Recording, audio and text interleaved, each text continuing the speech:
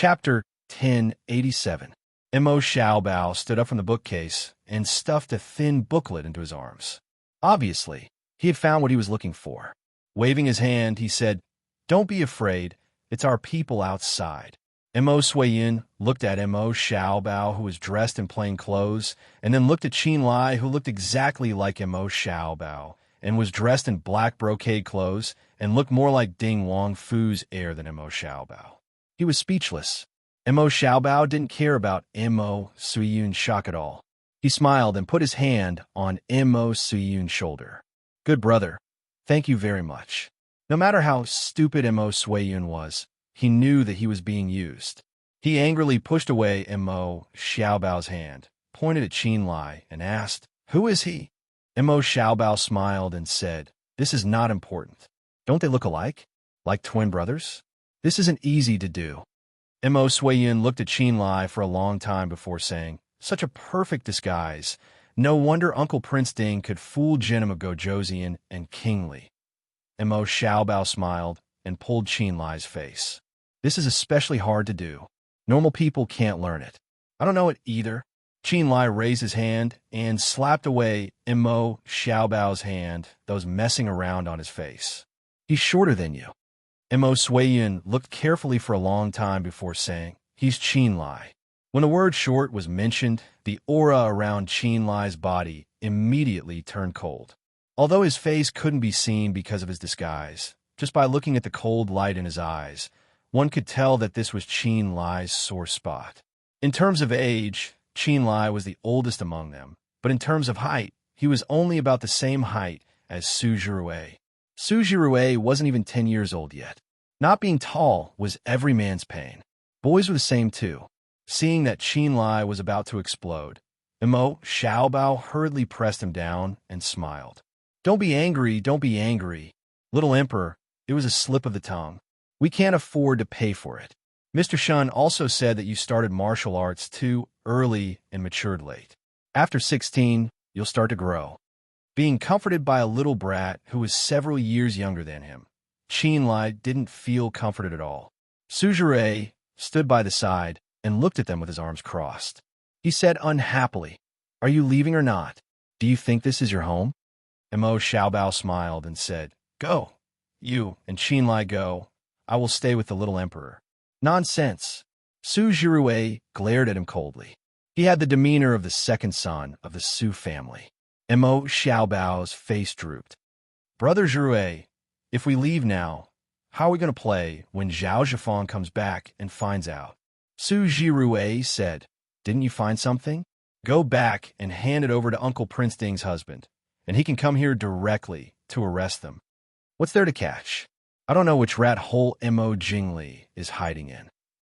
If I run away, he definitely won't come out. Otherwise, who knows what kind of destruction he'll cause.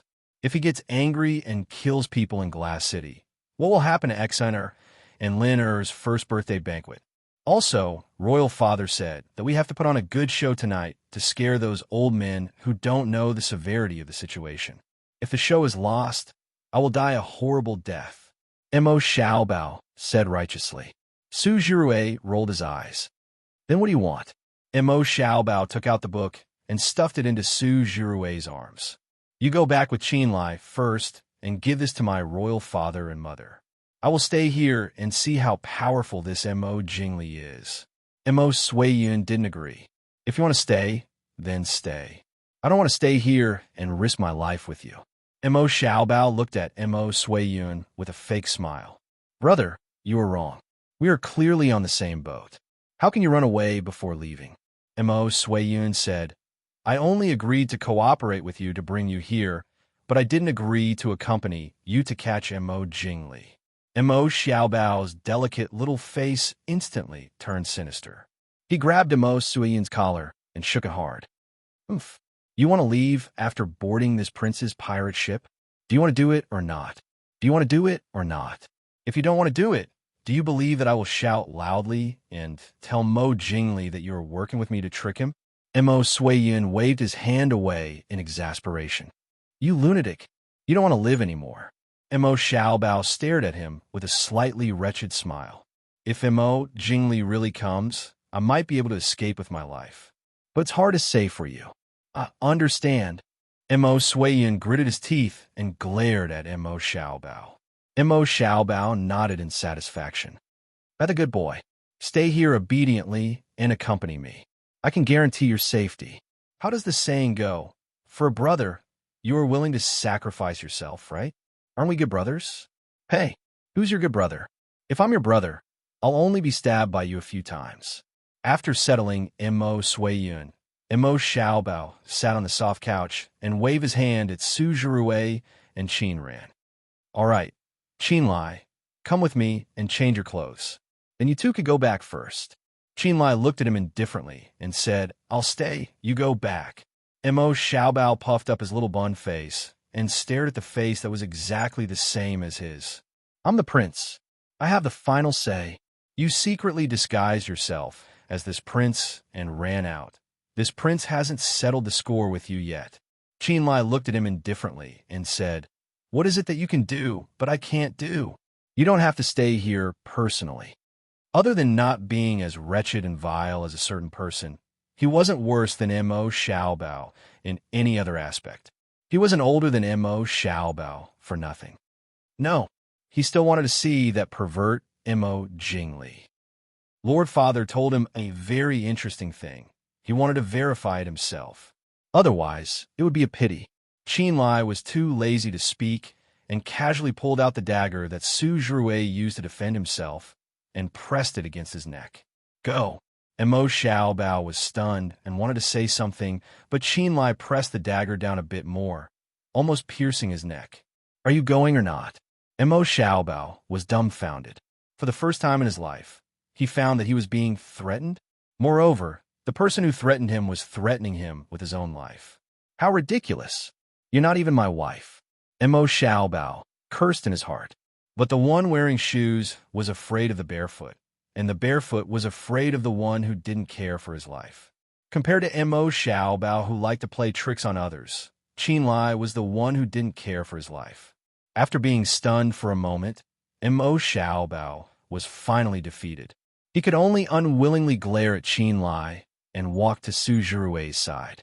Seeing Mo Xiaobao defeated, Mo Suiyun became happy instead.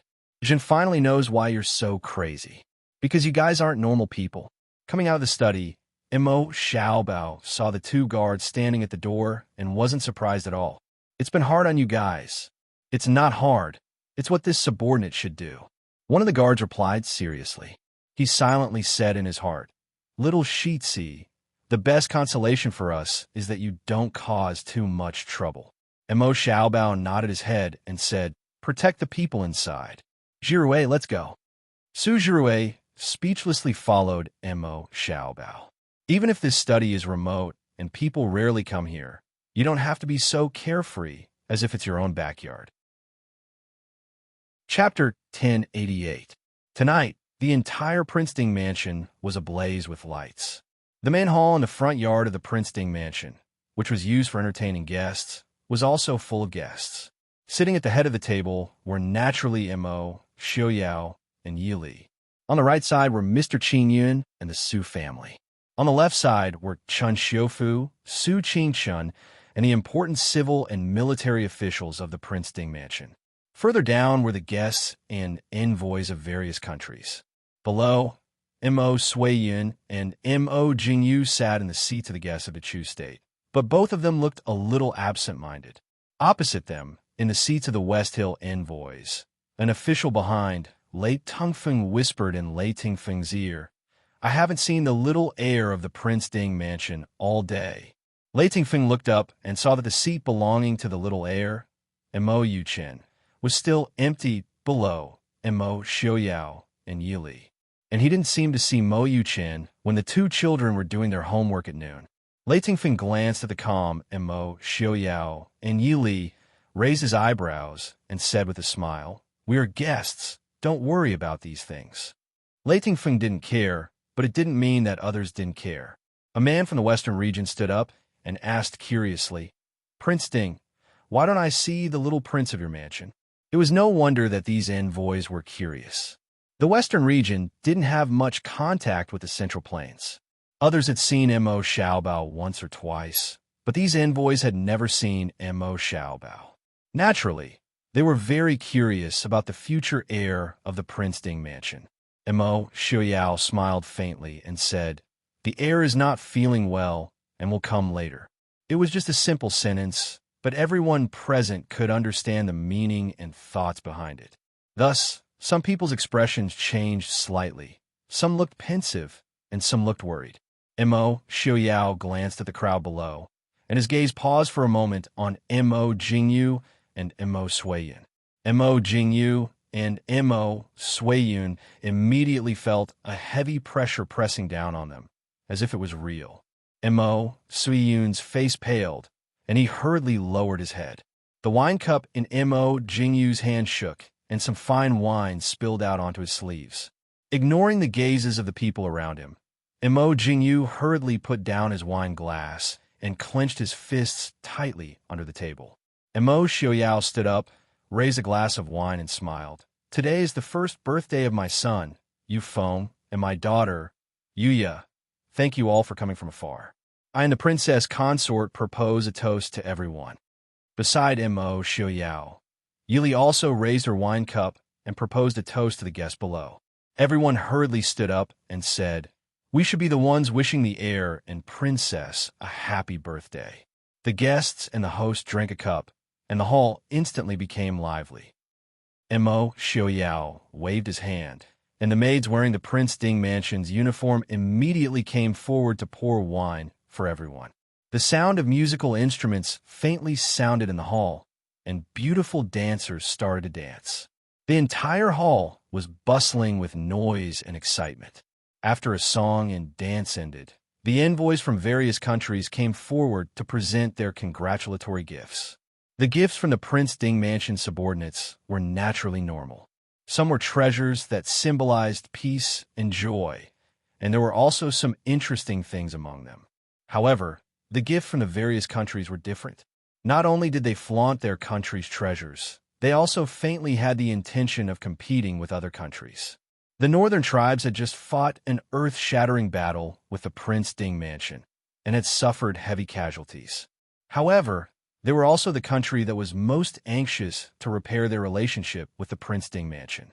Hence, the northern tribes were the first country to present gifts, and the gifts were not ordinary.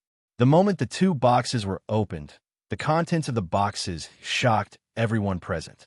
In the cage on the left was a snow-white, flawless, and adorable blue-eyed fox.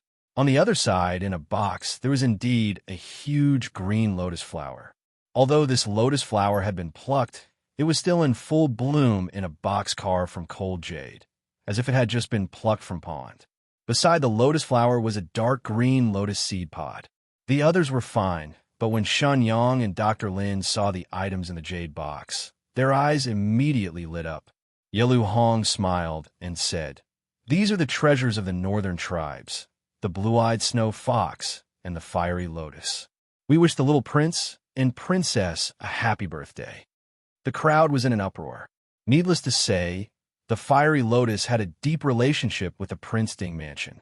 There was even a time when Mo Xiaoyao's life depended on this lotus flower. However, after Yili found a replacement for the sky-falling flower, the idea of plucking the fiery lotus was never mentioned again. However, the fiery lotus was not as simple as an antidote to frost poison. If it was in the hands of a godly doctor like Yang, its effects would not be inferior to the sky-falling flower. As for the blue-eyed snow fox, it was known as the treasure of the northern tribes. Even in the northern tribes, it was rarely seen.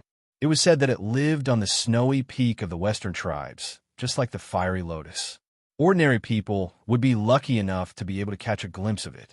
The fur of the blue-eyed snow fox was even more precious in the western regions. It was priceless. Not only was the blue-eyed snow fox smart and cute, its fur, flesh, and even blood were all treasures.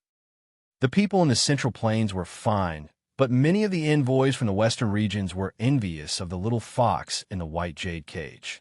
Yili smiled and nodded. "Thank you for the trouble, Crown Prince Yelu. Xin will definitely like the gift from your highness." Although Exeter was still young, it was not suitable for her to get close to pets. But this blue-eyed snow fox was still young. In a few years, when Exine grew up, she would be a good companion. Yilu Hong smiled. How could that be? On behalf of my royal father, this prince congratulates Prince Ding and Princess Consort. At the same time, this prince hopes that our two countries will be prosperous and peaceful. Mo Xiaoyao smiled faintly. This prince offers a toast to the crown prince. Yilu Hong nodded and raised his wine cup. It should be me who proposes a toast to Prince Ding. Please. Everyone present knew that the Prince Ding mansion and the northern tribes had signed a peace treaty. Yilu Hong's declaration was just for the sake of the envoys present. It meant that the dispute between the Prince Ding mansion and the northern tribes would end here. After all, the northern tribes had been weakened by the Prince Ding mansion, and there were many small countries in the western regions that were eyeing them covetously.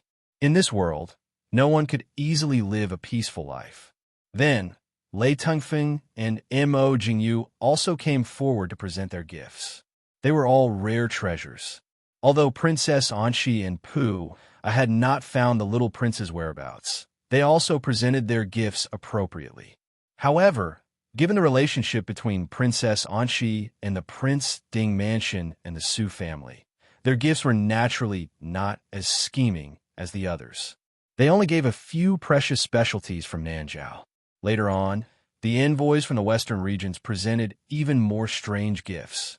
Many of them were things that the people of the Central Plains had never seen before. It was an eye-opener for many people. Although Prince Ding had no intention of ascending the throne, it was already a grand occasion where people from all over the world came to congratulate him. In the midst of the singing and dancing, some of the guests suddenly groaned in pain while holding their abdomens. Soon, like a plague, more than half of the people in the hall had collapsed. After a while, the remaining half also collapsed. Everyone seemed to have been stripped of their bones, lying weakly on the ground, unable to move. Only Mo Xiaoyao, who was the most powerful among them, was still sitting steadily. However, his expression was not good. Chapter 1089. Prince Ding, what's going on? The envoys of the western regions clearly did not expect to encounter such a situation. They looked warily at Mo Xiaoyao, who was sitting in the main hall.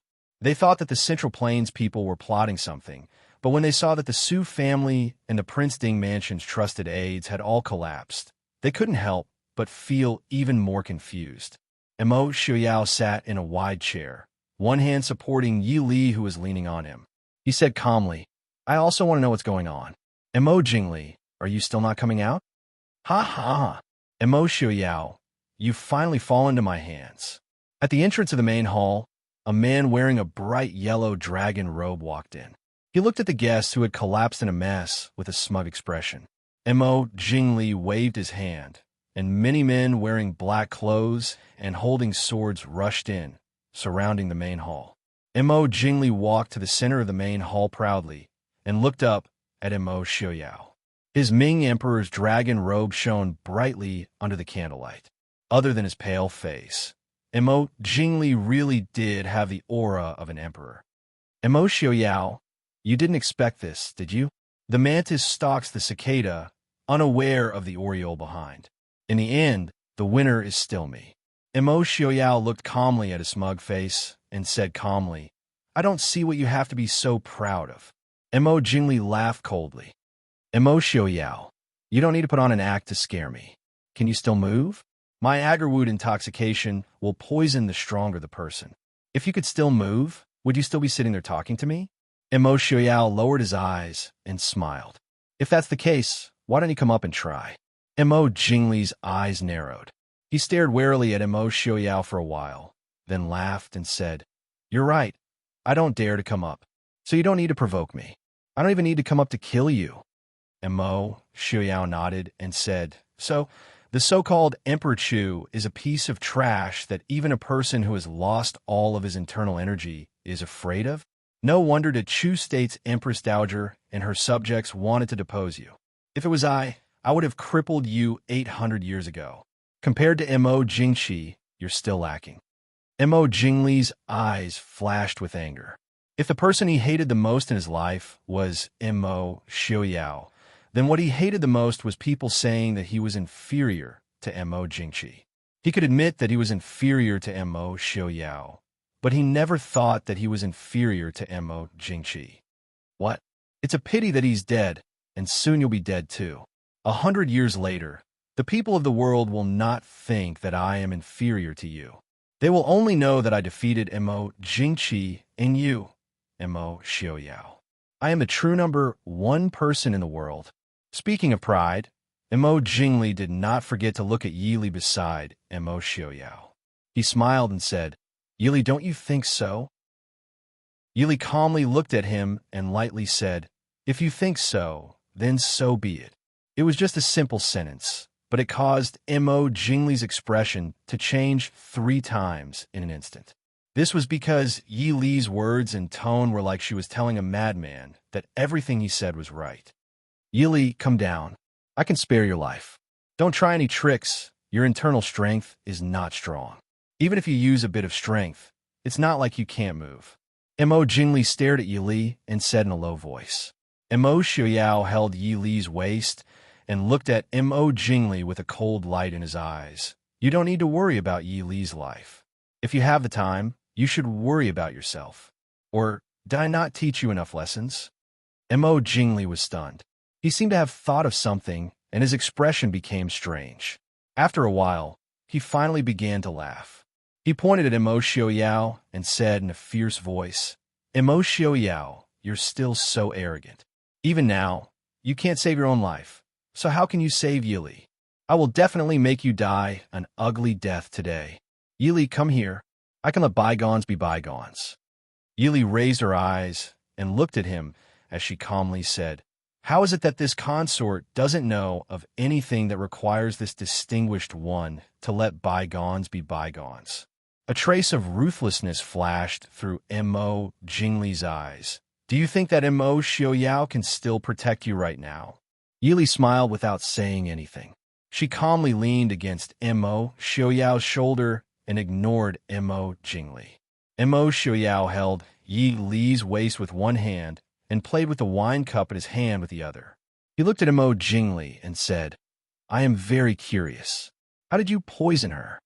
In the Prince Ding mansion, it was definitely not easy to poison someone.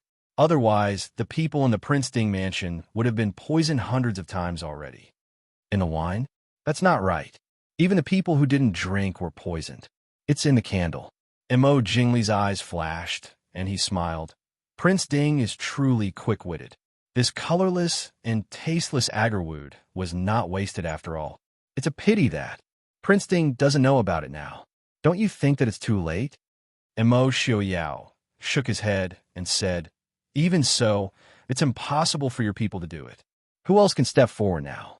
Well, I see what kind of people would dare to do such a thing behind Ai's back." The hall was completely silent. No one stood up. This scene made Mo Jingli feel like he had lost all face.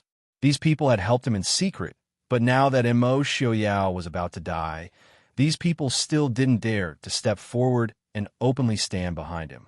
Mo Jingli didn't know that in these people's eyes, unless they saw Prince Ding's head being separated from his body, they wouldn't have the courage to stand out and openly betray the Prince Ding mansion. Mo Xiaoyao has already been poisoned. What are you afraid of? Mo Jingli said coldly, looking at the people present with a threatening gaze. Not long after, one person stood up, then another. In a short while, there were more than 10 people who stood up. Among them, there were the heads of famous families who couldn't be placed in important positions, as well as officials. There was also a former general of the Dechu state who had surrendered to the Mahist army. It was clear that these people were pretending to be poisoned. Mo Xiaoyao's gaze swept over these people indifferently, finally landing on Mo Jingyu, who was still lying on the side. He said indifferently, "King Yu, you should also get up." Mo Jingyu was startled. Finally, he sighed slightly and stood up. Mo Jingli looked at him proudly and said with a smile, "Mo Xiaoyao, do you see? Do you think that everyone will be loyal to you and that everyone will be afraid of you? Aren't there still so many people who have betrayed you?" Mo Xiaoyao said with a calm expression, "Betrayal? I never planned to use them. What kind of betrayal is that? A bunch of trash. If you like them, then take them. Otherwise, you can ask them if they know any secrets about the Princeton mansion, or if they know any information about the Mahist army. Or, even if I were to die now, do they have a way to send you out of Glass City alive? Hearing Mo Xiaoyao's words, the faces of the people who stood up became even more unsightly. Mo Jingli's expression changed. He sneered, "Since I dared to enter the Princeton mansion, I didn't plan on leaving alive. But to be able to drag you, Mo Xiaoyao, and so many people here down with me, my death is worth it." Chapter 1090. Then congratulations, Mo Xiaoyao said without much sincerity. Mo Jingli stared irritably at Mo Xiaoyao, who was sitting on the throne. A sense of helplessness rose in his heart. It had been like this since he was young. It was as if he could never gain the upper hand in front of Mo Xiaoyao. No matter how bad Mo Xiaoyao's situation was, in this dangerous situation, it was as if the one who always lost was him. If he had Ling Taihan's or even Mu Qingsong's strength, he could take this opportunity to rush up and stab Mo Xiaoyao. But even in this situation, he still didn't dare to get close to Mo Xiaoyao. He was afraid of Mo Xiaoyao. Mo Jingli couldn't help but admit this in his heart. This was a fact that he had always been ashamed to admit. Kill him for Zhen.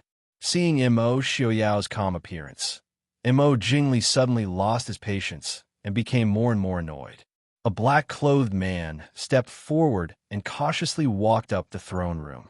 But when he saw that Mo Xiaoyao didn't react, he became more confident that Mo Xiaoyao was poisoned. He gathered his courage and took a few steps forward. The man was so agitated that the corners of his eyes twitched a few times. No one would be able to remain calm if they wanted to kill Prince Ding with their own hands. He finally drew his sword and slashed towards Mo Xiaoyao. No one saw Mo Xiaoyao make a move, but they heard the black-clothed man scream. He was thrown down from the throne room and fell to the ground, spitting out blood. It was clear that he had been thrown down by someone with extremely high internal strength. Everyone present let out a sigh of relief.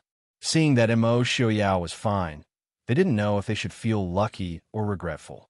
Mo Jingli's expression turned even uglier. "You're not poisoned?" Mo Xiaoyao ignored Mo Jingli's question and said indifferently, "You can't kill I. Now, what do you want to do?" Mo Jingli's face was extremely ugly.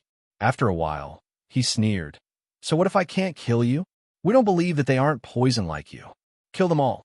The men in black who came with Mo Jingli were all fugitives who knew that they were going to die.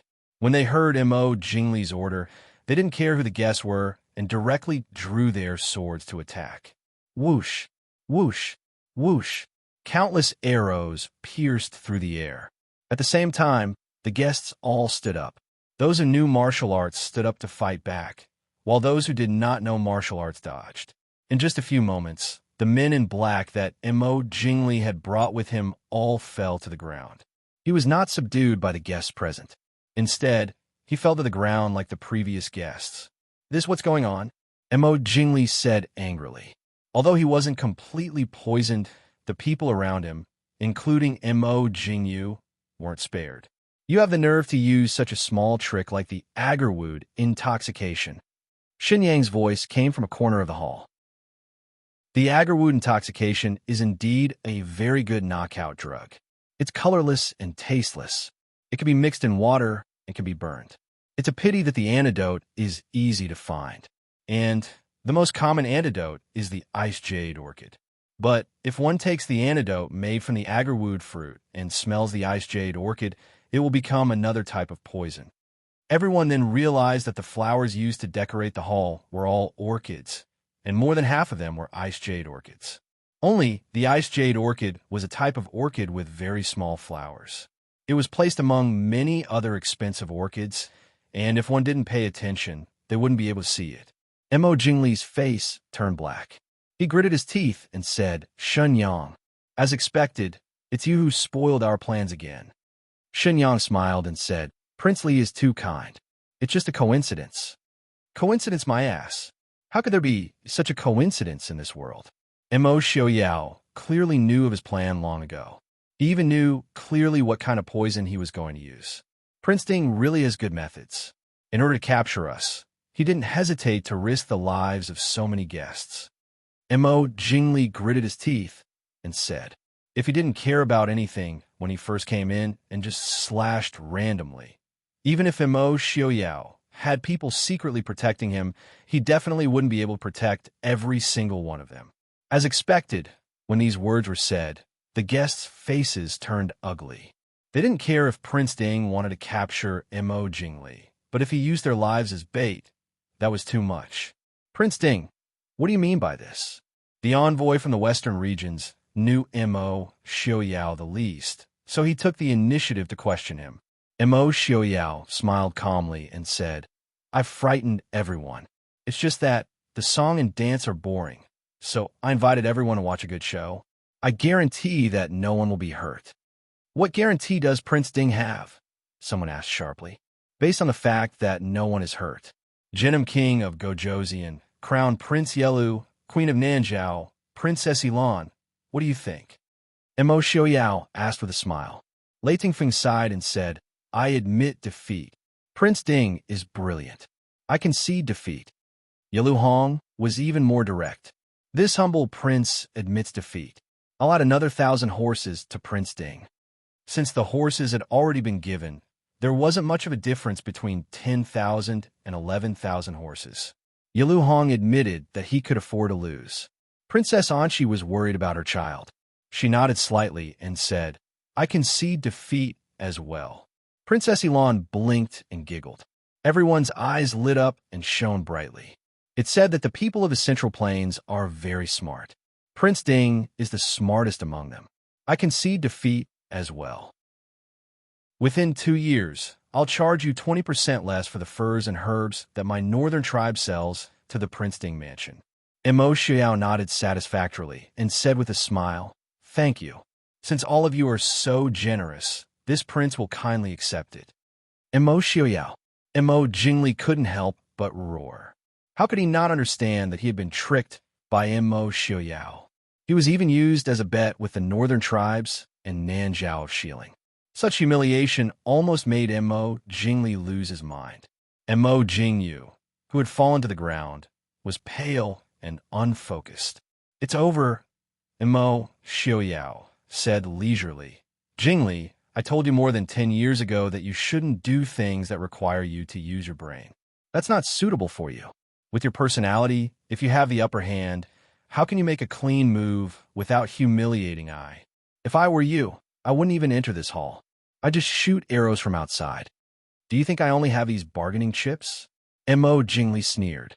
Although he was extremely angry, Mo Jingli was no longer a teenager. He quickly controlled his anger. Mo Xiaoyao raised his brows and said, What else do you want to say? Oh, right, the Prince of Nanzhao is in your hands, right? Mo Jingli sneered but didn't say anything. Mo Xiaoyao didn't care. He said calmly, So what if he's in your hands? That child is in Glass City, right? Whose house are you hiding in? I don't believe you have many strongholds in Glass City. Who can tell I where Mo Jingli is hiding the Prince of Nanzhao? Mo Xiaoyao looked down at the people below him. No one spoke for a while. Mo Xiaoyao lowered his eyes and said, No one is willing to say? I wonder if your family members are willing to say? Everyone's expression changed. Most of them were the heads or important figures of famous families. Their families were definitely not as simple as a normal family with a few dozen people. Hundreds of people were implicated. The calamity of extermination, everyone trembled. Chapter 1091. Mo Jingli smiled coldly and said, What do you think they know? Mo Xiaoyao leisurely leaned into the chair. As he played with Yi Li's slender hand, he said with a smile, Jingli, you've suffered at the hands of these people, but you still don't remember. Do you think that because you have something on them, they will be obedient to you? You think that when they work for you, they won't keep something for themselves? Mo Jingli's expression froze. He swept his gaze across the people on the ground. Many people uncomfortably avoided his gaze. Mo Jingli's heart sank. In the hall, Mo Xiaoyao clapped his hands and said, Now, who will tell her the whereabouts of the little prince of Nanzhao? The hall was silent for a moment. Finally, a person climbed up shakily. Prince, Prince, have mercy. This official will speak. Ah? Before he finished speaking, he was kicked out by Mo Jingli, who was standing to the side. The person who spoke was just a scholar who didn't have the strength to truss a chicken. Even though Mo Jingli wasn't a top expert, his martial arts weren't weak either. Kicking him was like playing around. He raised his leg and sent the person flying. He crashed into a nearby pillar and spat out a mouthful of blood. Mo Jingli smiled coldly and said, "Idiot, you think that if you speak, Mo Xiaoyao will let you go?" Mo Xiaoyao shrugged and showed a rare sincerity. "I can let you die more comfortably." In other words, whether they spoke or not, they would die. It was just a matter of how they died. Therefore, the restless crowd fell silent again. Mo Xiaoyao wasn't in a hurry. He slowly stood and walked down the hall. His unhurried footsteps gave people an indescribable feeling of pressure. Even the aggressive Mo Jingli couldn't help but take 2 steps back. When he realized his actions, Mo Jingli's face turned green and purple. "Official Zhao." Mo Xiaoyao walked in front of Zhao Zhifeng and said with a smile, "Prince, Prince?" Zhao Zhifeng's face was pale as he replied in a trembling voice, "Where is the little prince of Nanzhao?" Mo Xiaoyao asked. Zhao Zhifeng shook his head and said, This official doesn't know." "Don't know?" Mo Xiaoyao raised his eyebrows unhappily and said, "Then what do you know?" Zhao Zhifeng's gaze. He didn't dare meet Mo's eyes. He begged, This official doesn't know anything. Princesses have mercy." This official was muddle-headed and won't dare again. Mo Xiaoyao looked at him with a lowered brow. He sighed and said coolly, "Throw the entire Zhao family into prison. Choose a day to execute them." Finishing, Mo Xiaoyao didn't look at Zhao Zhifeng as though he had no interest in him. Everyone on the ground stilled. They clearly hadn't thought that Prince Ding's interrogation would be so clean and efficient. Or rather, Prince Ding didn't care about the result at all. "No. Your Highness, this old official knows his mistake. Your Highness, please spare my life." Zhao Zhifeng cried. Seeing that Mo Xiaoyao didn't even spare him a glance, he turned his gaze to Yi Li, who was sitting in the main hall. "Your Highness, this old official was wrong. Wang Fei, please have mercy on this official and his family. They are all innocent. Wang Fei, please have mercy on them." Yi Li sighed slightly. She looked sideways at Master Qingyun and smiled faintly. "Grandfather, this place is chaotic. Let 5th younger brother accompany you back to your room to rest."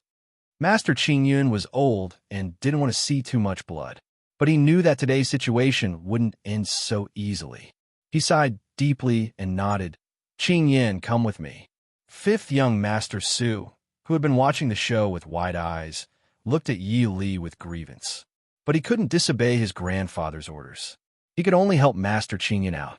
When Master Qingyun's figure disappeared from the back of the hall, Yi Li turned her head to look at Zhao Zhifeng, who was still begging. She asked coolly, "Official Zhao said that your family is innocent. Do you know how many people would have died if your plan had succeeded? When Official Zhao did this, did he think for a moment that these people were innocent? I'm afraid you were thinking more about the benefits you would receive if you succeeded, right?" Zhao Zhifeng was speechless. Yi Li took out a thin piece of paper from her sleeve and smiled faintly. "This Fei has something here. Official Zhao should take a look." Yi Li's bodyguard came forward to take the paper. Yi Li waved her hand and stood up. She walked down the hall steps and personally handed the paper to Zhao Zhifeng. Zhao Zhifeng couldn't help but tremble when he saw it. Yi Li only gave him a thin piece of paper, but he recognized that it was from a book he had hidden in a secret compartment in his study. And the things recorded in that book were things that he couldn't reveal to outsiders. Once the things in that book were made public, even if Prince Ding spared his life, he wouldn't be able to live. I'll talk. The young Shitsi has been captured. He's hidden in one of my side courtyards outside the city. The young prince of Nanzhao, this official really doesn't know where he is. As soon as this was said, everyone was shocked. Although the young Sheetsy of the Princeton mansion didn't appear all day, which had already caused many people to speculate, they didn't expect that he was really captured by Mo Jingli. Hearing Zhao Zhifeng's words, Mo Jingli didn't get angry. Instead, he laughed loudly. Zhao Zhifeng, do you think Mo Yuchen is still in your side courtyard? Do you really think Zhen will believe you so much? Zhao Zhifeng was silent. Mo Jingli was suspicious.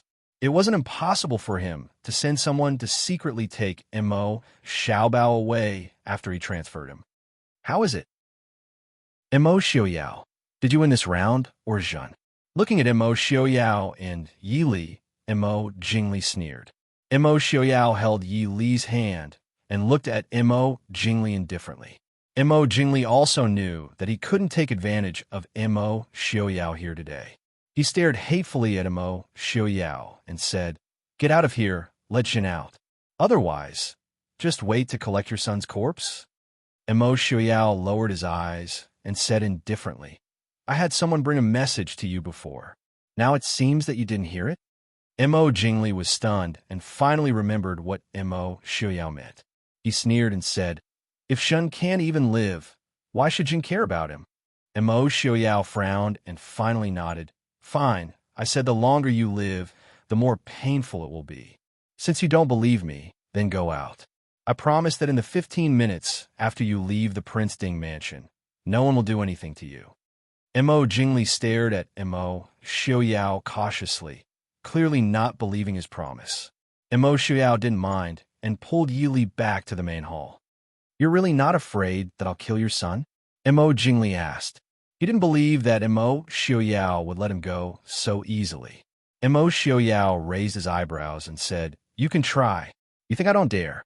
Mo Jingli gritted his teeth and said. Mo Xiaoyao's expression was indifferent. "I said that you can try." Whether or not he could kill him, Mo Jingli hesitated for a moment. But in the end, he abandoned his poisoned subordinates and rushed out. Mo Xiaoyao didn't care about his departure. With a wave of his hand, people immediately came to clean up the main hall and brought in fresh fruits, pastries, and wine. The men in black who came with Mo Jingli and the people who betrayed the Princeton mansion with Mo Jingli were naturally moved out as well. In less than 15 minutes, the main hall returned to its original state, as if nothing had happened. Chapter 1092. I was just joking with all of you. I frightened all of you. I would like to punish myself with a cup of wine and apologize to all of you. In the main hall, Mo Xiaoyao raised his wine cup and smiled as he spoke to the people in the hall. The guests in the hall looked at the man in white with hair as white as snow and only felt a cold wind blowing over their heads.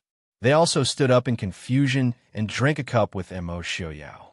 Seeing Mo Xiaoyao calmly chatting and laughing with everyone, even the princess consort sat beside him with a faint smile, as if she was completely unaffected by the news of the little heir's capture. This made everyone doubt the authenticity of the news of the little heir's capture. But if this was fake, why would Prince Ding let Mo Jingli go at this time? "Prince, what do you think Prince Ding wants to do?" The official behind, Lei Tengfeng, glanced at the little emperor Mo Suiyun, who was sitting alone, and asked in a low voice. Lei Tengfeng smiled faintly and said, "Cleaning up, establishing power, and, at the same time, playing around with Mo Jingli. It has nothing to do with us. Don't pay attention to it." The West Hills' current situation did not require any more calculations and risks. What they needed was stability. As long as they could stabilize the current situation and protect the West Hills' vitality, nothing else mattered. Playing around with Mo Jingli? The official stuttered. Obviously, he could not accept Lei Tengfeng's conclusion. Creating such a commotion when the various countries came to congratulate them was a slap to the Prince Ding mansion's face. Would anyone really play around with such a thing? Lei Tengfeng sighed and said helplessly, "It's really because Mo Xiaoyao really treated this matter as a joke. That's why. It's even scarier. To treat such an important occasion and matter as a joke, one was either muddle-headed and incompetent, or one did not care about the enemy at all. Mo Xiaoyao was obviously the latter. That official understood what Lei Tingfeng meant and couldn't help but suck in a breath of cold air. He looked respectfully at Imo Xiaoyao. Prince Ding is so sure that nothing will happen to him? Among the people who attended the banquet tonight, it was not a small matter if any of them were injured, not to mention that the young heir of the Prince Ding mansion was among them.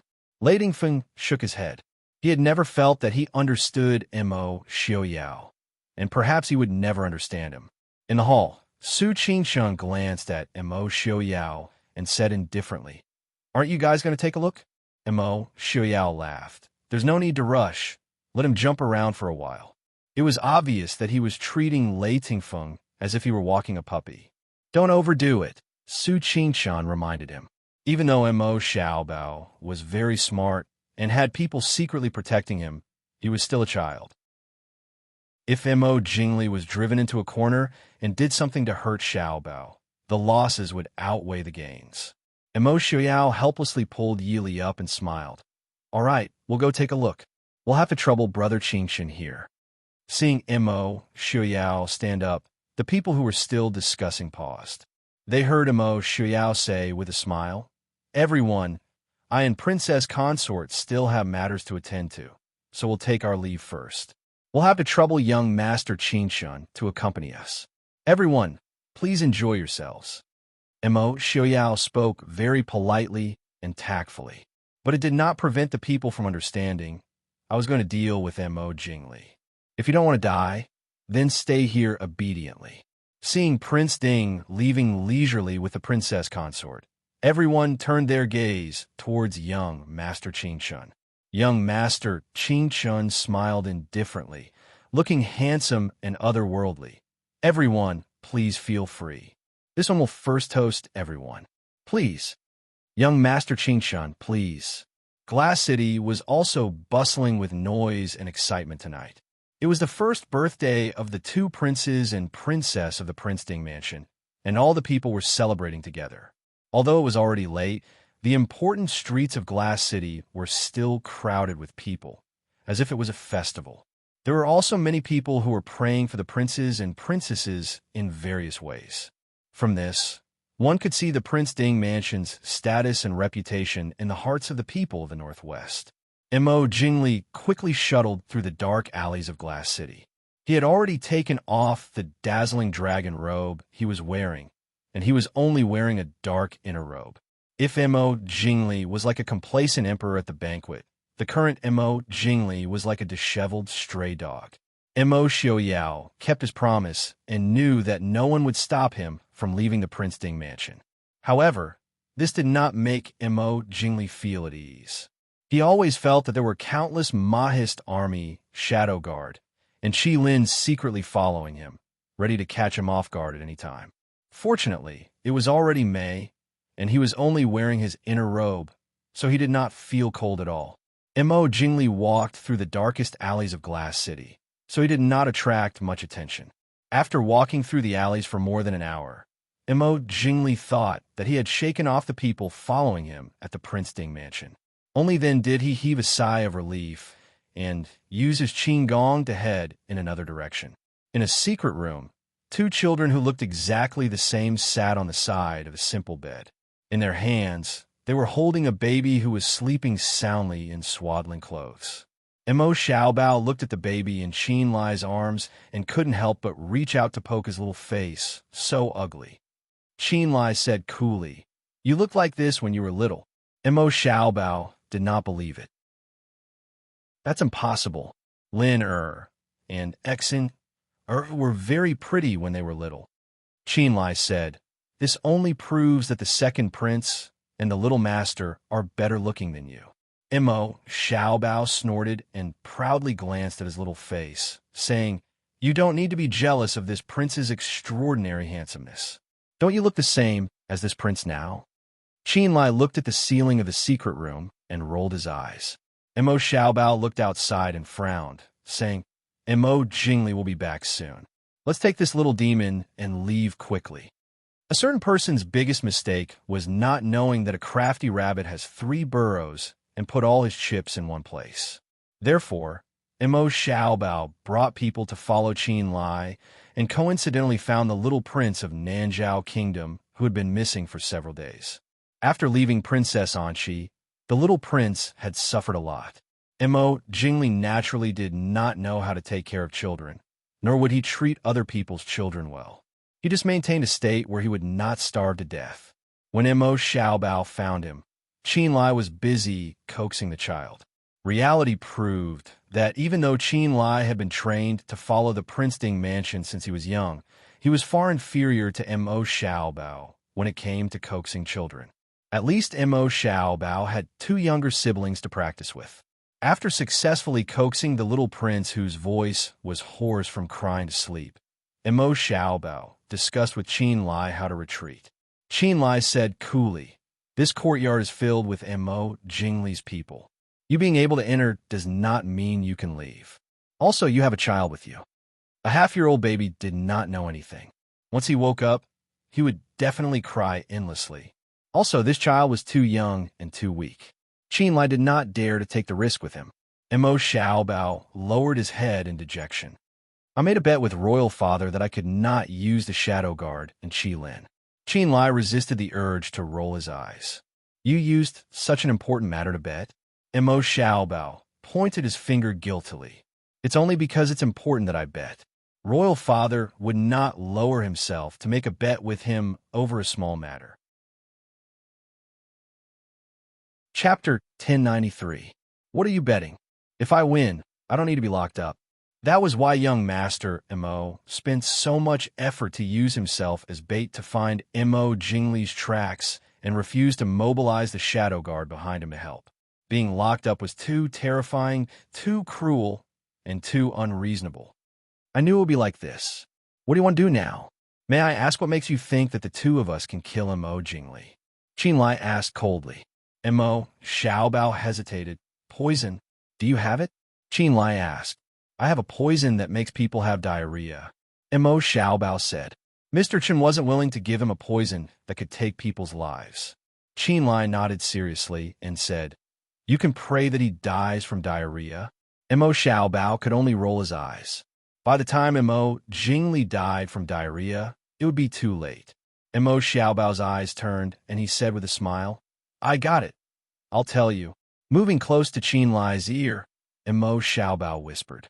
Hearing his words, Qin Lai's eyes twitched, and he asked, "Is it okay?" "Definitely no problem. Just wait for the show," Immerse Xiaobao said with a smile. Qin Lai was silent for a moment before saying sincerely, "There will be retribution for being too wicked." Immerse Xiaobao rolled his eyes at him. "Don't say it like you aren't interested." Qin Lai was silent. The 2 of them looked at each other and revealed a meaningful smile at the same time. Immerse Xiaobao happily pounced on Qin Lai, using all his strength to ravage that exquisite face that was exactly the same as his own. "Good brother, I knew that you would also find it fun." That was why it was said that those who were able to mingle and ding Prince Fu and still be able to mingle well were all not good people. Just as Immerse Xiaobao finished discussing with Qin Lai, a flurry of footsteps came from outside. Even though there were many guards in the yard, they were usually very careful when moving. If Immerse Xiaobao and Qin Lai didn't pay attention to the movements outside, they wouldn't be able to hear any footsteps. The only person who could leave so arrogantly was probably Immerse Jingli. Immerse Xiaobao glanced at Qin Lai and quickly jumped onto the roof beam, disappearing into an inconspicuous hole above the beam. Just as Xiaobao disappeared, the door to the room was kicked open from the outside. The child, who had been sleeping on the bed, was startled by the loud noise. He pursed his lips and began to cry loudly again. Qin Lai felt cold sweat drip down his back as he watched the child cry his heart out. He really didn't know how to coax children. Just now, this little ancestor was coaxed to sleep by Xiaobao. "Shut up." Immerse Jingli's entire body was filled with a low pressure as he roared coldly. Qin Lai rolled his eyes. "If you have the ability, come and coax her. Are you crazy? Don't you know that children are hard to coax?" Immerse Jingli had just suffered a great loss at the hands of Immerse Xiaoyao. Now that he was being mocked by Qin Lai, his expression became even uglier. Immerse Jingli charged forward and grabbed Qin Lai. His expression was cold as he said, "Do you want to die?" Qin Lai unceremoniously raised his hand and stabbed towards Mo Jingli's eyes. Mo Jingli quickly raised his other hand to block. Qin Lai flipped in the air and kicked away Mo Jingli's hand. He retreated a few steps and stood firmly. He raised his chin and stared at Mo Jingli provocatively. Qin Lai's beautiful counterattack caused Mo Jingli's expression to become even uglier. Even though he wasn't worried that this brat would rebel, but Mo Xiaoyao's son was already so strong at such a young age, and his only son was... Qin Lai snorted and said, "Do you dare to kill me? If you kill this prince, then you could just wait to die." Mo Jingli's expression was ferocious. "Even if I die, it's not bad to have you accompany me in death. I want to see if Mo Xiaoyao and Yili will feel heartache after losing a son." Qin Lai clapped his hands and laughed. "Ioyo, Emperor Chu is really ambitious. So your dream is to see my royal father and mother feel heartache. So what? Even if you kill me, this world will still belong to my royal father. I still have my younger brother and sister. My royal father and mother will still live peacefully in the future. This prince feels that having Emperor Chu accompany me in death is not bad. Who knows, if my royal father gets angry, he can even send a few more people to accompany me in death. For example, Mo Suyun and maybe even Mo Suiyun. Exchanging 3 generations of Emperor Chu for this prince is still worth it. You really aren't afraid of death." Mo Jingli stared at Qin Lai and asked. Qin Lai smiled and said, "I should be a little better than Emperor Chu. Emperor Chu, you can try and see if you can still walk out of Glass City after killing this prince. Oh, there's also the Southern Zhao Prince. Maybe you can use him as a bargaining chip." Mo Jingli's expression was still ugly, but the killing intent on his body was gradually retracting. He was very clear in his heart that the Southern Zhao Prince could only be used as a bargaining chip when it wasn't important. If he really killed Mo Xiaoyao, a Southern Zhao Prince definitely wouldn't be able to offset Mo Xiaoyao's anger. With a cold snort, Mo Jingli finally left in a huff. "You stay with me obediently. I can't kill you right now, but that doesn't mean I can't cripple you." "This prince is so scared," Qin Lai said without much sincerity. He didn't pay attention to the angry Mo Jingli, who left in a hurry. He walked to the bedside and clumsily coaxed the sobbing baby. In the Prince Ding mansion, Mo Xiaoyao and Yili weren't in a hurry to find Mo Xiaobao. The matter this time was originally a trial for Mo Jingli. Otherwise, if they wanted to kill Mo Jingli, it wouldn't have needed to be so complicated. It would have been done long ago. In a dark prison cell in the prince's mansion, Mo Xiaoyao sat silently on a large chair. He looked at Mo Xiaoyao and Yili, who sat opposite him, and his heart was slightly uneasy. After a while, he couldn't help but ask, "Are you really not worried about the little prince's safety?" Mo Xiaoyao glanced at him before lowering his head to continue reading the file in his hands. He calmly said, "If he was so easily injured by Mo Jingli, he doesn't deserve to be the heir of Prince Ding." Mo Jingyu frowned. He had personally seen Mo Xiaobao being drugged and then taken away by Mo Jingli. However, Mo Xiaoyao and Yi Li's calmness made him feel that something was wrong. There weren't any parents in the world who wouldn't worry about their children's safety, unless they were certain that their children weren't in danger. The prince is really in Mo Jingli's hands, Mo Jingyu said. Mo Xiaoyao nodded. "I know this. Otherwise, why do you think I let Mo Jingli leave? I don't have any interest in this right now." Mo Jingyu, tell out the locations of all the Dechu State and Mo Jingli's strongholds in Glass City. Mo Jingyu was startled. In a low voice, he said, "This matter has nothing to do with the Dechu State. Cooperating with Mo Jingli is I's own matter." Mo Xiaoyao raised his brows and smiled. "You don't need to explain this to I. I want you to know the locations of all the Dechu State's royal family and Mo Jingli strongholds, as well as the names of their spies. How many spies and secret forces were hidden in the Dechu State's royal family? Even the Prince Ding mansion didn't know everything. If it weren't for these forces, Mo Jingli wouldn't have been able to cause so much trouble in Glass City. Chapter 1094. I'm only a prince of the imperial family. Only Mo Jingli himself knows these things, Mo Jingli said. Mo Xiaoyao shook his head, not believing his words at all. He smiled. But I feel that there are many things that even Mo Jingli doesn't know about. The one who truly knows should be the Empress Dowager. And this time, it's impossible for the Empress Dowager to not tell you at all about your visit to Glass City. Mo Jingyu was startled, lowering his eyes in silence. Mo Xiaoyao leisurely leaned against the couch, calmly saying, when Mo Jingli was still alive, he had planted many spies in the northwest. Naturally, Mo Jingli wouldn't know about these things. But the Empress Dowager definitely knows. Originally, I didn't plan to pay attention to it. After all, there are no walls in this world that don't have cracks. Even if I get rid of these spies, there will always be people who will sharpen their heads and dig in. But this time, Mo Jingli's incident taught I a very important lesson. Being soft-hearted will only bring about big trouble.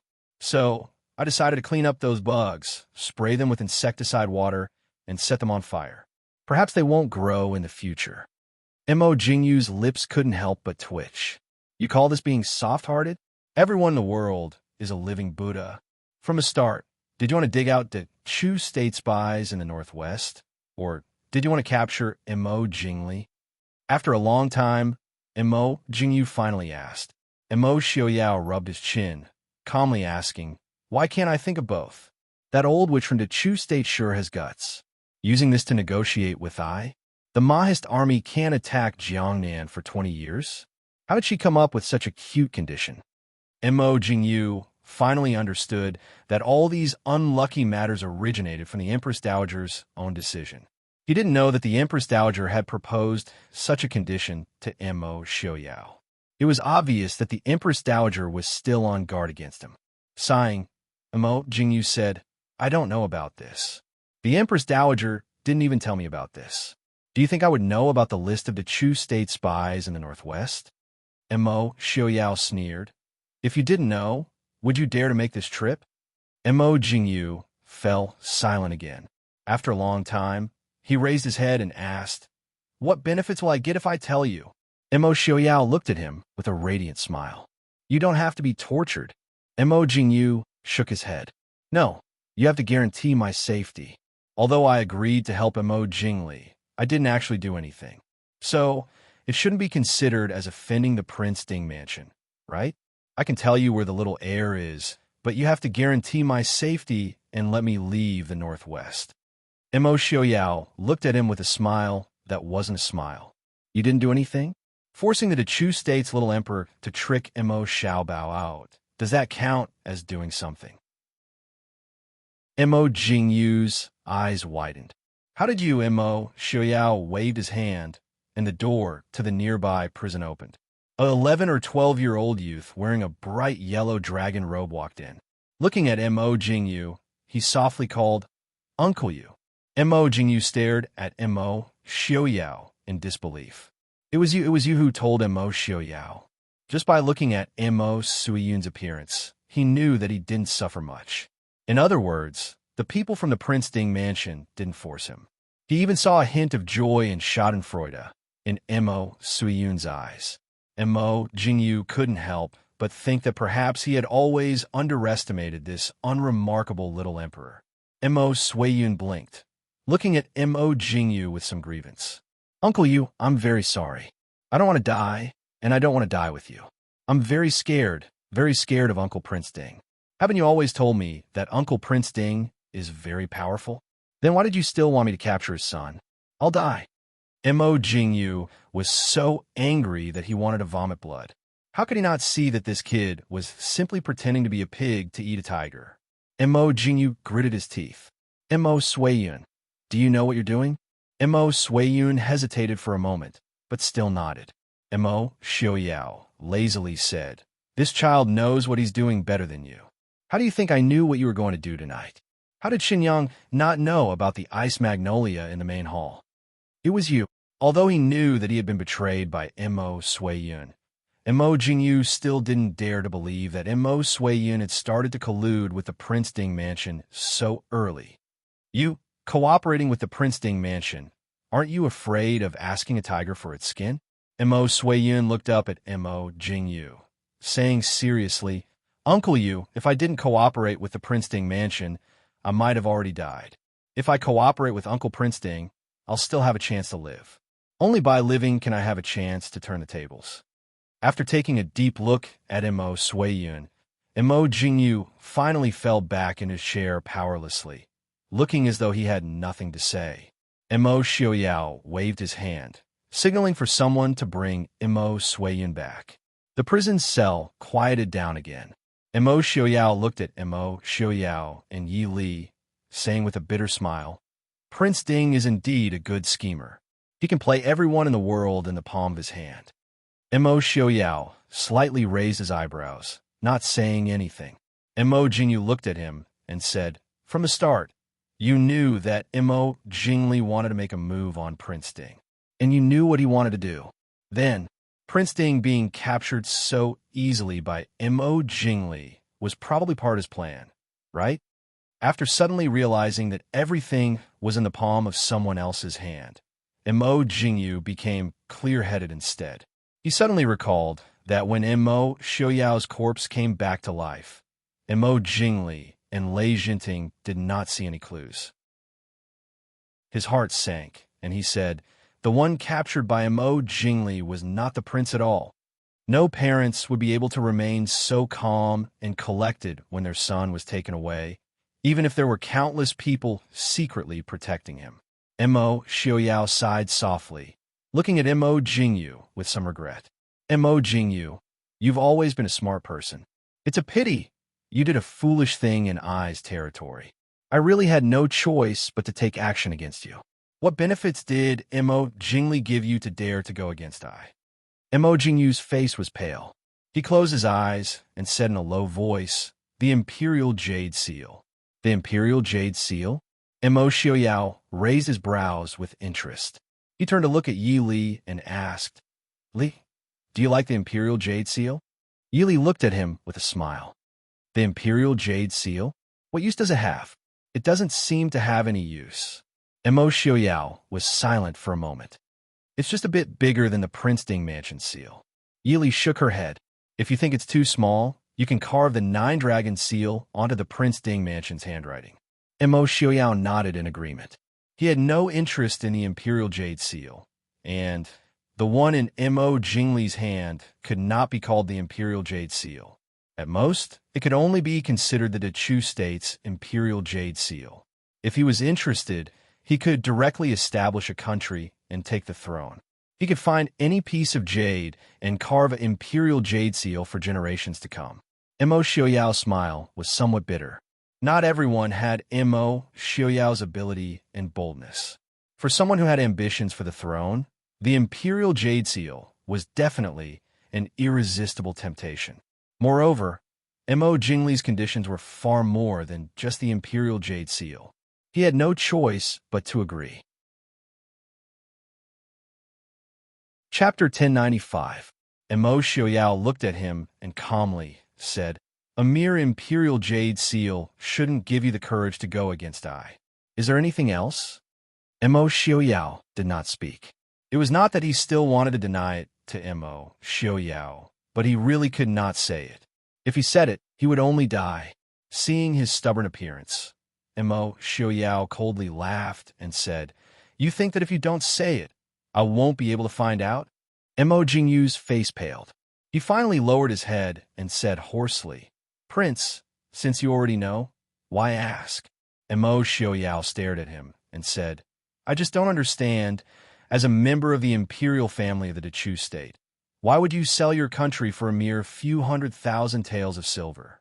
In those 2 years, at least half of the people who were massacred in the north should be counted on your head, right? Mo Jingyu's face was deathly pale. His lips trembled slightly. He closed his eyes for a long time before sighing and saying, For what? I also don't know why. Perhaps it was to fight for some dignity. Clearly, they're all father's sons. Mo Jingqi and Mo Jingli, that idiot ruined the Dechu state, but they still took turns to hold the power. Even if Mo Jingqi was killed by Mo Jingli, compared to letting outsiders like us hold the power, the Empress Dowager would still rather put her son under house arrest. They schemed against each other for the sake of power, while we, who worked hard for the Dechu state, had a noble status on the surface, but in reality, we couldn't even afford to buy a small toy. This kind of life, didn't Prince Ding also experience it? If not for the Prince Ding mansion's wealth, what kind of life would Prince Ding have had in those years? You think that you were smarter than Mo Jingqi and Mo Jingli? Mo Xiaoyao coldly laughed and asked. Mo Jingyu raised his hand to cover his eyes, saying sadly, "At first, I thought so. Now, I also don't know." He was not a deranged traitor. His moment of confusion back then had created an irreversible mistake. By the time he came to his senses, the Dechu state had already moved south. These years, he had assisted Mo Jingli with great care. Unfortunately, because of his imperial status, Mo Jingli had always been on guard against him. And now, someone finally came to settle this score? For a moment, Mo Jingyu appeared disheartened. He looked up at Mo Xiaoyao and said, "I'll tell you everything you want to know. How you want to punish me? Up to you. Only my children are still in the Chu state. I hope that the Prince Ding mansion can guarantee their safety.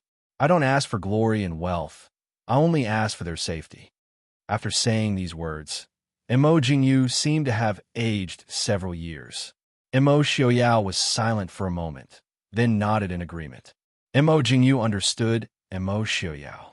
Although he was crafty and cunning, making his enemies gnash their teeth in hatred. But when he made a promise, he always kept it. Mo Jingyu nodded and said, "Bring me a pen and paper. I can only tell you what I know, but the Empress Dowager may not tell me everything." After a moment, Mo Xiaoyao and Yili left the prison cell with the information Mo Jingyu provided. In the prison cell, Mo Jingyu was still sitting on the large chair. His entire body was motionless, as though he had lost all signs of life.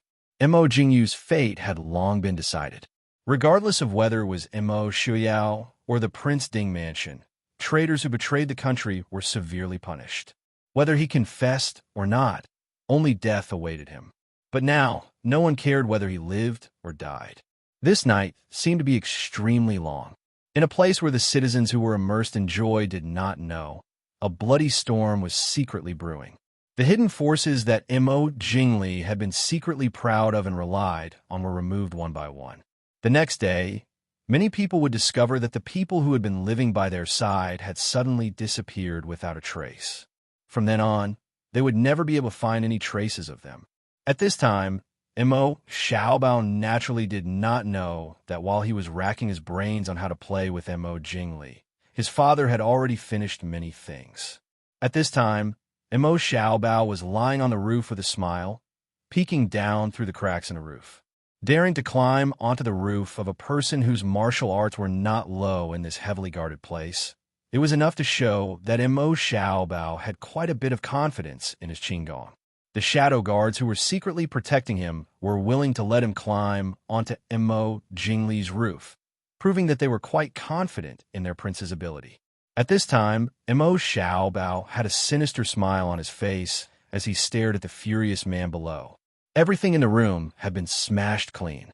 He originally wanted to viciously slap Mo Xiaoyao's face and even take his life, but in the end, it did not go as he wished. Instead, he became a joke. How could Mo Jingli not be angry? After venting his anger, Mo Jingli finally calmed down a little and said in a deep voice, "Bring wine." Not long later, someone came in with wine and placed it on the table.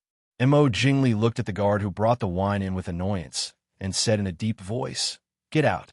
Ever since he was injured by Mo Xiaoyao in Liang, Mo Jingli did not like to interact with others. Other than when it was necessary, he usually brought himself alone. This naturally made the people around him feel strange. After all, although Mo Jingli was not considered a pervert in the past, the number of women by his side was not small. However, they had been on the run all this time, so Mo Jingli's lack of interest in women did not attract too much attention. Mo Jingli sat at the table and poured a cup of wine into his mouth. The burning sensation of the strong wine made his eyes a little bloodshot. Tonight's huge defeat and the faint fear in his heart made him unable to resist pouring cup after cup of wine into his mouth. On the roof, Mo Xiaobao smelled the pungent smell of wine and wrinkled his nose. He smiled and took out an extremely small pill, crushed it into powder, and threw it in through the cracks of the roof.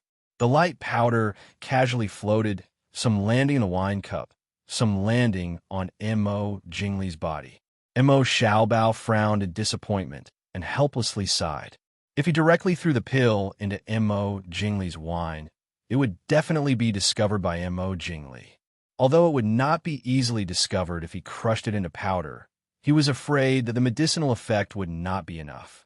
In fact, if it was not for Mo Jingli's irritation that made him pour down the wine, he was afraid that the powder he scattered would be discovered by others. Reality was like this. Mo Xiaobao could only helplessly accept it. He looked at Mo Jingli below and quietly left the roof. Not long later, the originally quiet courtyard suddenly became lively. For some reason, a fire suddenly appeared in the backyard.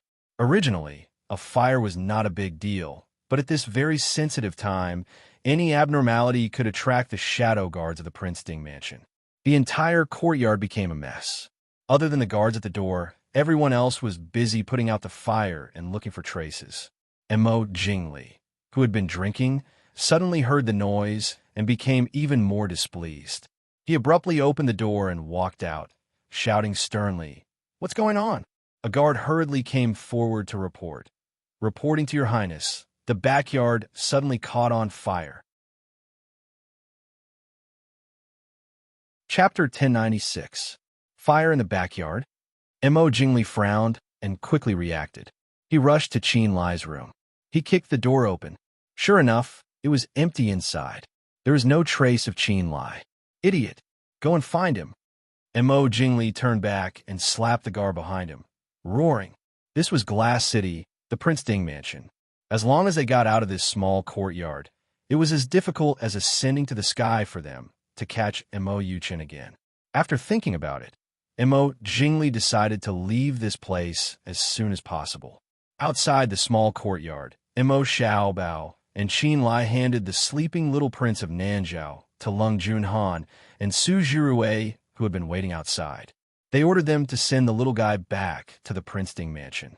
Su Zhiruwei grabbed Mo Xiaobao, who was about to escape, and asked, "Where are you going?" Mo Xiaobao smiled and said, "Watch the show. There's nothing for us to do." He lit a fire and informed the shadow guard of the Prince Ding mansion of Mo Jingli's exact location. Then the task was completed. His royal father couldn't possibly expect a 10-year-old child to destroy Mo Jingli, could he? Since there's nothing else, let's go back to the Prince Ding mansion together. Su Zhiruwei said seriously. How could that be? Mo Xiaobao was shocked. Before Su Zhiruwei reacted, he had jumped a few feet away. He smiled and said to Su Zhiruwei, "Cousin Zhiruwei, I still have something to do. You and little dummy Lung send this kid back to Ananchi. This is an order." After that, Mo Xiaobao didn't wait for Su Zhiruwei's answer. He directly jumped over the wall and disappeared in the alley again. Qin Lai held a little face that was exactly the same as Mo Xiaobao's. He patted Su Zhiruwei and said, "Don't worry, I'll look after him." After that, he also jumped over the wall. The fair and tender Lung Xiaodai was still fair and tender in a black night suit. She glanced at the gloomy Su Zhiruwei carefully and asked in a low voice, "What should we do?" Su Zhiruwei glanced at the baby in Lung Junhan's hand worriedly and said in a low voice, "Guards." A man in black appeared behind Su Zhiruwei. "Young master." Su Zhiruwei waved his hand and said, "Send Junhan and the little prince of Nanzhao back to the Prince Ding mansion." After saying that, he also jumped over the wall. Although he came from a scholarly family, Su Zhiruwei's Qinggong was still very impressive. In the alley, only the shadow guard and Lung Junhan were left looking at each other. After a while, Lung Junhan put the child in the hands of the shadow guard and said, "Uncle." The shadow guard silently rolled his eyes. I know. Send the little prince of Nanzhao back to the Prince Ding mansion. Lung Junhan nodded with satisfaction and followed him to climb the wall. Soon, only the shadow guard was left in the dark alleyway, holding the baby in his arms as he silently stared at the empty wall. It was slightly bleak. In the darkness, two tall and handsome men stood on the roof, looking at the scene below with amusement. Han Mingxi pointed at the shadow guard holding the baby and laughed until he was convulsing. Brother, our little heir and these little rascals are very interesting. Beside him, young Master Ming Yu was leaning against the roof. The faint moonlight shone on his handsome face, reflecting a faint smile. He looked at Han Mingxi and said, "The heir's Qin Gong is very good. You must have put in a lot of effort." The smile on Han Mingxi's face instantly froze. He laughed dryly and looked at his elder brother. He didn't know how his elder brother could tell that the little heir's Qin Gong was taught by him. There was clearly no trace of him. Young Master Feng Yu's unique Qin Gong was indeed very good, but his reputation back then wasn't that good either. Although no one mentioned the name of young Master Feng Yu in these years, Han Mingxi still didn't want his reputation to affect Mo Xiaobao negatively. So when Mi Xiaobao came to ask for guidance on Qin Gong, Han Mingxi specially improved his own Qin Gong quite a bit. It was a pity that Han Mingxi didn't know that a few years later, a certain someone's reputation in the pugilistic world would only be worse than his. It would be a waste of young Master Feng Yu's efforts. Han Mingyue shook his head and smiled as he looked at the lonely shadow guard below. You're right. These little rascals are quite interesting. They will definitely become the little heir's confidants and most trusted brothers in the future. The friendship between these children easily reminded him of the friendship he had with Mo Xiaoyao when he was young. Although they were already older than these children when they first met, their relationship was truly closer than that of real brothers. It was a pity. Han Mingxi also knew that his elder brother was thinking of something. He went up and patted Han Mingyue's shoulder. Elder brother, it's all in the past. Didn't Mo Xiaoyao no longer blame you? Han Mingyue smiled and nodded. He stood up and said, "Let's go and take a look. They're still children after all. Don't let anything happen to them." Prince Ding said that there's no need to care about them if their lives aren't in danger. I know. I also want to see how the little heir is going to torment Mo Jingli. Han Mingyue felt that Mo Jingli's smile was a little strange when he left. He secretly prayed for Mo Jingli in his heart. Glass City was neither big nor small. It might be easy to find a group of people, but it wasn't easy to find a single person, especially at night, without alerting the commoners. Mo Jingli quickly sensed that there was something wrong with the fire in the small courtyard. In addition, with the disappearance of Mo Xiaobao and Nanzhao's little heir, he immediately understood that their residence had been exposed. He did not stay any longer. He only brought his two most trusted subordinates and left the small courtyard in the midst of the chaos. However, they soon discovered one thing. The great Chu spies in Glass City had all been uprooted in less than 2 hours. No matter if it was the Dechu State's imperial family that originally existed or Mo Jingli's men that were planted after the Mahist army became independent, or Mo Jingli's own men. They were all under the control of the Prince Ding mansion. Moreover, Mo Xiaoyao did not seem to care that Mo Jingli knew this news. Everywhere they went, they saw the Prince Ding mansion's soldiers eyeing them covetously. Thus, he had no choice but to flee once again. After busying himself for nearly 2 hours and running through the entire Glass City, he couldn't even find a place to stay. Instead, he was so tired that he was panting. It was already close to midnight. In the end, Mo Jingli was forced into a corner and decided to risk it all. He headed in the direction of the Prince Ding mansion. At this time, Mo Xiaobao, Qin Lai, and the others were also panting as they ran through Glass City. Little heir Mo flew into a rage when he accidentally lost track of Mo Jingli. We're going to die anyway. Why are we running so fast? What do we do now? Where are we going to find him? After playing for an entire night, the tired Lung Junhan was a little dispirited. We're going to die anyway. Even if I'm Mo Jingli, I have to run faster.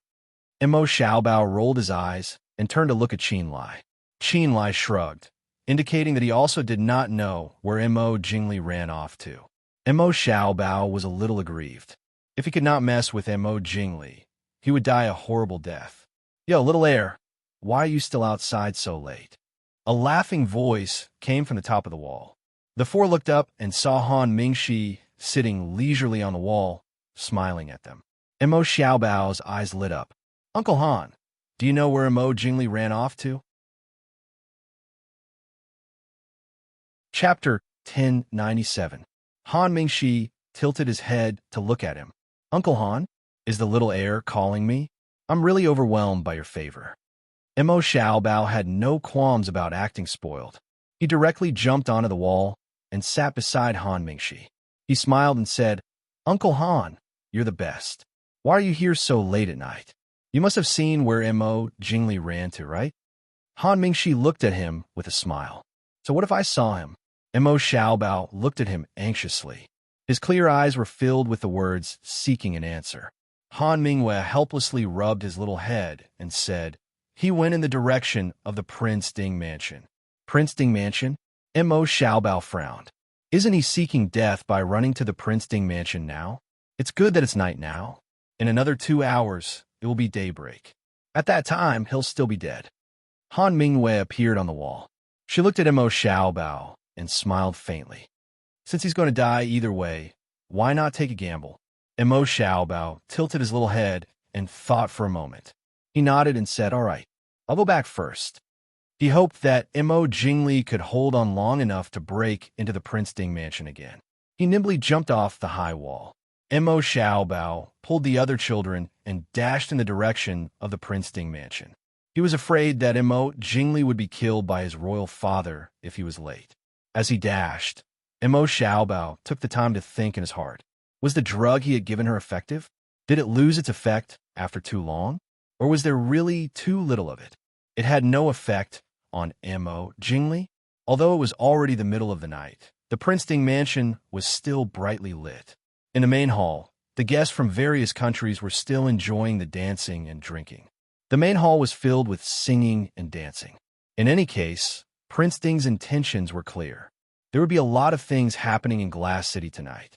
If anything happened, he could only blame it on his own bad luck. In that case, why not just stay in the Prince Ding Mansion, drink, and make merry without caring about anything else? The Prince Ding Mansion was responsible for their safety after all. Therefore, even when there were some accidents that happened to women, the envoys from various countries were still having a good time with each other.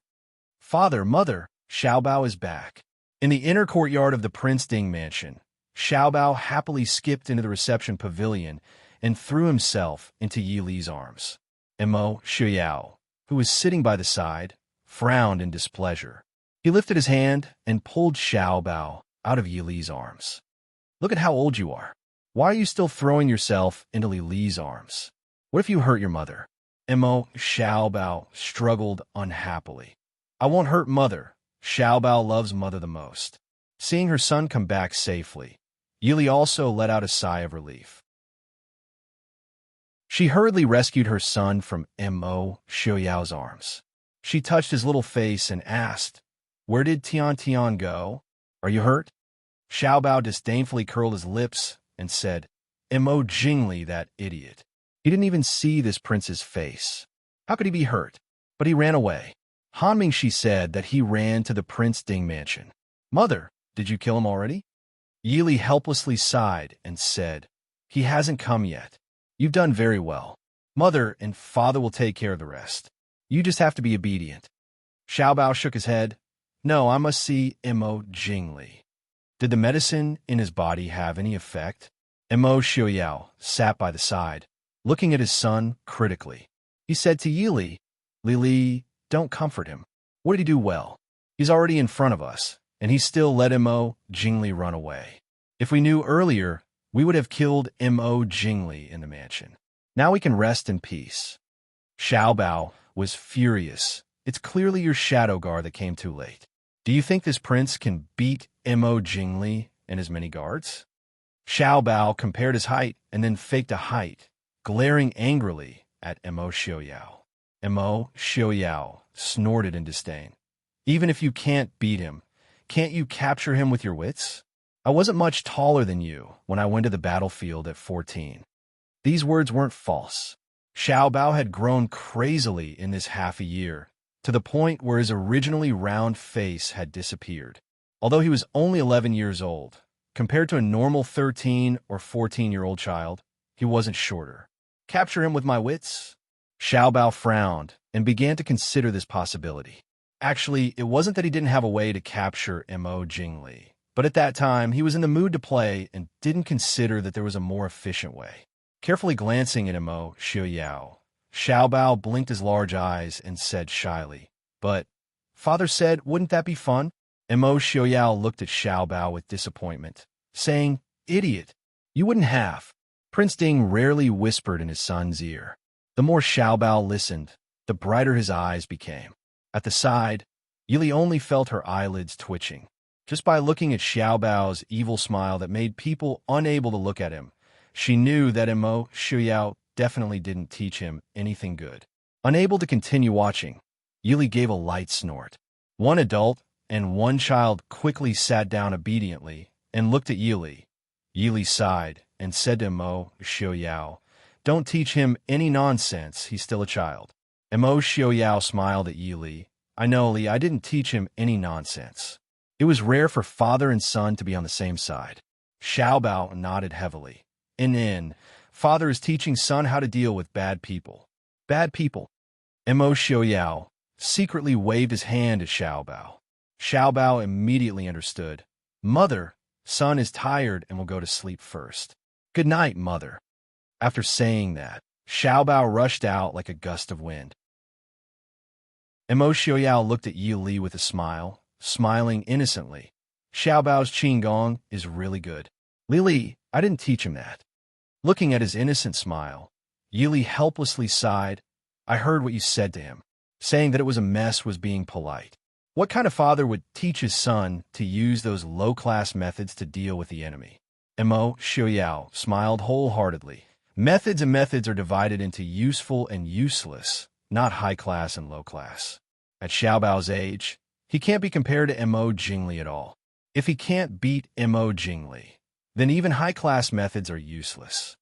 The future heir of the Prince Ding mansion definitely couldn't be a noble and modest gentleman. Princess consort. The Queen of Nanzhao and Jinnum of Gojoseon of Xiling requests an audience. Outside the door, Qin Feng reported in a low voice. Mo Xiao nodded. "Let them in." After a while, Princess Anxi and the others walked in together. Princess Anxi was holding the little prince in her arms, her beautiful face full of love and joy. Yili smiled at the three people. "It's so late. Why are you all here?" Lei Tengfeng looked at Yi Li and her husband, then looked at Princess Anxi and her husband, smiling. "Everyone hasn't rested yet. I can't stand the alcohol, so I came out for a walk. I happened to meet the Queen of Nanzhao and her husband. I heard that they came to request an audience with the prince and princess consort, so I also came to ask for a cup of tea. Princess consort, please don't blame me." Yili smiled. "Jinnum of Gojoseon is too polite. Please sit." Then she ordered someone to serve tea. Chapter 1098. Princess Anxi didn't let go of the child for even a moment. She had lost and found her son again. Princess Anxi, who had always been strong, almost burst into tears. Yili looked at Princess Anxi with a smile and asked, "How is the little prince?" Princess Anxi nodded. "Sure is fine. We came over to thank the little prince." "Is the little prince back?" Yili smiled. "He had a wild day outside. He went back to his room to rest." Princess Anxi nodded regretfully and said with a smile, "I'll thank the crown prince personally today." Yili looked at the baby in Princess Anxi's arms, who was looking at her curiously with his big round eyes. She smiled. "Can I hold the child?" Princess Anxi gently placed the child in Yi Li's arms. The baby looked at Yi Li with his big eyes. He didn't cry. Princess Anxi couldn't help but smile. This child, he's become bolder after going out. He used to be very shy with strangers. Speaking of this, Princess Anxi felt sad when she thought of how her son had suffered in the past few days. Newborns weren't like older children. Even if he had suffered, he couldn't say it out loud. This made people worry and feel sorry for him. Yili looked at Princess Anshi and comforted her softly. The little prince looks fine. Did you get someone to check on him? Princess Anshi nodded. Sir Xinyang personally checked on Shua. There's no problem. He might have been shocked. He'll be fine in a few days. That's good. Lei Tengfeng, who had been sitting next to them, looked at Yi Li and Mo Xiaoyao in surprise. The little prince brought back the Nanjiao prince? Mo Xiaoyao smiled carelessly. That kid was fooling around. Coincidentally, Mo Jingli put the little prince with him. He set a fire and took advantage of the chaos to bring the little prince back. Mo Xiaoyao said it so casually, as though Mo Xiaobao was just fooling around and leaving after setting a fire. However, Lei Tingfeng and the others understood how difficult it was for an 11-year-old child to set a fire under Mo Jingli's heavy guard and escape. Other things aside, if it was a child of this age from an ordinary family, they would probably be unable to do anything but cry. The little prince is so promising at such a young age. Like father, like son, Lei Tingfeng praised. Princess Anshi and Pu nodded in agreement.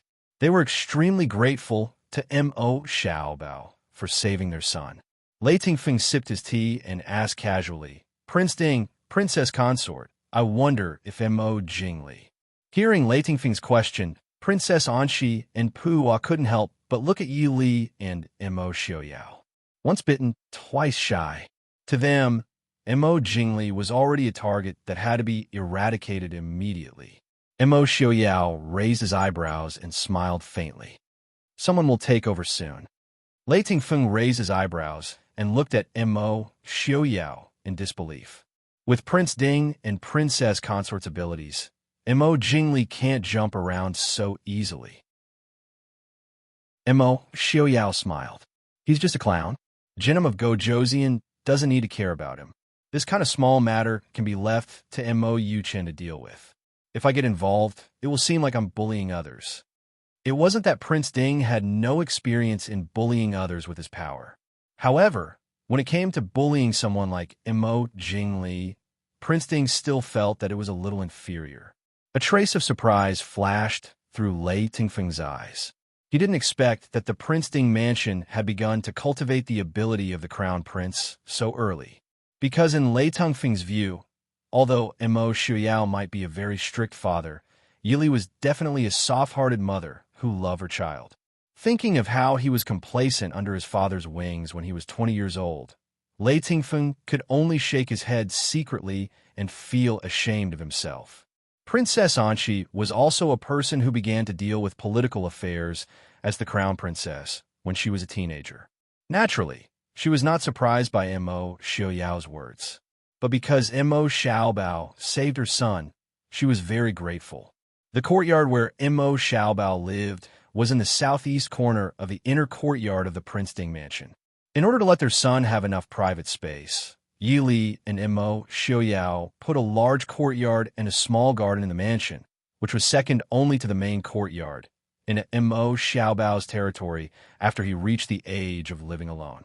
They generally didn't care what Mo Xiaobao did or how he arranged it. The area of this courtyard was not inferior to the whole mansion of an ordinary rich family. There were many rooms.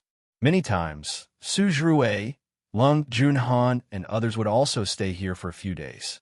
When Mo Xiaobao returned to his courtyard, Lung Junhan and Su Zhuwei had already fallen asleep. They were the youngest and had been running around with Mo Xiaoyao and Qinlai for a whole day. They were already tired. As soon as they came back, they washed and went to bed. Mo Xiaobao didn't disturb them and went directly to his room. As soon as he opened the door, Mo Xiaobao was stunned. A cold and sharp thing was pointed at his waist. There was a strange osmanthus fragrance behind him. Mo Xiaobao wrinkled his nose. The smell was very familiar. Mo Jingli. A hand quickly pressed a few times on his body. Several important acupoints on Mo Xiaobao's body were sealed. Then a hand pulled him over.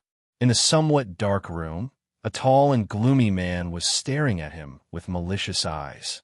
It was Mo Jingli. Mo Jingli dragged Mo Xiaobao, whose acupoints were sealed, into the inner room and lit a candlestick on the side. The room gradually brightened. Mo Xiaobao curiously looked at the man in front of him. He was wearing the costume of the shadow guard of the Prince Ding mansion. His overly pale face and gloomy eyes made him look like a ghost crawling out of hell. Mo Jingli, you're really capable. Mo Jingli stared at Mo Xiaobao and gloomily said. Mo Xiaobao shrugged and said with a smile, "You're not bad either. You were actually able to silently sneak into this Shizi's courtyard. Who helped you? With just you alone, you definitely don't have the ability to silently avoid the shadow guard of the mansion and enter this Shizi's courtyard." Mo Jingli smiled with a strange expression. "Unfortunately, you'll never have the chance to know." Mo Xiaobao raised his eyebrows and looked at Mo Jingli. "I say, you're not planning to kill me right now, are you?" "You guessed right." Mo Jingli sneered. "If I knew you were so cunning, I would have killed you directly when I caught you. It would have saved me so much effort." Mo Xiaobao's face suddenly drooped. "Even if you kill me, you can't get out." Mo Jingli smiled. "If I can get in, I can get out." Mo Xiaobao was silent for a long time. Finally, he helplessly sighed. "You're right. Do it." If he didn't say so, Mo Jingli might have immediately done it. But since he said so, Mo Jingli hesitated and suspiciously stared at him. "What conspiracy do you have?" Mo Xiaobao rolled his eyes. "I'm about to die. What conspiracy can I have? Can I mourn for my short life?" Chapter 1099. Mo Jingli was silent. Mo Xiaobao thought for a bit before raising his head and asking, "Right after I die, remember to stay away from me." "No, remember to stay away from me." "What do you mean?" Mo Jingli said in a deep voice. Mo Xiaobao said with a bit of guilt, "Before in the small courtyard, did you drink a lot of wine?" "So what?" He did drink a lot of wine, but that amount of wine was not enough to affect him. Mo Xiaobao tapped his fingers together. "I was careless and added something into the wine. Maybe I won't die so well. In short, you have to stay away from me." Seeing Mo Xiaobao's serious expression, Mo Jingli was so angry that his eyes almost popped out. He roared in a low voice, "Mo Yuchen, you can't blame me for this." Mo Xiaobao said seriously, "What kind of drug did you give me?" Mo Xiaobao shook his head and looked at him with sympathy. "Since everyone is going to die, what kind of drug is not important, right? If you can kill yourself before the poison takes effect, it won't affect you at all." The irritable Mo Jingli suddenly stopped. He looked at Mo Xiaobao for a long time before laughing out loud. "We forgot, you little brat. You're just as crafty as your father. I was almost fooled by you." Mo Xiaobao rolled his eyes and was not in a hurry. This one said, "I only ask you to stay away from this one when you die. What kind of drug did you give me?" Mo Jingli was furious. A person like Mo Jingli, what he lacked the most was the courage to go all out, so it was easy for him to be scared by some groundless things. If Mo Xiaobao directly told him what drug he gave him, he would not be so nervous. It was because of Mo Xiaobao's attitude that he felt uneasy. In one word, he was overthinking. Mo Xiaobao looked at him innocently, his eyes clearly saying, "Die early, reincarnate early." After staring at Mo Xiaobao for a long time, Mo Jingli's eyes flashed with a bloody light. He finally made up his mind and pulled out a dagger to stab Mo Xiaobao in the chest. "Since you don't want to talk, then keep it for yourself." "Mo Jingli, are you looking for me?" "Ha ha, idiot, you can't even recognize people clearly. So what are you doing out here?" A clear and cheerful voice sounded from outside the door, carrying with it countless malicious taunts.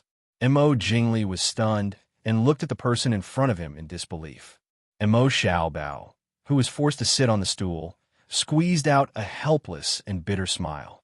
"I really don't know what drug he gave you. Also, my surname is not Mo. You are not Mo Yuchen." Little Mo shrugged. "Why don't you go out and take a look?" Mo Jingli grabbed Mo Xiaobao and carried him all the way to the door. Through the gap of the door, Mo Jingli could clearly see a handsome young man in black standing in the courtyard. He looked exactly the same as Mo Xiaobao in front of him.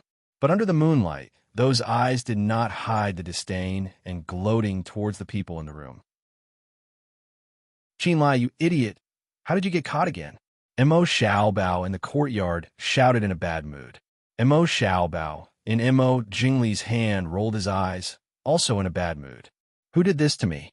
"His mother. He just didn't have time to remove his makeup and change his clothes. He planned to wait for a certain person to come back and discuss how to take the next step." Mo Xiaobao rubbed his chin and nodded with a conscience. "Okay, Mo Jingli, come out quickly. You can't run away if you hurt Qinlai." Mo Jingli sneered. "You come and change with him." Qinlai rolled his eyes at him. "Is your brain broken? Don't you know who I am? Do you think the Princeton Mansion will use the heir to exchange for the life of a shadow guard?" Although he obtained the qualifications to join Qilin, but before he completed the formal training, he could only be a shadow guard. Thinking of this, Qinlai was a bit sad. If he died like this and was not added as a Qilin member, he would not let Mo Xiaobao go even if he became a ghost. A certain person's resentment made Mo Xiaobao feel a chill at the back of his head. Rubbing his head, Mo Xiaobao smiled and said that, "I can't change people. How about I give you the antidote?" "What antidote?" Mo Jingli stared at him vigilantly. After a while, he sneered. "What use do I have for the antidote now?" Mo Xiaobao, who was rejected, looked at him faintly. "You will regret it." Mo Jingli sneered. He did not answer and did not go out. Qinlai was much shorter than him. Once he went out, he would be attacked by the archers of the Mahist army. He would not even have shield. But Mo Jingli also understood that it was not a good idea to waste time like this. If the person in his hand was really Mo Jingli, he could die with him. But now it was an insignificant shadow guard. So Mo Jingli hesitated, using his own life to exchange for the life of shadow guard. Mo Jingli deeply felt that it was not worth it. In such a short time, Mo Xiaoyao had arrived with the others. Seeing Mo Xiaobao standing in the yard with a sad and tangled face, Mo Xiaoyao sneered. "What? You failed again." Mo Xiaobao bit his cheeks and stared at his father fiercely. What did he mean by failed again? When did he, Mo Yuchen, fail? Yili raised her hand and stroked her son's little head. She frowned and said, "Is Qinlai inside?" Mo Xiaobao nodded heavily. On the surface, he looked relaxed, but in fact, Mo Xiaobao was a little nervous. Who knew whether Mo Jingli, that madman, would take the risk to stab Qinlai when he knew that there was no way out? Mo Xiaoyao pulled Yili forward a few steps and said lightly, "Mo Jingli, since you are already here, don't hide anymore. Come out." The person inside did not make a sound for a long time. But after a while, Mo Jingli's voice came from inside. "Mo Xiaoyao, do you think I am a fool?" Mo Xiaoyao could not help laughing out loud. "Are you not a fool?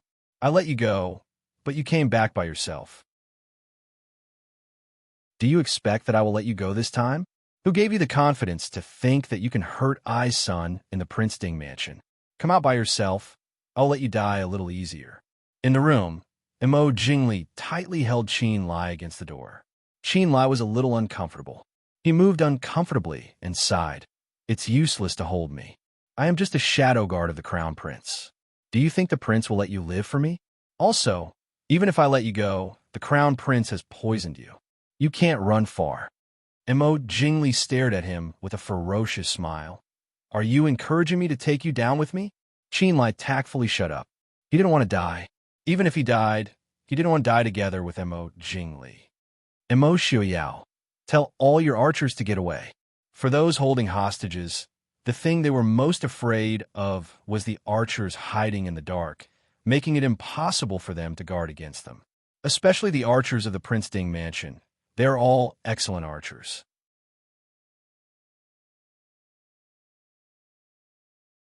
Chapter 1100. Mo Xiaoyao raised his eyebrows and raised his hand. "No problem. Why should I believe you?" Mo Jingli asked suspiciously. Mo Xiaoyao said impatiently, "How would I know how to make you believe me? If you want to come out, then come out. If you don't want to come out, then forget it." Perhaps because he heard Mo Xiaoyao's impatience, Mo Jingli finally relaxed a little. He had too little power in his hands. He only had a shadow guard impersonating the crown prince of the Prince Ding mansion, which was not enough to negotiate with Mo Xiaoyao. Let me leave the Prince Ding mansion. Mo Jingli gritted his teeth and said. Mo Xiaoyao was immediately amused. He looked lazily at the closed door and laughed. Mo Jingli, do you think I'm playing games with you?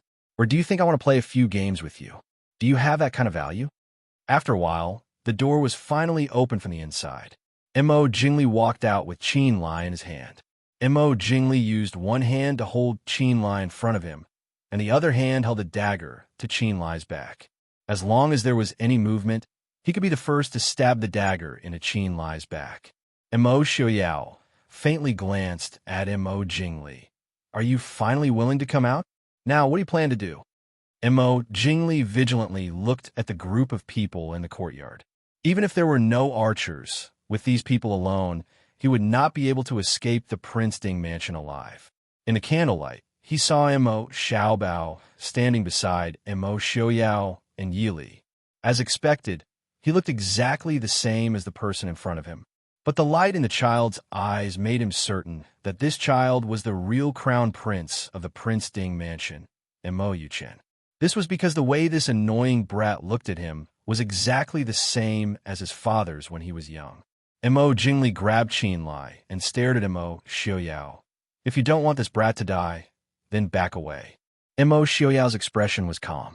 It was clear that he did not care about Mo Jingli's threat. What, Crown Prince? You're the same as your father. You don't care about this brat's life? He was caught because of you, right? Mo Jingli smiled maliciously at Mo Xiaobao. Seeing Qin Lai's pained expression, Mo Xiaobao's originally smiling face instantly turned serious. Glaring hatefully at Mo Jingli, he said, "Let him go. Let me go."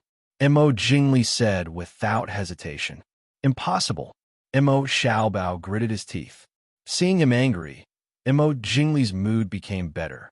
Smiling, he said, "Then you come over and exchange with him." "Okay," Mo Xiaobao said in a clear voice.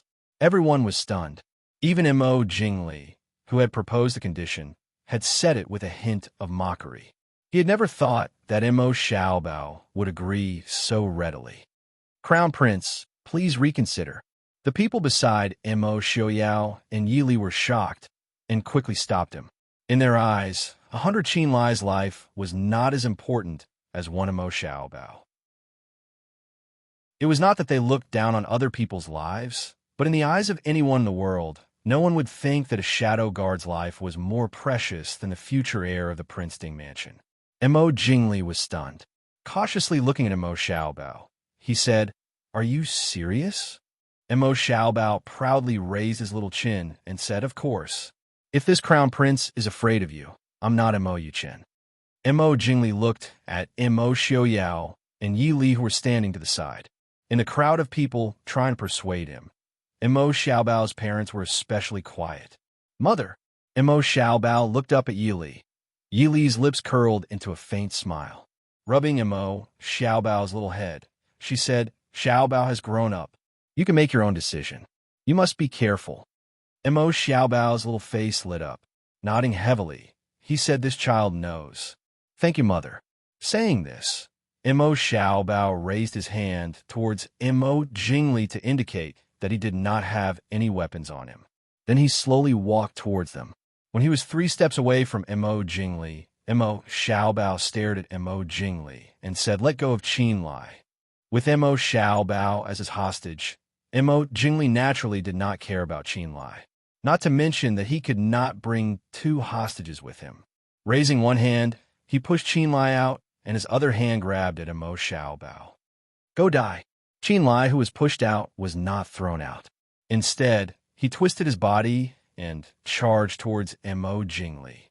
At the same time, Mo Xiaobao also threw a kick towards Mo Jingli's face. Mo Jingli was suddenly attacked, but he was not unprepared. With Mo Xiaobao's craftiness, Mo Jingli knew that he could not be caught so quickly. But he had to take a gamble. Otherwise, even if he had Qin Lai, he would not be able to escape death. Therefore, when Mo Xiaobao kicked towards his face, Mo Jingli had already dodged to the side and once again grabbed at Mo Xiaobao's vital point. Qin Lai's pressure point was blocked. Although he had opened a little, it was not easy for him to have the strength to hit Mo Jingli. Very quickly, he was kicked to the side by Mo Jingli. The shadow guard at the side quickly went forward to help him up and found that he was not heavily injured. Feng Jiao and the others who came over wanted to help Mo Xiaobao, but were stopped by Mo Xiaoyao. Prince. Feng Jiao frowned, looking at Mo Xiaoyao with disapproval. With Mo Xiaobao's martial arts, he was definitely not Mo Jingli's opponent. Mo Xiaoyao calmly said, "Don't worry, let him try. If you guys were willing to fight with him normally, you wouldn't be so worried now." Mo Xiaobao was the heir of the Prince Ding mansion and had a high status. Although he was hardworking in martial arts, his status was different. No matter if it was a sparring partner or a professor, very few people dared to fight him seriously, much less risk their lives. This also led to Mo Xiaobao's lack of actual combat experience. In the past, Mo Xiaoyao still had a few royal families that he didn't get along with, and he would occasionally beat them up. Since young, Mo Xiaobao could be said to have gotten whatever he wanted, and everything went smoothly. Mo Xiaobao and Mo Jingli's fight could be said to be exciting, although he was short and his internal energy was weak. But Mo Xiaobao, who had been in Qilin for a long time and had a slightly skewed worldview, was ruthless and cunning. There was no sign of nervousness or restraint from fighting for the first time. With this kind of performance, if he was 2 years older, people would believe that he killed people like flies. Lei Tingfeng, who was standing at the side, could not help but sigh in admiration as he watched Mo Xiaobao's performance. With a son like this, the Prince Ding mansion would not decline for the next 50 years. "Prince, are we raising the heir or raising assassins? The little heir's martial arts. Why does it look like he's even more ruthless than those people from the Yanwang Chamber of Commerce?" Feng Jiao lamented. The assassins from the Yanwang Chamber of Commerce were only ruthless, but their little heir's moves were not only ruthless, but also very wretched. Feng Jiao could not bear to look at him directly. "You're just an 11 or 12-year-old kid, yet you're using moves like monkey steals peach. Are you really a man?" Mo Xiaoyao was not offended at all. It's fine as long as he can beat him. When his martial arts are high enough, he'll naturally correct himself. Who like to use these wretched moves? Wouldn't this make his abilities even worse? When his martial arts were high enough to kill everyone, with Mo Xiaobao's arrogant personality, he would naturally choose to use more honorable moves. Feng Jiao shook his head and sighed. If the Su family knew, they would definitely be heartbroken. Half of Mo Xiaobao's education was the responsibility of the Su family. Even if they could not produce a young master like young Master Qingqin, they should at least produce a cultured and refined gentleman, right? Chapter 1101. Mo Xiaoyao scoffed. "It's better to raise a child like a wolf than a sheep. I don't have a mood to follow behind him and clean up his mess." What Mo Xiaobao had to do in the future wasn't as simple as just defending the city. If he was too naive and came to bother him all day long, he would only want to beat him to death. Although Mo Xiaobao tried his best, the difference in strength was too big. Finally, he was beaten to the point where he couldn't withstand Mo Jingli's attacks. Mo Xiaobao didn't care about his face and abandoned Mo Jingli without hesitation to run around the courtyard. At the start, Mo Jingli was still wary that Mo Xiaoyao and the others would suddenly make a move. But when he found out that Mo Xiaoyao had no intention of interfering and that as long as he didn't try to escape from the Mahist army, the Shadow Guard would ignore him, Mo Jingli vented all his anger on Mo Xiaobao. Mo Xiaobao was chased all over the place. As he ran, he didn't forget to howl, "Mr. Shun, is your medicine expired? Ah, ah, ah, ah, ah." Xinyang, who was sleeping soundly in his own courtyard, turned in his sleep and muttered, "Little brat, when has this godly doctor's medicine ever expired?" While Mo Xiaobao was using Qin Gong to run around. Just as he was thinking about whether he should put down his face and ask his father for help, he suddenly felt Mo Jingli's speed of chasing him suddenly slowed down. Amidst the chaos, Mo Xiaobao turned back to look. Although he couldn't see Mo Jingli's face clearly because of the dark sky, he could clearly see that Mo Jingli's clothes were soaked in sweat. If Mo Xiaobao, who was being chased in sweat, but the person chasing him was already drenched in sweat, this was clearly not logical. Mo Xiaobao's eyes turned, and he took out something from his chest and grabbed it towards Mo Jingli. Here's the antidote. Then with the fastest speed, he pounced towards Mo Xiaoyao, who was watching the show from the side. After chasing Mo Xiaobao for a few laps, Mo Jingli clearly began to feel that something was wrong. A strange heat gradually surged up and slowly began to affect his body. At this moment, he truly believed that Qin Lai hadn't lied to him. He really had been poisoned. So when Xiaobao shouted for the antidote, he paused for a moment and reached out to catch the thing that Xiaobao threw at him. By the time he realized that it was just a jade pendant that Mo Xiaobao had casually thrown over, Mo Xiaobao had already pounced in Mo Xiaoyao's arms. However, Mo Jingli did not have the time to care about Xiaobao's despicable actions because the strange poison had begun to take effect. At this time, it had been 4 hours since he drank. He didn't feel it at all before, but now, it was like a wildfire that became a prairie fire in a moment. For a moment, Mo Jingli was sweating profusely, as if he had been soaked in water. Mo Jingli fell to the ground, as if his body was being burned by a raging fire, and also as if there was a strange impulse and desire. These strange pains were stuck together, making him feel as if he was being bitten by insects. This sudden turn of events caused everyone to stare with their mouths agape. Their gazes towards Mo Xiaobao became strange. What kind of poison did you give him? Feng Jiao asked with a frown. Looking at Mo Jingli's appearance, it didn't seem like he was in pain, or was it that his entire body didn't hurt? And what kind of poison was it that made him sweat without vomiting blood or bleeding from all orifices, and even had a ruddy complexion that didn't look like he was poisoned? Standing on the other side, Han Mingxi looked at Mo Jingli with pity, then looked at Mo Xiaobao, who was lying in Mo Xiaoyao's arms, and rubbed his nose. He decided to keep quiet. Mo Xiaoyao glanced at Mo Xiaobao, patted Yi Li's hand, and said, "Li, go back and rest first. There's nothing else to do here."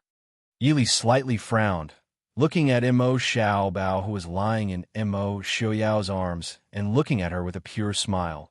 She sighed and nodded. "I'll go back first. You guys, that's enough. Don't play anymore." Mo Xiaobao nodded and waved at Yi Li. Good night, mother." Seeing Yi Li leave with the others, Mo Xiaoyao snorted and threw Mo Xiaobao out. Mo Xiaobao nimbly turned around in the air and landed firmly on the ground. "Lord Father, you're so cruel." His big black eyes looked at Mo Xiaoyao, tears welling up in his eyes. Mo Xiaoyao couldn't help but twitch his mouth. Who taught Mo Xiaobao to be so shameless? Mo Xiaobao pouted his little mouth and snorted.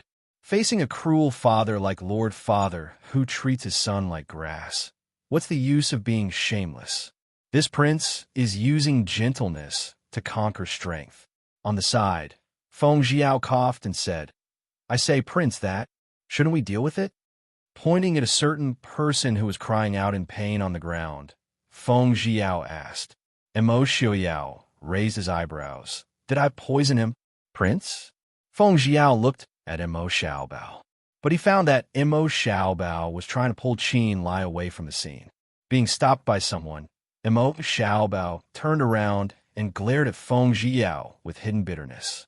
Feng Jiao also didn't understand how he had offended this little ancestor. He could only rub his nose and smile. "Prince, what kind of poison did you give him? We still have to interrogate him. You making him like this. It's not convenient for us to do anything." Looking at Mo Jingli's current appearance, even if they gave him a fierce beating, he wouldn't feel anything. Mo Xiaobao opened his mouth and looked pitifully at Qin Lai. Qin Lai looked up at the sky. The moon was really round tonight. Mo Xiaobao stomped his feet and ran to Feng Jiao's side to discuss with him in a low voice. "Don't tell my mother." Feng Jiao hesitated but still nodded.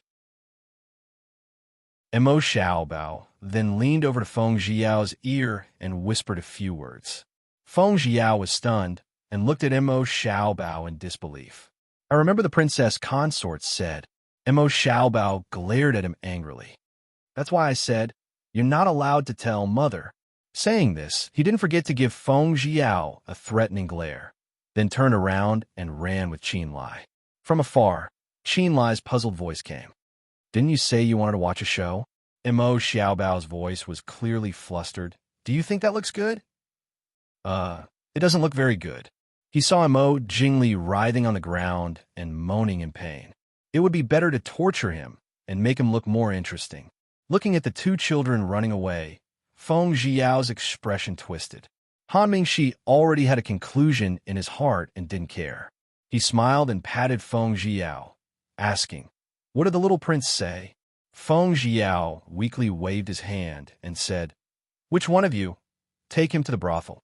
A place like the Prince Ding mansion, they definitely couldn't let brothel girls in. The fucking prince was only 11 years old.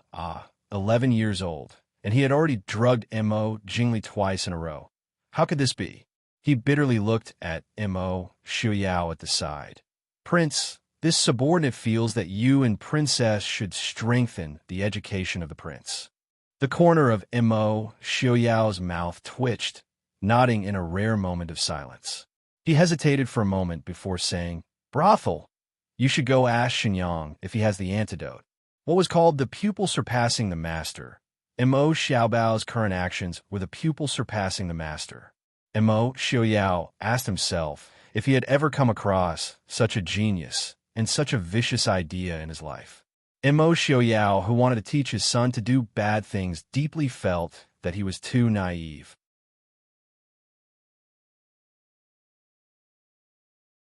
Chapter 1102. Are we going to call Shenyang now? We'll be killed. Feng Jiao shook his head.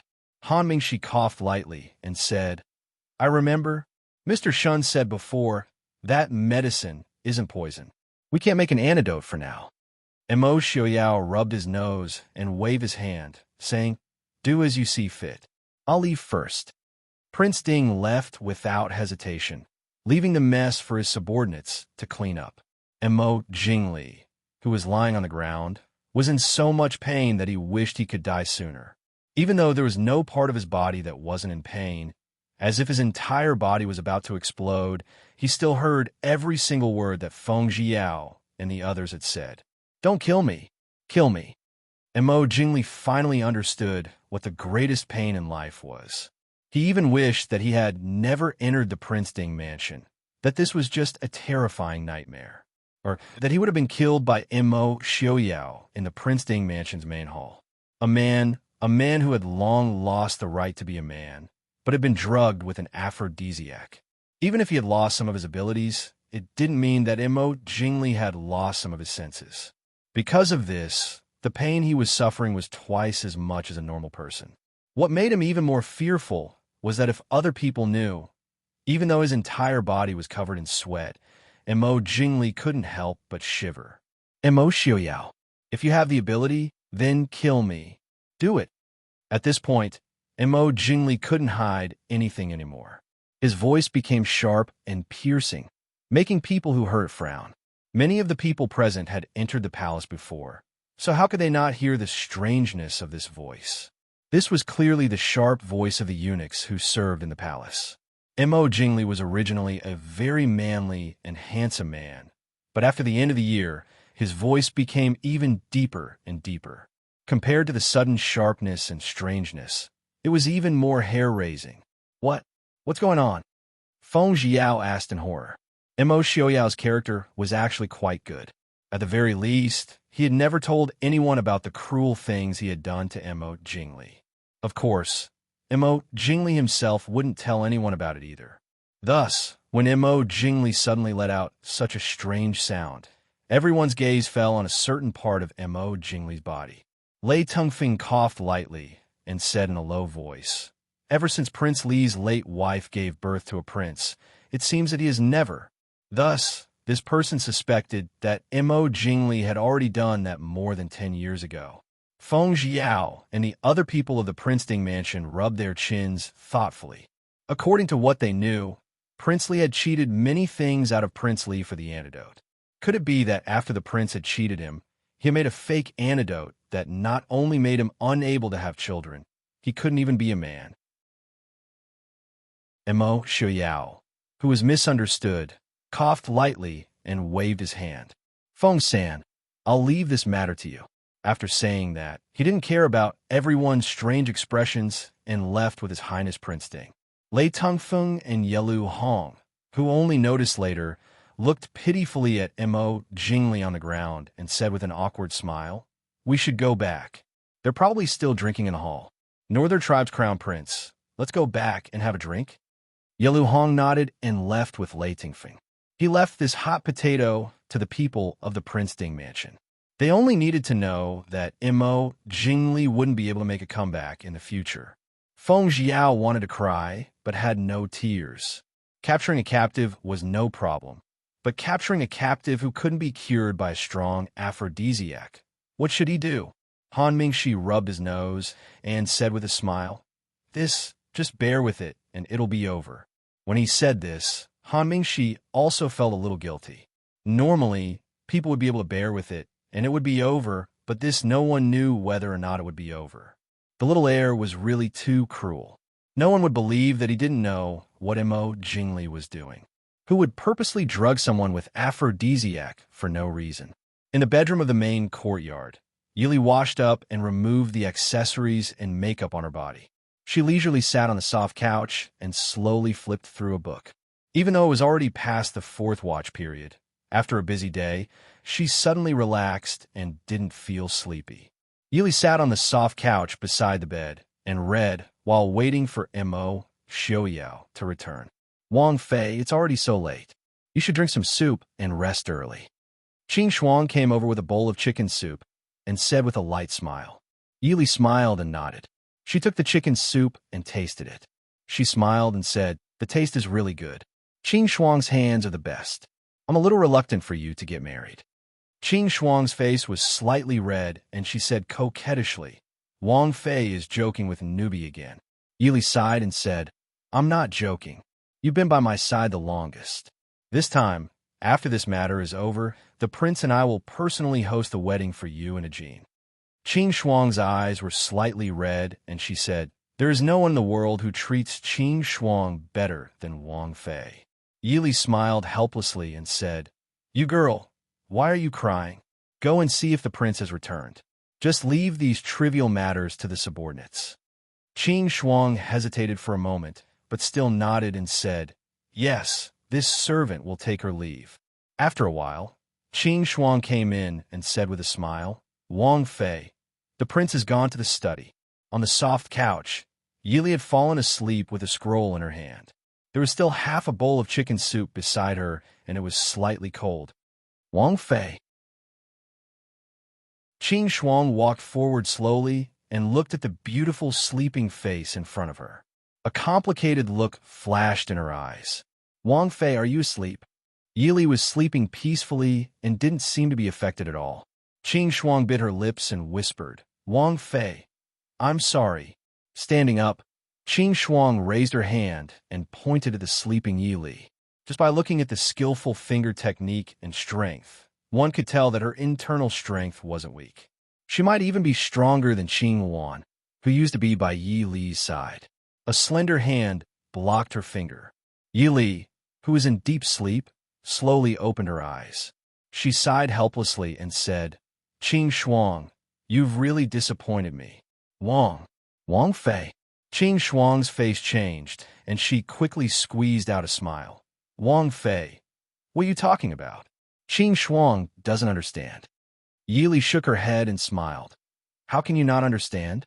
Agarwood is indeed the most difficult drug to detect, but you shouldn't put mushrooms in the chicken soup. Didn't you smell something wrong with the mushrooms?" Mr. Chun said that agarwood is incompatible with many things, such as orchids and mushrooms. Qing Shuang also knew that since she was discovered, she couldn't hide it from Yili. She said in a low voice, "Wang Fei, I'm sorry." Pulling out the hand that was held by Yili, Qing Shuang raised her hand and chopped towards Yili. Yili didn't show any weakness. With one hand on the soft couch, she jumped up and kicked out. Qing Shuang had been by Yi Li's side for more than 10 years. Naturally, she knew Yi Li's strength better than anyone else. She didn't dare to be negligent and pulled out a soft sword to stab at Yi Li. Yi Li's eyes darkened and a short blade in her sleeve flew out. A silver light flashed and shot towards Qing Shuang. Chapter 11:03 Seeking Death. Before Qing Shuang's soft sword could reach her, a voice filled with hostility came from the door. A strong gust of wind swept towards Qing Shuang. Qing Shuang was sent flying and hit the wall. She spat out a mouthful of blood and could not get up. Mo Xiaoyao stood at the door and looked down at Qing Shuang. His cold eyes were like he was looking at a dead person. Qing Shuang knew that she could not escape death today and did not resist. She closed her eyes and stretched her neck to stab. Xiaoyao, don't. Yili grabbed Mo Xiaoyao's hand and shook her head. Mo Xiaoyao looked down at Yi Li's pleading eyes. He sighed and said, "Don't be sad for other people." Yili gave him a faint smile and said, "I won't be sad for other people." Turning around, she looked at Qing Shuang and asked Yi Li in a deep voice, "Qing Shuang, why?" Originally, she would have died if she closed her eyes. After waiting for a while, she did not feel any pain. Qing Shuang opened her eyes in a daze and looked at Yi Li with confusion. Yi Li sighed and did not say anything. In the reception hall, Mo Xiaoyao and Yi Li were sitting on the main seats. Not far from them was Mo Xiaobao. There was also Su Qing Bai, Chief Steward Mo, a Jean, and the others who had heard the news. Qing Shuang was kneeling in the middle of the hall. Her expression was dim and her heart was dead. Prince Wang Fei, this old servant. Uncle Mo gave a long sigh and kneeled on the ground, asking Prince Wang Fei to punish me. Yili stood and helped Uncle Mo up. She said softly, "Uncle Mo, what are you doing? This matter is this Fei's fault to you and a Jean." Qing Shuang and a Jin's marriage had been set. Speaking of this, Qing Shuang was part of their family. If something happened to Qing Shuang, their family would also be implicated. However, Qing Shuang had followed Yi Li for more than 10 years. Speaking of which, it was Yi Li who felt more guilty. "Uncle Mo, please get up. You saying this? I really don't have the face to face you." Mo Xiaoyao nodded and said, "Wang Fei is right. Uncle Mo, your family is loyal to the Princeton mansion. This matter really has nothing to do with you. Jean, I'll find you a good wife later, okay?" Mo Xiaoyao had always been good to the taciturn Jean. Jean had been by his side since he was young. Although he was not smart, he was very loyal. Jean hesitated for a moment before nodding. He had known Qing Shuang for many years, since the two of them were still young boys and girls who didn't know anything. Although he wasn't like Wang Fei and Prince, when Wang Fei said that she wanted to marry Qing Shuang to him, he was still very happy. Seeing Qing Shuang like this now, Jean felt very sad. However, he stubbornly turned his head away, no longer looking at her. The prince and Wang Fei were the best people and also the people they had to be loyal to. Anyone who wanted to harm the prince and Wang Fei was wrong. Yili helped Uncle Mo to sit down by the side, before turning back to look at Qing Shuang, asking mildly, "Qing Shuang, why?" Qing Shuang raised her head to look at Yi Li, smiling helplessly and bitterly as she said, "Didn't Wang Fei already know?" Yi Li looked at Qing Shuang carefully. She still remembered that when she had brought Qing Shuang back to the manor, she had still been an innocent and cute child of not even 10 years of age. In the blink of an eye, more than 10 years had already passed. At some unknown time, this girl whose eyes were filled with helplessness could no longer be seen. "You are someone of infinite boundless mountain?" Yi Li asked. Qing Shuang nodded. Yi Li said, "Infinite boundless mountain has long ceased to exist. I know that you have not betrayed any information about the Princeton mansion all these years. Otherwise, you would have already been exposed long ago. Back then, when Infinite Boundless Mountain was destroyed, why didn't you tell me? Could it be that you think that after saying such things, I would kill you?" Qing Shuang shook her head, looking at Yi Li as she said, I know that Wang Fei has been very good to me. It is I who have let Wang Fei down. Now that things have come to this, Qing Shuang only wishes for death. Yi Li closed her eyes, a trace of anger appearing on her elegant and gentle face. Only wishes for death? What a good only wishes for death. In your eyes is life so cheap? Not saying anything, not caring about anything, you only wish for death? Or is it that, because the Prince Ding mansion destroyed Infinite Boundless Mountain, you harbor resentment in your heart? If that is the case, this consort will grant you your wish. Qing Shuang, tell me, is your heart with Infinite Boundless Mountain? Qing Shuang lowered her head, not speaking. Yi Li shook her head, sighing, you are not. You have been by my side since you were 8 or 9 years old, and then followed me into the Prince Ding mansion. If you really have feelings for Infinite Boundless Mountain, you should have long since gathered quite a bit of information by my side, and could have revealed it to the Lord of Infinite Boundless Mountain. You even have the greatest chance of getting close to little treasure, Lin and Exen Yet, you have never done anything. Qing Shuang, tell me why exactly this is? Qing Shuang stared blankly at Yi Li, only lowering her head after a long time. Sparkling tears slid down from the corners of her eyes, dropping drop by drop onto the floor in front of her. Wang Fei woo-woo. Looking at Yi Li, Qing Shuang's tears fell in large droplets. Yi Li looked at her calmly, her expression gentle, as she said softly, Tell me, what exactly is going on? Do you have something that Mo Jingli can use against you? Qing Shuang nodded, saying, My family. I still have a younger brother. He is in the hands of the Li King, and if I don't do as he says, my younger brother will die. Your younger brother? Yi Li frowned. You are not an orphan? When Yi Li had met Qing Shuang that year, she had only been an orphan girl who was about to starve to death on the streets.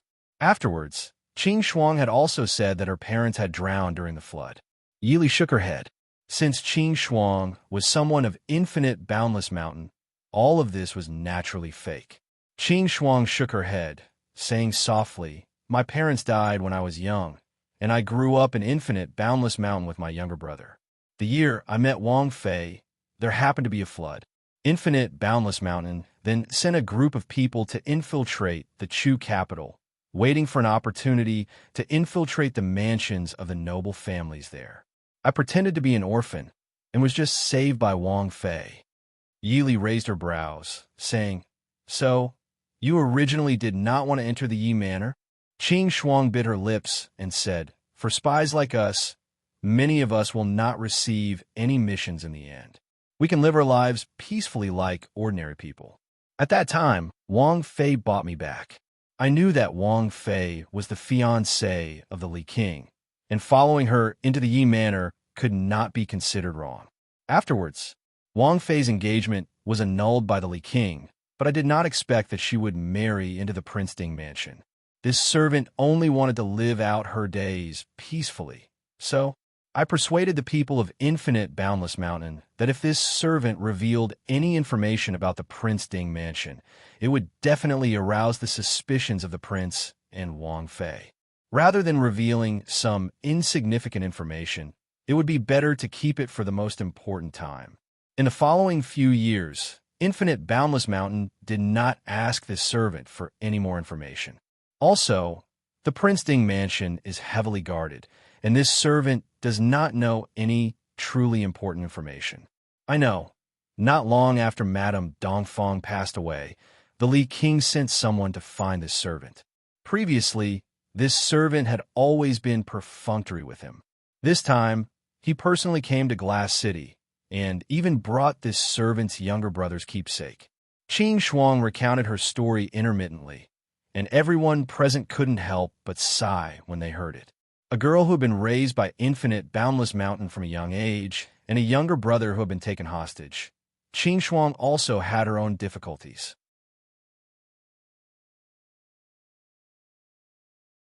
Chapter 1104. What does Mo Jingli want you to do? Yi Li asked. Qing Shuang lowered her eyes and said hoarsely, If he can't leave Glass City alive, then someone will kill my brother. Unless I can save him and kill Wang Fei alive. I don't want to kill Wang Fei. Yili looked at her and said, So, you want to use my trust in you to capture me and then force the Prince Ding mansion to let Mo Jingli go? Qing Shuang nodded silently. Why didn't you tell me directly? Yili asked. You know Mo Jingli's personality. Don't you think that after the matter is over, the chances of him killing you is higher than letting your brother go? In comparison, the chances of the Prince Ding mansion saving him are higher, right? Qing Shuang cried silently. She was so worried that her brother was her only family in the world. When she saw his keepsake, her heart was already in a mess. She couldn't help but be forced by Mo Jingli to do something she shouldn't have done. There were some things that weren't easy to persist in, but once you gave up, you couldn't take it back. If it wasn't for her help, how could Mo Jingli come and go as he pleased in Glass City? Looking at her tear-filled face, Yili sighed softly. When Mo Jingli came to Glass City, he was already like a stray dog. How could he bring your brother with him? Now that he has been caught by the Prince Ding mansion, how could you have the chance to kill your brother? Qing Shuang, if what Mo Jingli said is true, your brother might still be in Jiangnan. But there is at least a 60% chance. He was already dead. Hearing Yi Li's words, Qing Shuang was in a daze. No one knew what she was thinking. Yi Li rubbed her forehead tiredly and waved her hand. Take her away first. Send someone to check on her brother. Yes, Wang Fei. Qin Feng waved his hand and ordered the 2 shadow guards to take Qing Shuang away. Miss, I'm sorry. Qing Shuang was taken away by the 2 guards. She turned back to look at Yi Li and bit her lip in shame. Yi Li shook her head and said, You go first. After Qing Shuang was taken away, the flower hall finally quieted down. Her suspicion of Qing Shuang didn't start tonight. After all, to know so much information and be able to secretly help Mo Jingli must be a trusted confidant of the Prince Ding mansion. Ever since Qing Yu, Qing Wan, Qing Xia, and the others had left, Qing Shuang was the only person she trusted the most. The other 3 often came in and out of the Fu, but the Su family knew Qing Yu and Qing Wan. Yili had once suspected Qing Xia's origins, but she was just a spy that Wang Shi had placed here. Qing Xia was a smart person. These years, she had been well-behaved. After becoming a monk, she had been a proper wife and mother. These 3 people didn't have the ability to help Mo Jingli now. Even though she had her suspicions, when Qing Xia really acted, Yili couldn't help but feel sad and regretful. Mo Xiaoyao reached out to hold Yi Li's hand and said softly, Li, why do you want to keep her? Mo Xiaoyao never showed mercy to those who betrayed Li and tried to kidnap Li.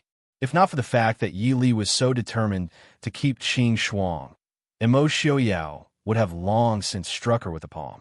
Yi Li sighed. She has been with me for more than 10 years after all. Fortunately, she didn't make a huge mistake. Let's wait and see. Mo Xiaoyao frowned. I don't care what you think.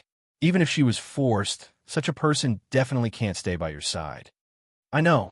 I don't think that way either. Looking at Mo Xiaoyao's solemn appearance, Yi Li smiled, saying mildly, even though she had spared Qing Shuang's life on account of their more than 10 years of friendship, how could she keep her by her side? Some things, once they had happened, they could never be erased. No matter who it was, it would always leave a trace in their heart. Looking at Yi Li's still somewhat dejected expression, Su Qingbai smiled mildly. Li, don't think too much. These past 10 years, that girl also didn't leak any information about you and the Prince Ding mansion to Infinite Boundless Mountain. Thinking about it, these 10 years of interaction weren't wasted.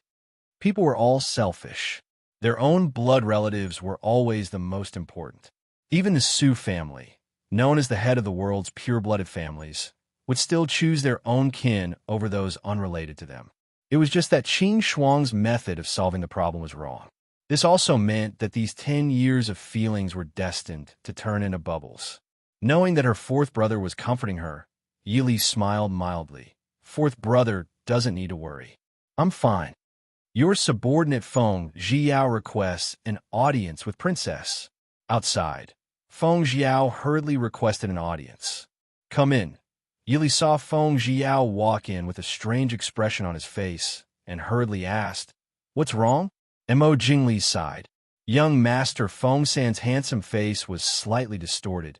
Mo Jingli is dead. Dead? Yili was a little surprised. How did he die? Mo Jingli didn't seem to be a resolute and unyielding person, someone who would rather die than be humiliated. Also, when Mo Xiaoyao had returned, he had only said that he had captured Mo Jingli. How did he die in such a short time? Feng Jiao scratched his head in frustration, squeezing out a smile. In any case, Mo Jingli is already dead. That your subordinate actually wanted to ask how we should deal with his corpse? Yili glanced at Mo Xiaoyao, asking, should we return the corpse to the Dechu state? In a few days, the Dechu state would send an emissary to negotiate with the Prince Ding mansion and bring the young Emperor Mo Suiyun back. Feng Jiao hurriedly shook his head and said, Wang Fei, this by the time the people from the Dechu state arrive, Mo Jingli's corpse would already be. Why don't we return his ashes to them? Even though he was very doubtful whether the people from the Chu state really wanted Mo Jingli's corpse, Feng Jiao still didn't want it. Yili frowned. Even though she felt that Feng Jiao's attitude was a little strange, but what Feng Jiao said wasn't without an end. Seeing that Mo Xiaoyao didn't object, she nodded in agreement. Feng Jiao finally let out a sigh of relief and glanced at Mo Xiaoyao with a strange expression. Mo Xiaoyao looked up and smiled faintly at him. Feng Jiao only felt the cold wind whistling above his head and hurriedly shrunk his neck back. Yili wasn't in a good mood, and after sitting for a while, she returned to her room to rest. The others still had to stay behind to deal with the remaining matters. Fortunately, after today, the Prince Ding mansion could truly live peacefully for a long period of time, so everyone present was very energetic and didn't feel tired. Mo Xiaoyao sat on the main seat and discussed with Su Qingbai the arrangements for the envoys from the various countries. After these 2 days, these envoys from the western regions would prepare to depart for their respective countries. Sending off the envoys wasn't a small matter, and tonight's banquet inevitably made people feel that they couldn't enjoy themselves to the fullest, so the farewell banquet had to be held even more grandly. Feng Jiao sat to the side, as if he had received an unknown shock. Sometimes he glanced at Mo Xiaoyao, sometimes he glanced at Mo Xiaobao. His eyes were so strange that even Su Qingbai couldn't help but look at him. After Mo Xiaoyao and Su Qingbai finished speaking, Mo Xiaoyao looked at Feng Jiao with a raised eyebrow and said, If you have something to say, say it quickly. Feng Jiao shook his head and said firmly, I have nothing to say. Chapter 1105. Mo Xiaoyao snorted, not believing him at all. What did Mo Jingli say to you before he died? Feng Jiao shook his head, saying in a small voice, he didn't say anything. I just guessed. What did you guess? I didn't guess anything, but I can see how much you hate Mo Jingli. Feng Jiao spoke without thinking. Prince Ding's methods of torturing people had unknowingly improved. No one knew when he turned Mo Jingli into a eunuch. Turning him into a eunuch was one thing, but he even ordered his son to drug him with an aphrodisiac. Drugging a eunuch with such a drug, it was simply infuriating. Thinking of Mo Jingli's miserable state before he died, Feng Jiao had reason to believe that Mo Jingli had a 90% chance of being stifled by his unquenchable desire, and another 10% chance of being angered to death by the father and son pair, Mo Xiaoyao and Mo Xiaobao. The pitiful ruler of a generation. In the end, he died in such a miserable state. What was worse was that he wasn't the only one who knew of his situation. If Mo Jingli was in heaven, he would probably be angered to death. Looking at Feng Jiao's eyes, Mo Xiaoyao knew that he had misunderstood. But he really couldn't explain to others that he didn't order Mo Xiaobao to drug Mo Jingli. Although he had hinted in this regard, he never thought that Mo Xiaobao would be even more efficient than him. Even if he explained, no one would believe him, right? Mo Xiaoyao thought with some regret. Mo Xiaobao. Looking at Mo Xiaobao, who was trying to slip away by the door, Mo Xiaoyao's lips curved into a happy smile. Mo Xiaobao quickly straightened his body. Father, this child is tired and wants to go back to rest. Mo Xiaoyao nodded. Go, be good. Your confinement begins tomorrow. When your third uncle and fourth uncle get married, Father will ask your mother to grant you a small amount of parole. As he spoke, Mo Xiaoyao gave his son a look at how well Father treats you expression. Imperial Father, Mo Xiaoyao exploded. How can you be like this? Mo Xiaoyao grinned at him. Imperial Father, what did I do? Mo Xiaobao was furious. You clearly said that if I won, the confinement would be waived. I didn't use the Shadow Guard and Qi Lin from the Princeton Mansion. I won. Mo Xiaobao stomped his feet. Mo Xiaoyao rubbed his forehead and looked at him with a half-smile. Useless? Isn't he a Shadow Guard? He's my friend. He was no longer a Shadow Guard. He had not joined Qi Lin yet. He's a free man. Mo Xiaobao argued. Mo Xiaoyao raised his brows. Is it like this? Mo Xiaobao raised his chin and said, Of course it's like this. If you don't believe me, you can ask Mo Hua. Qin Lai isn't a Shadow Guard. Luckily, this prince was smart and removed Qin Lai's name from the Shadow Guard first. Mo Xiaobao rejoiced in his heart. Since he dared to make a bet with Father, how could he lose over such a small matter? Mo Xiaoyao's smile was still amiable. Oh. Since it's like this, then Xinyang isn't a Shadow Guard. Xunyang's medicine naturally doesn't belong to the Shadow Guard. It can't be considered breaking the rules. Son, don't you think, right? Kacha. The lively Mo Xiaobao suddenly froze. Mother said that if he used medicine that shouldn't be used again, she would harshly punish him. If Mother knew that he stole Shan Yang's fragrance, something spring, something pill, not only would he be exempted from 3 months of confinement, it was possible that he would be locked up for another 3 months. Imperial Father is a bastard. Woo-woo. Mo Xiaobao silently cried in his heart.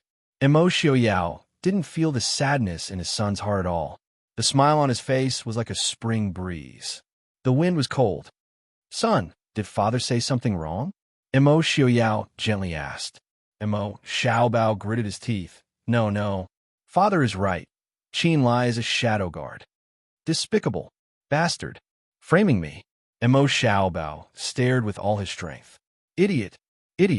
You're still too inexperienced. Mo Xiaoyao leisurely drank his tea. Then this time Father won? Mo Xiaoyao asked with a smile. Father is right. Mo Xiaobao gritted his teeth. Mo Xiaoyao lovingly rubbed his son's little head and said, Son, doing bad things isn't a problem, but if you're caught by the adults, then it won't be good.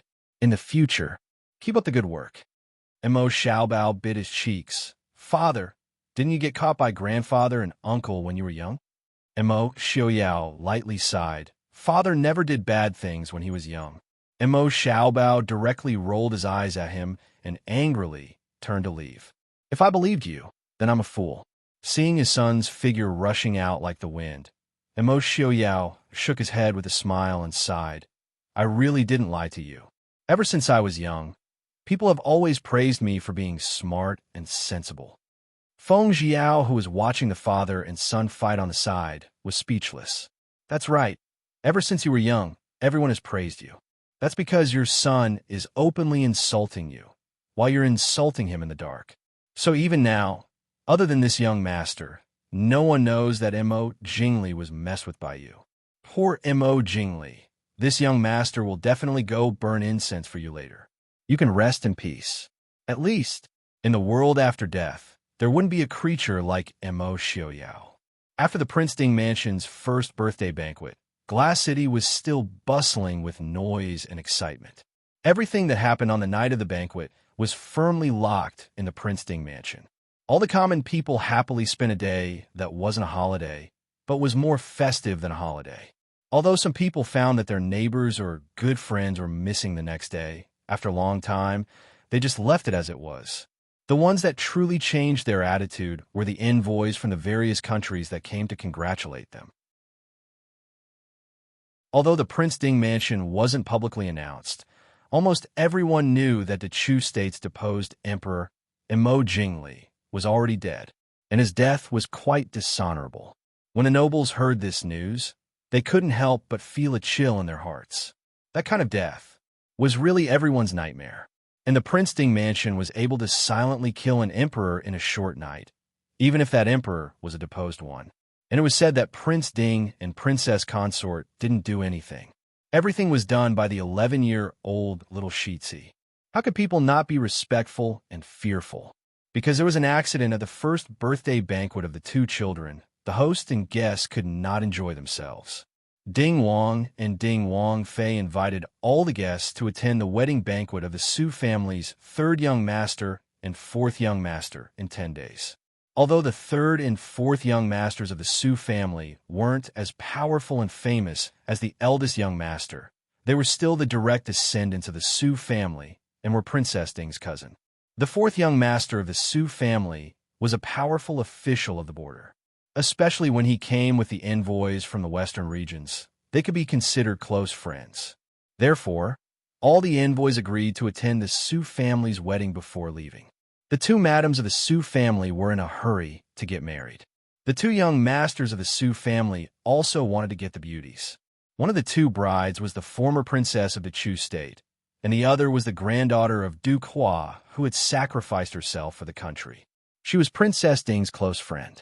This return gift was naturally unprecedentedly grand. Chapter 1106. In the blink of an eye, it was the day of the wedding. The guest courtyard of the Prince Ding mansion was bustling with people coming and going early in the morning. In the spacious room, two beautiful brides in bright red wedding dresses sat side by side. Yili led a group of madams and maidens to dress the two brides. Whether it was Hua Tianxiang or Mo Wuyo, both could be called first-rate beauties in terms of appearance. Hua Tianxiang was bright and moving.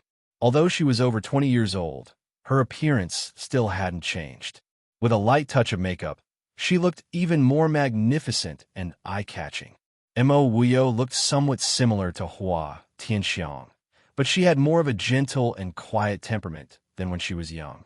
Perhaps it was because she had studied medicine for a long time, and her experience of helping the world and patience made her look more approachable and kind. Princess Ding, your makeup looks so good. Princess Helan, wearing a fiery red dress, walked around the room curiously. She was from the north, and it was her first time seeing a real wedding in the Central Plains. Seeing the two brides wearing wedding dresses embroidered with dragons and phoenixes and mandarin ducks playing in the water and putting on light makeup, Princess Helan couldn't help but feel a little envious. Yili looked at Princess Helan with a smile and said, "If the princess likes it, why don't you find someone in the Central Plains to marry? At that time, this consort will personally do your makeup for you." This was naturally a joke. Yili also knew that Princess Helan wouldn't mind such a joke. Princess Helan pretended to think for a while, then shook her head regretfully and said, "Unfortunately, this princess still likes the men of the north. In the future, when this princess gets married, I invite Princess Ding to attend. At that time, I will ask Princess Ding to do my makeup for me." Everyone couldn't help but laugh in unison. They had a better impression of this generous and candid princess. Empress Hua carefully inserted the golden hairpin into Hua Tianxiang's hair and looked carefully. She smiled and said, "Very beautiful, very beautiful. The princess is right. The princess consort's makeup is really beautiful." Looking at her beautiful niece, Empress Hua's eyes couldn't help but redden. She was such an outstanding child, yet she only got married at this age. Her best years were locked away in her boudoir. "Auntie," Hua Tianxiang held Empress Hua's hand and smiled faintly. "Auntie, am I really that beautiful?" Empress Hua smiled and said, "My Tianxiang is the most beautiful bride. Mother, where's my daughter?" "You've forgotten about your daughter." Seeing his mother's sadness, Mo Wuyu hurriedly spoke up to interrupt his mother's melancholy and acted like a spoiled child. Empress Hua smiled as she pinched her daughter's little face and said, "My Wuyo is also the most beautiful bride. Be good and don't move. Mother will help you comb your hair." Mo Wuyu did not move and allowed his mother to do his hair. Looking at his mother's focused expression in the bronze mirror, he also revealed a sweet smile. It's time to eat. Bride, it's time to eat. Yingu and Murong Ting came over with a few side dishes and snacks and said with a smile, "Come and eat something. Once it's done, there will be nothing to eat. You'll be hungry for the whole day." This was Murong Ting's experience. When Murong Ting got married, she carried a big apple with her. In the end, she was out of breath from hunger after the wedding. Hua Tianxiang turned around and said with a smile, "Murong Ting, Yingu, thank you." Murong Ting waved her hand indifferently. Yingu pursed her lips and said with a smile, "No need to thank me. Aunt Sue secretly told me yesterday to prepare some food for you. Otherwise, you'll be hungry. It's so pitiful that you can't eat after getting married, but Sister Hua and Wuyo are both so beautiful." Yili stood up with a smile and helped him arrange the things. She said with a smile, "Does Yingu like Sister Hua and Wuyo like this?" Yingu blinked her eyes and nodded. "I like it. I haven't worn such beautiful clothes before." Murong Ting covered her mouth and said with a smile, "That's easy. Yingu can also get married and wear such a wedding dress." Yingu blinked and was a little confused. But who is Yingu going to marry? Murong Ting smiled more mysteriously and asked quietly, "What do you think of young Master Qingxin?" "Qing, young Master Qingxin?" Yun Ji's face changed greatly, and she shook her head repeatedly. No, everyone was at a loss. Young Master Qingxin was not so annoying, right? The little girl was so scared that her face changed. Yili patted Yun Ji's shoulder and asked softly, "Why not? Yingu doesn't like brother?" Yingu glanced at Yi Li carefully. "Sisterly, can you not tell young Master Qingxin?" Yili nodded seriously, indicating that she would never spread the news casually. Yingu said with a drooping face, "Young Master Qingxin is so fierce. He makes me copy books every day. The day before yesterday, he made me copy the Book of Rites. I asked Sister Qinzheng and Aunt Sue. Sister Qinzheng clearly said that she had never copied those books before. But if I don't copy, young Master Qingxin will keep staring at me, as if I am very naughty and bad. I still have to learn medicine from my godfather. Last night, I rode until midnight before I went to sleep." Listening to Yun Ji's soft complaints, everyone looked at each other. What did young Master Qingxin want to do? He scared the little girl like this. Seeing Yi Li and others' strange expressions, Yingu quickly comforted them. "Sister Li, don't worry. I'm not afraid of young Master Qingxin." "Oh, why?" Yili asked calmly. Yingu said with a happy face, "Godfather told me that after the third and fourth young master's wedding, he will go out to travel. He wants to take me with him. Then we can travel around and help the world. When I come back, I will become the world's most famous doctor." The most important thing was that she would not be forced to copy books by young Master Qingxin every day. Thinking of the unfinished books in her study, Yunji's small hands could not help but tremble a few times. Her small lips also pouted with some grievance. Young Master Qingxin was too bad. Sister Qinzheng said that she had never copied so many books in her life. She only needed to read and remember. But young Master Qingxin actually said that she was too stupid and had a copy. She clearly already knew how to recite. Yingu hates young Master Qingxin so much. Hua Tianxiang sat on the left and asked curiously while eating. Yingu quickly shook her head and said, "Not really. If only young Master Qingxin was not so fierce. Young Master Qingxin gave me a lot of things and even brought me back to live in his house. He is the best to me, just like my father and godfather." Cough, cough. Hua Tianxiang and Murong Ting choked at the same time. And Mo Wuyu, who was sitting in front of the dressing table, could not help but tilt his neck. Only Yili sat calmly and drank tea. "What happened to Sister Tianxiang and Sister Ting Er?" Yingu said with some worry. Cough, cough, nothing. Hua Tianxiang said with a smile. "Young Master Qingxin, rest in peace." When Hua Tianxiang and Mo Wuyu dressed up, it was almost time. Yili took Hua Tianxiang's hand and said with a smile, "I will call you cousin-in-law in the future. I wish you happiness."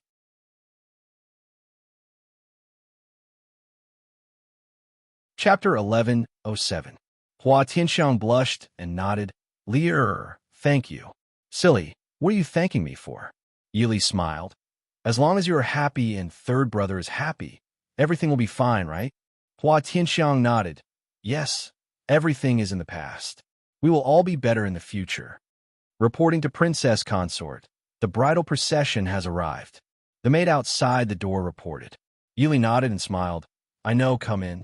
She stood up and took the dragon and phoenix veil and personally covered Hua Tianxiang's head. Empress Hua also took the veil and covered Wu You's head. The matron of honor and the maidservants who had been waiting outside hurriedly came in and carefully led the two brides out. Yili turned around and smiled. All right, let's get ready to go to the Su family and join in the fun. Quickly go back and change your clothes. Because of the relationship between the Prince Ding mansion and the Su family, the wedding was held together. After the brides left, all the guests would go to the Su family to attend the banquet. As a result, everyone was saved from a difficult situation. After all, although the girl who was marrying into the Prince Ding mansion was not Prince Ding's biological sister, she was still marrying from the Prince Ding mansion. No one dared to not go. As a result, wouldn't the Su family have no one to congratulate them? Now that they were being held together, it was convenient for everyone to be more lively. Late at night, the Su family mansion was decorated with lanterns and colored banners, bustling with noise and excitement. The master of ceremonies shouted, "Send them to the bridal chamber." The newlyweds, who had just bowed to heaven and earth, were escorted to the east. When the banquet began, the entire Su family mansion became more lively. The main hall was filled with singing and dancing, and the fragrance of wine permeated the air. Even the two masters of the Su family, who were usually dignified and elegant, couldn't help but drink a few more cups, and their elegant faces became more colorful. The two madams, Su led Qin Zheng around the banquet table with smiles on their faces, taking very good care of her. The courtyard outside the main hall was also filled with banquet tables prepared for the guests who were not qualified to sit in the main hall. Although she was sitting outside, the light from the makeup made it seem like it was daytime. Although they couldn't enjoy the singing and dancing inside, the sky outside was filled with colorful fireworks. Furthermore, second young Master Su and fifth young Master Su from the Su family were there to accompany them personally. While the celebration was going on, two people were sitting on the roof of the Su family, leaning against each other. The man's long white hair glowed with a faint silver light under the moonlight. His long white hair and the woman's black hair intertwined with each other in the breeze. Yili sat beside Mo Xiaoyao and gently rested her head on his lap. Her eyes seemed to be enjoying the tranquility amidst the hustle and bustle. Mo Xiaoyao's eyes were as gentle as water. He raised his hand and gently touched her slightly red cheeks. He laughed in a low voice and said, "They are getting married. Why is Mr. Li so happy?" Yili opened her eyes. There was still a faint smile in her eyes. Just now, she had drunk a few more cups of wine. Her face was more rosy than usual, and her eyes were more smiling. Of course, I am happy that third brother and fourth brother are getting married. However, isn't this what I am most happy about? Mo Xiaoyao intimately brushed away the hair by her cheek and asked, "What is it then?" Yili smiled and said, "We can finally live our lives happily, right?" Mo Xiaoyao smiled. He lowered his head and pressed his forehead against Yili's. He smiled and said, "Yes, we don't have to fight anymore. We don't have to fight in the open or in the dark.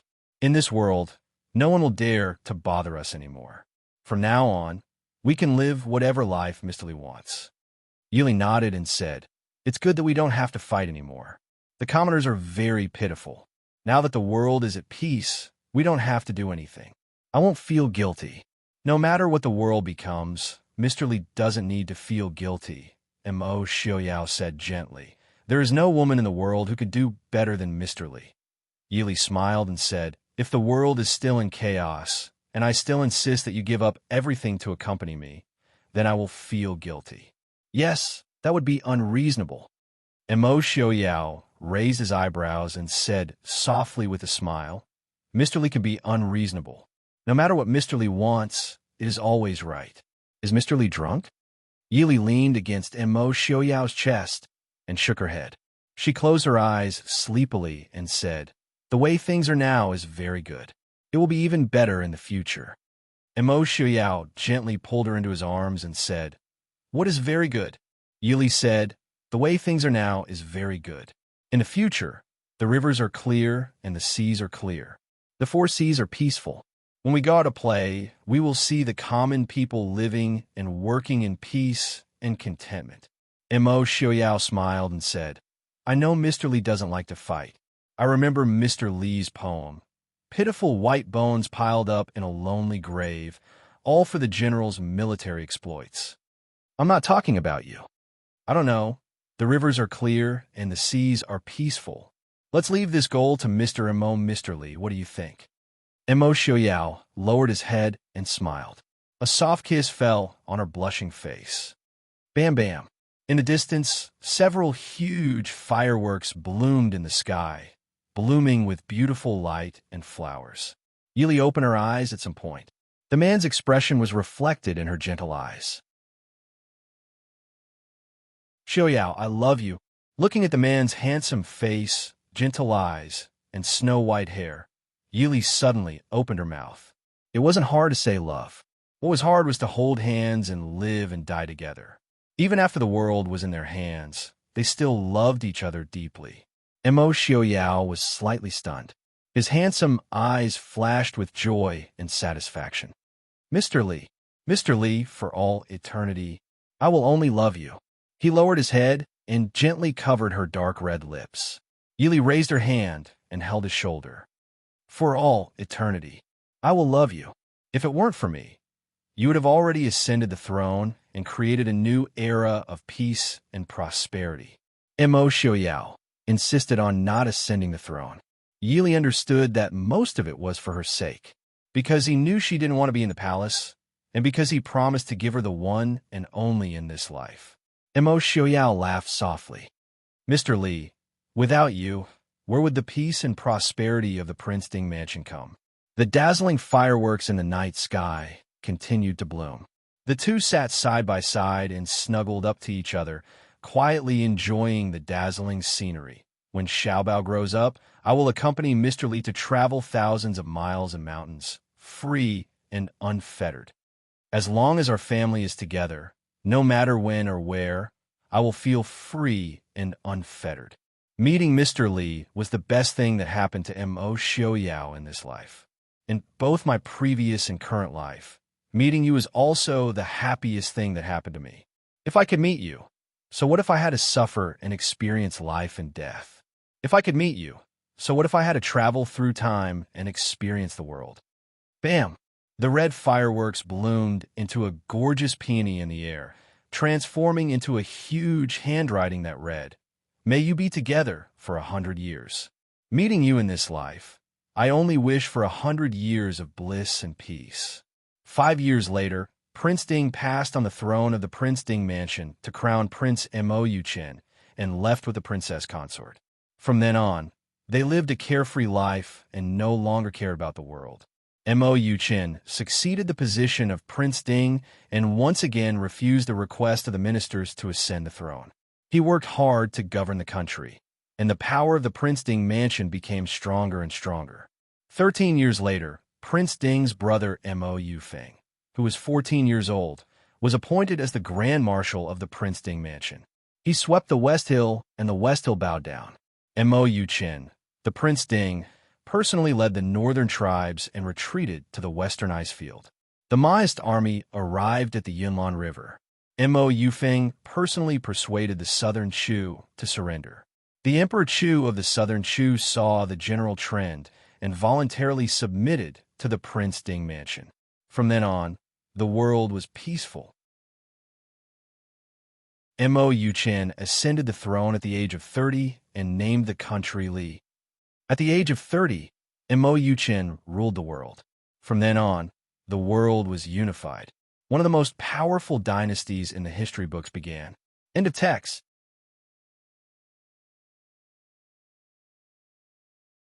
Chapter 1108. Mo Xiaobao. Full name Mo Yuchen, the heir of the Prince Ding mansion. If you want to ask who has the strongest background in the world, the answer of everyone in the world is the same, Mo Yu-chun. The domineering Prince Ding, Mo Xiaoyao, is his father. The Princess Ding, Yi Li, who is also famous for holding the most elite Qi Lin in the world, is his mother. The head of the world, Mr. Qing Yun, is his grandfather. Mr. Hong Yu and Mr. Hong Yin are his granduncles. The 5 young masters of the Su family are his uncles. The most important thing is that he has a unique position in the Su family. Even if a pair of younger siblings were added later, it has never been shaken. But if you want to ask who is the most miserable person in the world, little Shitzi Mo will tell you. It is also Mo Yu-chun. Little Shitzi Mo thinks that the reason why he has such a miserable life is all because he has a father who can cheat his son the most. So much so that he dreams of becoming a son who can cheat his father. Mo Xiaobao's miserable life began from the moment he was born. When he was born, perhaps before he was born, his father blamed him for eating too much, causing his dear mother to suffer and become thin. When he was born, his father thought that he was too much of a tormentor, causing his mother to suffer too much. Even after he was born, his father thought that his mother paid too much attention to him and was jealous. He also gave him a nickname that would make him unable to raise his head for the rest of his life. So when Mo Xiaobao grew up, every time he recalled it, he felt that his childhood was a big cupboard full of tableware. His mother once comforted him that the name Xiaobao was very cute and cute. Mo Xiaobao agreed very much. Before he was 10 years old, this name had always been very cute and cute. So Mo Xiaobao also learned how to sell his cuteness. But when he grew up, he found that his mother's comfort was really a white lie. When his nickname spread throughout the Mahist army and slowly spread out, he finally understood his father's sinister intentions. Although Mo Xiaobao's life before he was 10 years old was full of fighting wits and courage with his father, it was generally relaxed and happy. But his good days came to an end after his younger brother and sister's first birthday. On the second day of his younger sibling's first birthday, he received a 3-month confinement. 3 months later, when he finally crawled out of his own courtyard and thought that he might have autism, he was thrown into the large study where his father dealt with official business and was given a schedule that could be described as insane. Since then, he had to wake up earlier than the chickens, sleep later than the dogs, work harder than the cows, and eat worse than the living conditions. However, Mo Xiaobao was a person with great ambitions, so he knew what it meant by suffering the hardest to rise above others, and what it meant by the heavens bestowing a great responsibility upon him. Thus, after painstakingly training for over a year, Mo Xiaobao, who had just turned 12, and Qin Lai, who was already 15, were thrown into the Qilin to train. Qilin was the most elite member of the Mahist army. Logically speaking, they wouldn't accept someone of Xiaobao's age. Back then, Qin Lai had been rejected because he was too young. But when Mo Xiaobao successfully passed through the swamp forest of Qilin's training and used all kinds of methods to defeat 7 members of Qilin, he finally opened the door to Qilin.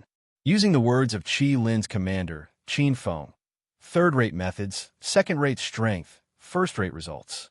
Mo Xiaobao became the youngest member of Qilin in history. In the eyes of outsiders, Qilin was mysterious, noble, and elegant. But to the people who had become his members, he was actually as kind and amiable as a family. After all, they didn't want to be cold and aloof to people every day. Thus, Mo Xiaobao encountered his first problem after joining Qilin, codenames.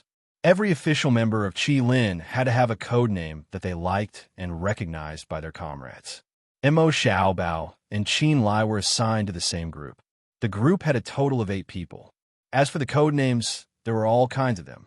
Some were called Snow Wolf, Fierce Tiger, some were called Falcon Crow, and some were called Hammer Iron Hammer. Mo Xiaobao decided to give himself a high-end codename. He was going to be a person whose name would shake the world in the future, so his codename naturally couldn't be vague. Just as Mo Xiaobao was racking his brains over his codename, Qin Lai, who had been waiting impatiently, frowned and said, "Do you still need another codename?" Didn't your good fortune already spread throughout the world? No matter how much effort you put in, the code name you came up with cannot be better than the original. Mo Xiaobao blinked. Do I? Do I have to be called Crown Prince? That's not good. It feels like I'm showing off my father, right? Qinlai rolled his eyes and faintly spat out 2 words. Xiaobao. Mo Xiaobao's smile froze, and he wanted to pounce over and bite Qinlai. Qinlai, you traitor. Qinlai snorted and said, Do you think they don't know? How come I didn't know that the Prince Ding Mansion's heir had the habit of burying his head in the sand? Or did someone forget how to loudly proclaim his name in front of the Mahist army? In the past, little heir Mo's feat of loudly proclaiming, I am Mo Xiaobao, in front of thousands of soldiers and horses was famous throughout the 3 armies. Since the heir liked this nickname so much, the soldiers of the Mahist army naturally approved of this incomparably cute name. It was said that it was given by the prince. Although there were people who felt that this name was not good for the heir's tall and mighty image. But after seeing the little heir's delicate smile and cute expression, they couldn't help but agree that His Highness Prince Ding was too wise and far-sighted. It was to the point that many years later, Mo Xiaobao could not help but deeply regret his actions of using his cuteness to trick the heir. Mo Xiaobao looked at his teammates in despair. His teammates smiled in agreement, indicating that Qinlai's words were true. Originally, Qilin might have been more closed off than other armies, but Qilin's news was definitely not closed off. More importantly, a large portion of the current Qilin had just joined in the past 2 years, and many of them had personally witnessed the little heir's feats. Xiaobao is very good. It suits his image very well. Let's call him Xiaobao. The leader of the group was the first to make the decision. This might be the only chance in his life to mess with the heir, so he had to do it. Although this could very well be the reason why he was continuously enslaved by someone for the rest of his life. Therefore, under the situation of 7-1, Mo Xiaobao was forced to accept the name Xiaobao again with the absolute minority of votes. Because he was temporarily serving Qilin, Qilin's internal members jokingly called him Qilin Xiaobao, Qilin baby. The blow to his name almost made Mo Xiaobao unable to recover. He no longer had the ambition he had when he first joined Qilin. It wasn't that Mo Xiaobao didn't want to do something big, but whenever he thought of hearing countless people call him Xiaobao XX, Xiaobao XXXX, Xiaobao XXXX, he had the urge to hide in the wilderness for the rest of his life. Therefore, after reflecting on the painful experience, Mo Xiaobao finally confirmed that his life was Prince Ding. He wanted to be evil, be open and above board, be famous for thousands of miles, and be awe-inspiring in the world. He wanted to hide in the dark, be evil, and scheme against people. He wanted the martial arts world to not have his name, but there would definitely be legends about him. He wanted to use his own method to wash away this unglamorous nickname. The consecutive blows finally caused the soft and adorable Mo Xiaobao to turn completely black. Xiaobao, Mo Xiaobao, baby Qilin, whoosh. An arrow pierced through the air and firmly nailed itself between the legs of a certain team commander who was sitting lazily on the ground. It was only 1 centimeter away from a certain sensitive part. A certain young heir with a gloomy expression slowly walked over and calmly pulled out the arrow. My apologies, Commander. The shot was off by a hand. I'll practice 20 more times. A certain commander quietly shrunk his legs and couldn't help but tremble as tears streamed down his face. Damn, you missed by just 1 centimeter. If you didn't miss, what did you want to shoot? Brother Xiaobao. Brother Xiaobao, ex-heir promised to marry me when she grows up. A certain adorable little softy happily rushed into the study. She was so pleased with herself that she even called him by his childhood name. The young man behind the desk coldly glanced at her and didn't say anything. Ha, ex-heir finally agreed to marry me. I'm going to tell my parents. I'm going to prepare the betrothal gift. Little Dumb Lung danced with joy. Give up. You can't afford to marry my sister, even if you sell your whole family. The young man mercilessly attacked. No way. Princess Ding will definitely agree. Humph. Little Dum Lung was still happy. Mo Xiaobao, it's wrong to be jealous of your future brother-in-law. Looking at little Dum Lung who ran away, the young man looked ferocious. Come on, tell Su Zhiruwei that I don't discriminate against close relatives. I believe that the excellence of the Su family can make up for this small defect. In addition, tell the little princess that it's embarrassing to take a fool out. The next day, the 13-year-old young master of the Lung family was heartbroken because Princess Exener, who was just 4 years old, said that she wanted to marry cousin Zhiruwei more. Xiaobao, can you do me a favor? Young Master Feng San pulled the young master of the Prince Ding mansion with a smile. He looked as if they were close, and it would be embarrassing if he didn't help him. A dark light flashed in Mo Xiaobao's calm eyes. What's the matter? Young Master Feng San carefully took out a delicate box and handed it to him. Help me give this to. Why don't you give it to her yourself? Mo Xiaobao opened it and saw a delicate and beautiful phoenix hairpin inside. Young Master Feng San sighed helplessly. She doesn't want to see me. Your father said that I don't do anything important every day, and I can't go out of the city this month. Xiaobao, do me a favor. Aren't you going out of the city to visit Mr. Qingyan today? This is for you? Young Master Feng San reluctantly took out a pair of bright pearls and gave it to Mo Xiaobao. After a long time, Mo Xiaobao finally nodded calmly and agreed. Seeing young Master Feng San turn around and leave happily, Mo Xiaobao turned back and threw the pearls to the guard behind him. Send this to Mrs. Yang. Thinking for a while, Mo Xiaobao said, forget it. I'll send it myself. Feng San is so careless. He doesn't even leave a letter. No wonder she doesn't like him. A month later, young Master Feng San went out of the city and asked to see someone. This time, he didn't even enter the city, let alone see the person. And young Master Feng San would never know why.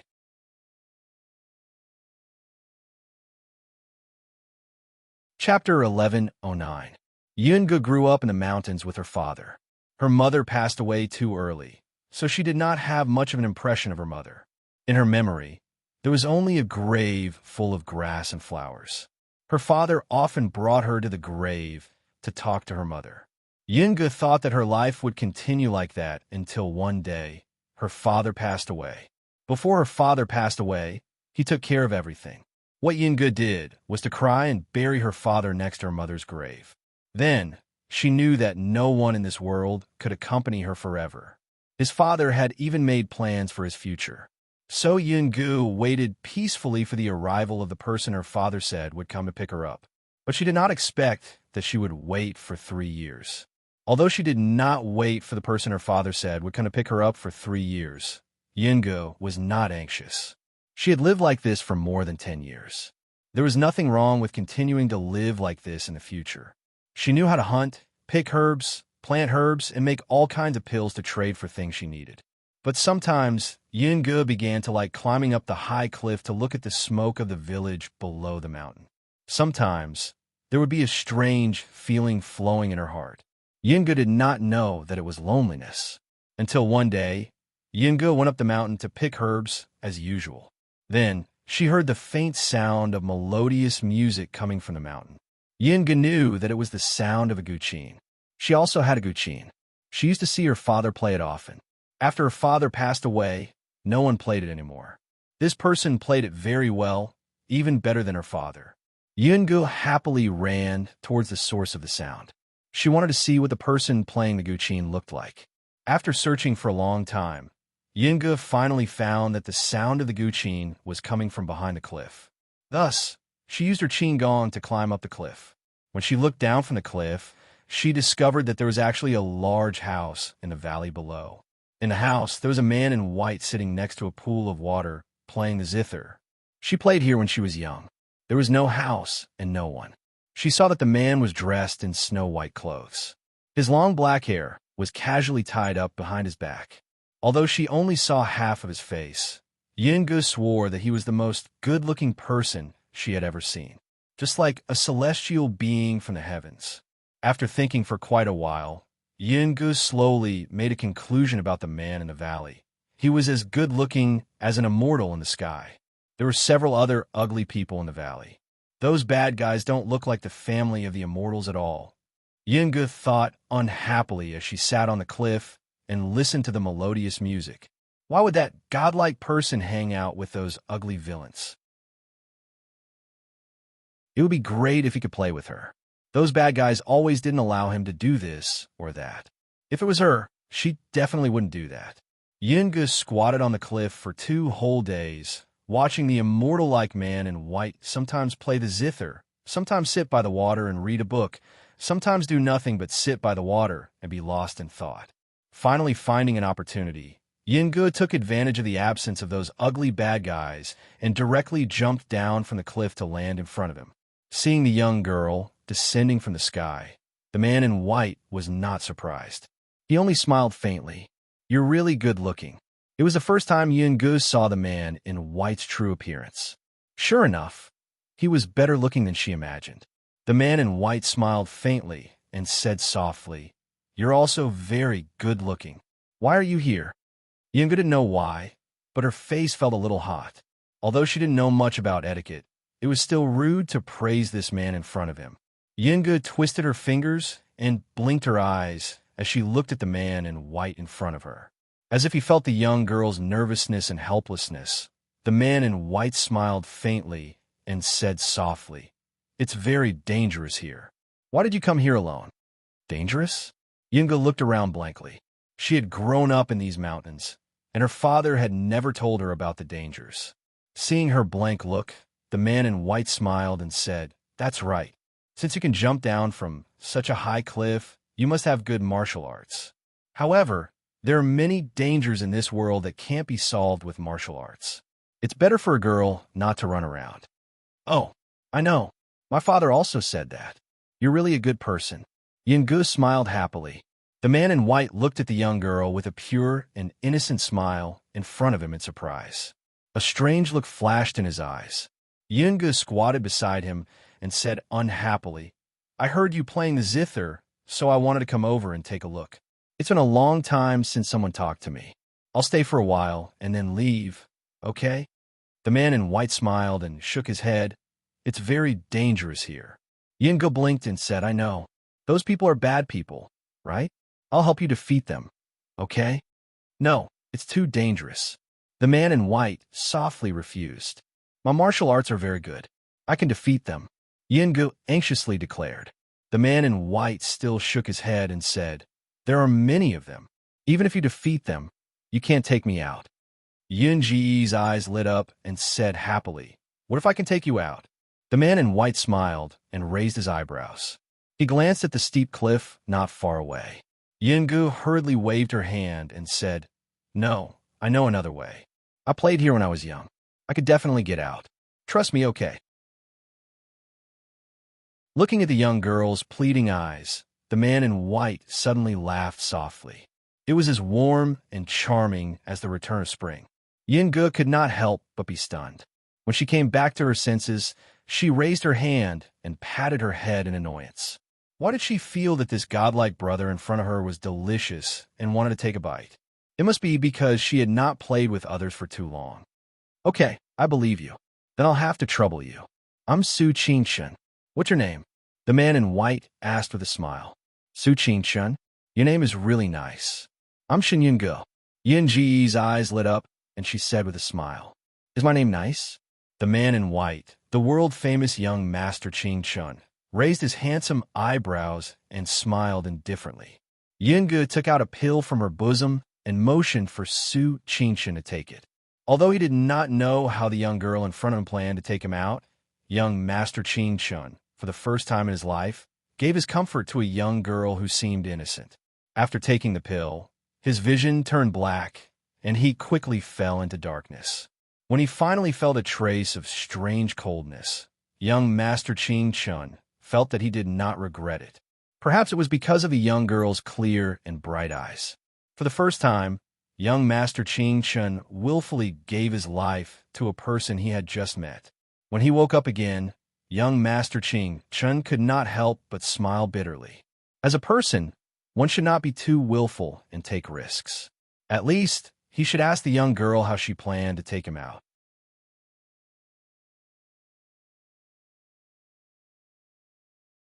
Chapter 11:10.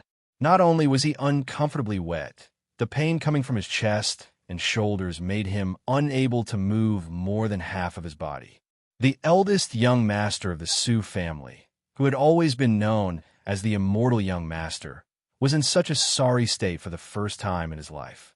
"Su Qingshan, are you all right?" A somewhat unfamiliar voice came from behind. Su Qingshan turned his head with some difficulty and saw a similarly wet little girl looking at him with a face full of shame. Her bright and beautiful big eyes were full of sparkling tears. Su Qingshan coughed lightly, shook his head, and forced a smile. "I'm fine, we're out. You brought me out from the bottom of that pool? And I'm sorry. I was too careless and caused you to be injured." Yinga looked at Su Qingshan anxiously and said guiltily. Su Qingshan smiled faintly and shook his head. This little girl had a petite figure. Su Qingshan could imagine how much effort it took to bring out an adult man who was much taller than her from the bottom of the pool. Compared to that, this little bit of carelessness was really not worth mentioning. But it was really painful. Young Master Qingshan was not a martial artist and rarely got injured in his life. This kind of serious injury was the first time in his life. He could not help but pale from the pain. Seeing him in so much pain, Yinge could not help but pale with fright. She quickly took out a small medicine bottle and poured a pill in his mouth. "Don't be afraid. I will cure you. Soon it will be different."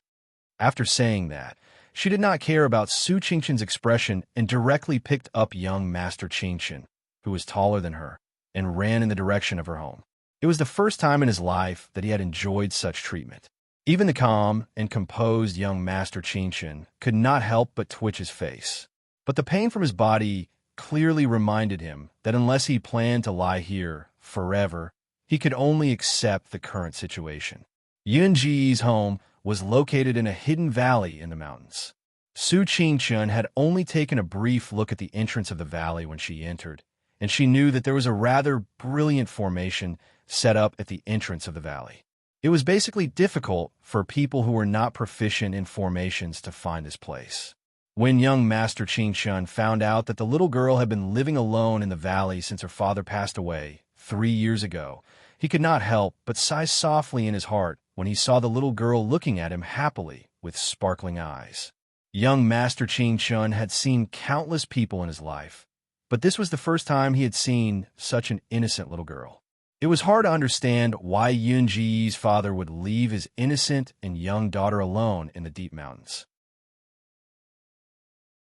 Although Yunji's martial arts were not weak, martial arts could not determine everything in this world. Compared to the high ground of martial arts, the viciousness of the human heart was far more dangerous. Yinga was a very simple girl. She was like a chick that had just hatched, instinctively trusting the first person she saw. After her father passed away, young Master Qingshan was the first person who had a close relationship with Yunge. Therefore, young Master Qingshan naturally became Yunji's most trusted person. Hence, after finding out about Yunji's father's arrangements, Sir Qingshan had effortlessly persuaded the young lady to leave the valley with him. After confirming that the Mu family had no intention of taking care of Yunge, he naturally brought the young lady back to Glass City. Su Qingshan, the bustling Glass City, made Yunge somewhat uncomfortable. Her beautiful little face was filled with uneasiness and worry, and the Sioux residence that was already in sight made her stop in her tracks. Although Su Qingshan said that the Sioux family would be her home in the future, no matter how ignorant Yunge was, she still understood that the Sioux family was Su Qingshan's home and not her own home. She no longer had a home. "Don't be afraid. Everyone in our family is very good. They will all like you. Just like Li Er. Don't you like her very much?" Young Master Qingshan comforted her softly. "Sister Leah?" Speaking of Sister Li Er, Yunji's eyes could not help but brighten. Sister Li was her first good friend other than Su Qingshan. Moreover, Sister Li was very beautiful and gentle. On the way up north, she had heard many people say that Sister Li was the most amazing woman in the world. Not only was she beautiful, her martial arts were good, and she could even lead troops to war. It was a pity that Sister Li had gone to war. She could not follow and cause trouble. Su Qingchen nodded and smiled. Yes, Li is my cousin. We are all family. Could it be that Yunge does not like the Su residence? Then you can also live in the Princeton mansion. However, there is no one in the Princeton mansion now. If Yunge lives alone, no, I will live in the Su residence. Yunge hurriedly shook her head. Young Master Qingchen's lips curled into a faint smile. That's good. Let's go. Everyone is already here to welcome us. Young Master Qingchen had returned from his tribulation and brought back a beautiful lady. The Su family, who had received the news long ago, turned out in full force to welcome them at the door. Seeing the two of them appear, almost everyone's eyes were attracted to the beautiful lady in yellow next to young Master Qingchen. Madame Su repeatedly praised them. She happily went forward and carefully sized up Yunge. She smiled and asked, Young lady, are you Yunge? You must have had a tough journey. Yunge was a little embarrassed to be held by the gentle and noble lady in front of her. However, she still nodded and said, Yes, I am Shen Yunge. This is my mother and second aunt. Yunge can call them aunts, Su Qingchen said with a faint smile. Aunts. Hello. Aunts, Brother Yin said softly. Good child. Madame Su nodded repeatedly. She looked at the young lady in front of her with satisfaction. This was the first time her son had personally brought a lady home.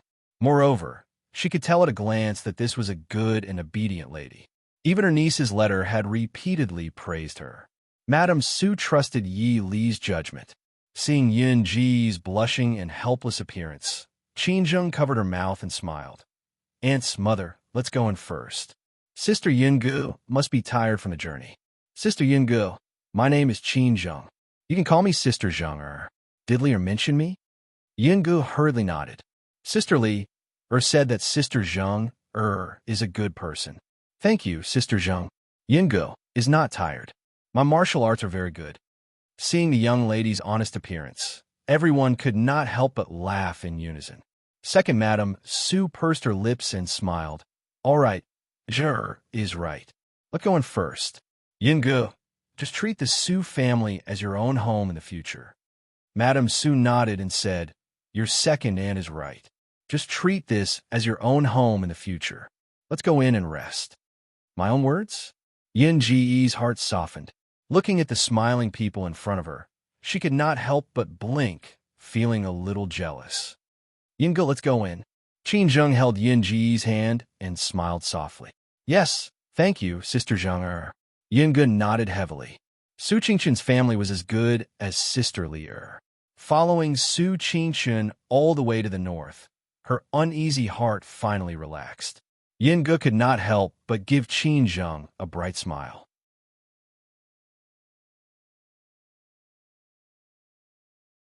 Chapter 11:11.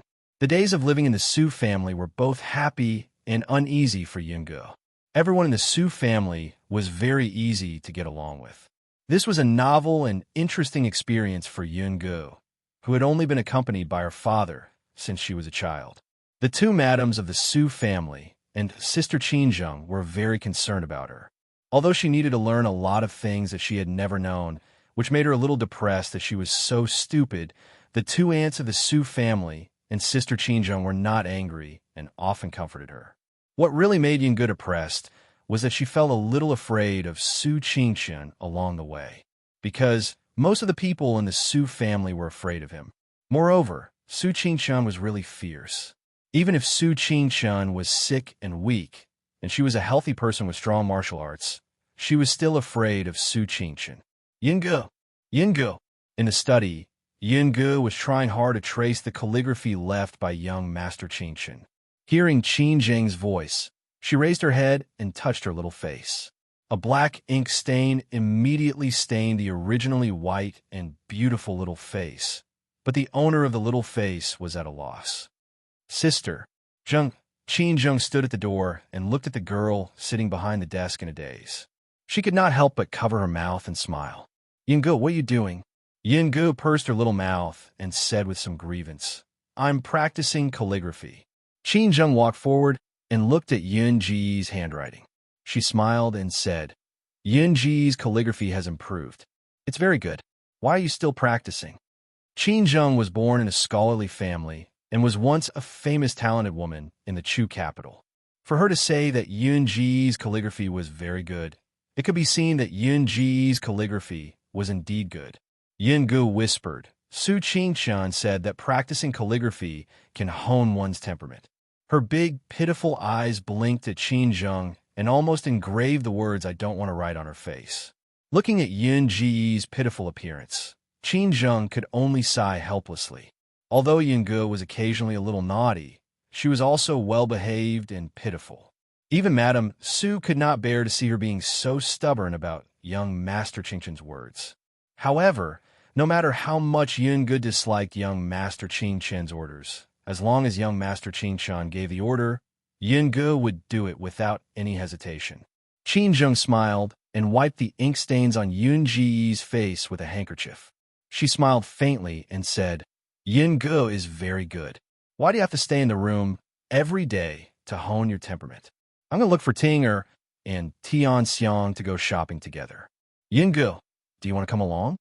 Seeing the ink on Qin Zheng's snow-white handkerchief, Yin Gu knew that she had made a fool of herself. She quickly took the handkerchief from Qin Zheng's hand and wiped it herself. Hearing Qin Zheng's words, Yin Gu was also very moved. But looking at the half-written words on the table, her delicate little face could not help but fall. If Su Qingqian knew that she ran out halfway, he would definitely punish her twice the amount of gratitude. Her fingers would be broken. All right, let's go. Sister Zheng, I will help you talk to Big Brother, okay? Big Brother will always be reasonable. How can a little girl sit at home every day without moving?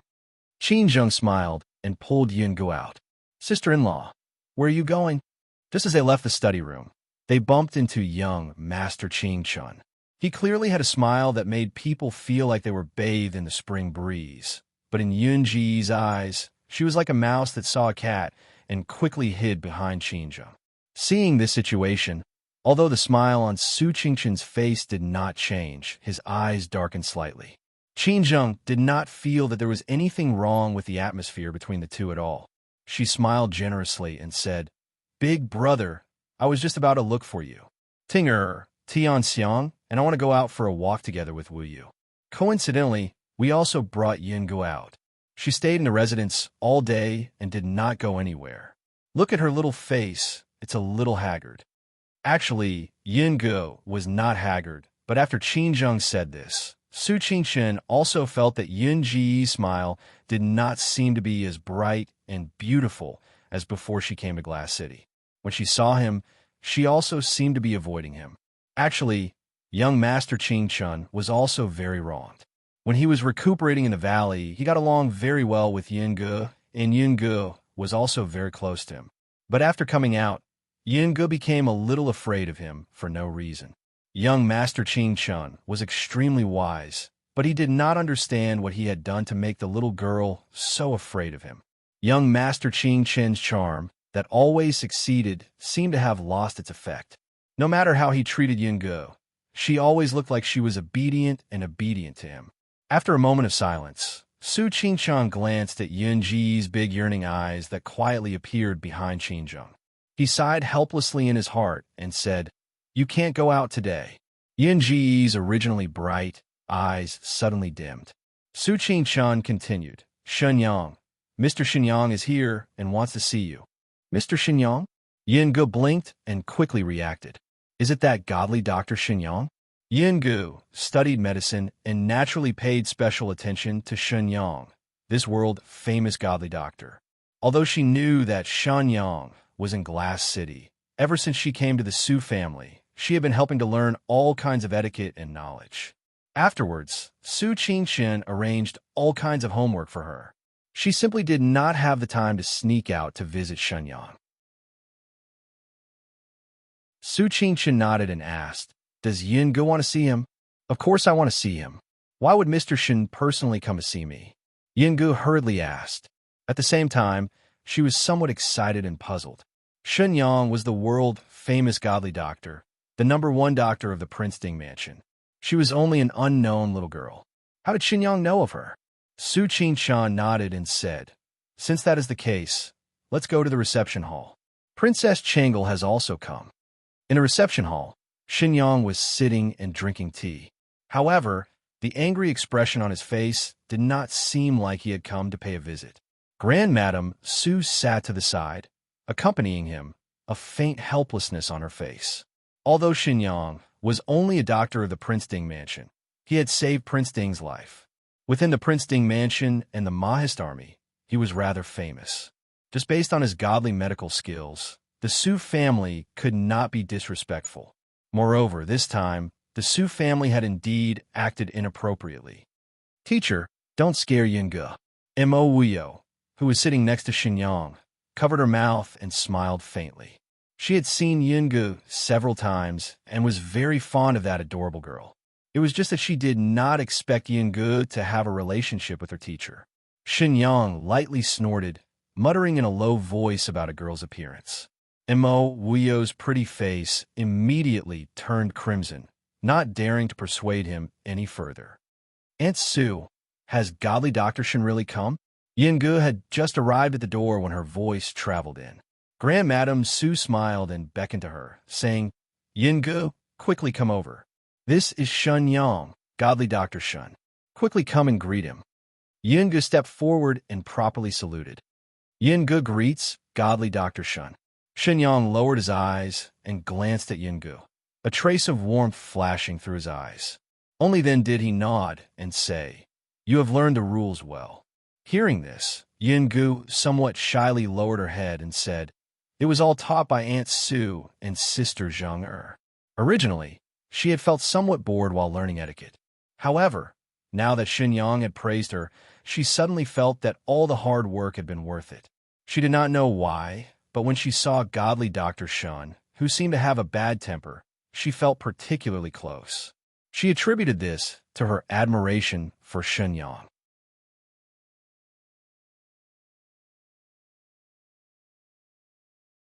Chapter 11-12. Madame Su pulled Yinge to her with a smile and said, "Yinge is a smart and well-behaved child." Madame Su really liked Yinge when she said this. Not only because Yinge was brought back by her son, but also because of Yunji's temperament. Madame Su family, who had no daughter, really loved her. Although she had a niece like Yi Li's temperament was calm and quiet. She was one of the most extraordinary women in the world. Therefore, there were very few things that Madame Su could care for and help her with. Moreover, Yinge was so innocent and clueless about the world, which made Madame Su even more worried and distressed. While talking, Su Qingshan and Qin Zheng also followed. Seeing Su Qingshan, Shun Yang's face, which had eased a little, turned ugly again. He snorted and said nothing with a cold face. Su Qingshan was not offended. He smiled faintly and said, "Yinge, have you met Mr. Shun?" Yinge looked at Shun Yang, who was suddenly angry, and then at Su Qingshan, who was smiling. She nodded and said with a smile, "Yes, Mr. Shun praised me." Su Qingshan smiled and said warmly, "Is that so? Mr. Shun rarely praises people, but Yinge can't be proud." Yinge nodded repeatedly, but her pair of bright eyes had already been glued to Xinyang. Since her father passed away, there was no one to guide her medical skills. If she had doubts, she could only explore slowly by herself. She had not made any progress for a long time. Thinking of this, Yinge looked at Xinyang with more enthusiasm. Seeing Yinge looking at Xinyang with undisguised admiration, Su Qingshan's expression darkened slightly. He looked at Xinyang and said, "Mr. Shun, what do you have to say? Yinge is here now, so feel free to speak." Xinyang snorted softly, but looked at Yinge with a gentle gaze. Although he respected the Su family, it did not mean that he could understand the fact that the Su family hid Yunji's identity from him. In any case, Yinge was a member of the Shun family. "Yinge, come here. This is for you. It's my meeting gift." Xinyang took out a simple jade box and handed it over. Yinge could not help but look at Su Qingshan. Seeing him nod, she walked over and took the box in Shun Yang's hand, but Shun Yang's face darkened again. Yungu curiously opened the box and saw a set of silver needles neatly placed inside. Yunji's little face lit up, and she hesitated for a moment before saying, This is the hibiscus needle that Daddy talked about? Xinyang nodded and said with a smile, That's right. It's the hibiscus needle. I don't need it now. Since you're also a medical student, I'll give it to you. To ordinary people, this hibiscus was nothing more than a silver needle. However, to a doctor, it was a rare treasure. Yungu was naturally overjoyed, but he was also a little uneasy. Yungu can't accept it. Xinyang raised his eyebrows and asked, Why not? Yungu bit the corner of her lips and said, Father said that it wasn't easy to create the hibiscus needle. This is the only set left in the world. Yunj can't accept such a valuable gift from Mr. Shun. Xinyang looked at Yungu and smiled thoughtfully. Yungu, I heard that your medical skills are pretty good. Yungu blushed slightly. Yunji's medical skills have not improved for a long time. Do you think I can give you some pointers? Xinyang smiled.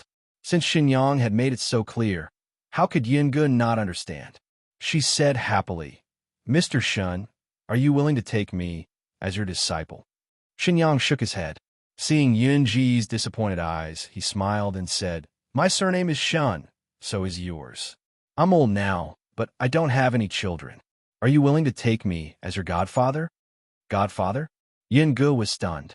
Xinyang took it as her agreement and smiled with satisfaction. Good girl, this is a gift from your godfather. Keep it well. He raised his hand and put the jade box with the silver needles into Yunji's hands. Huh? Yungu was at a loss. Did she agree? Mr. Shun, isn't this? Mrs. Su frowned and said. Yungu didn't know, but they knew the relationship between Xinyang and Yungu. In terms of seniority, Xinyang was already Yunji's granduncle. How could he take her as his goddaughter? Su Qingshun lowered his eyes and pondered for a moment. He smiled and said, Yungu, you're a medical student.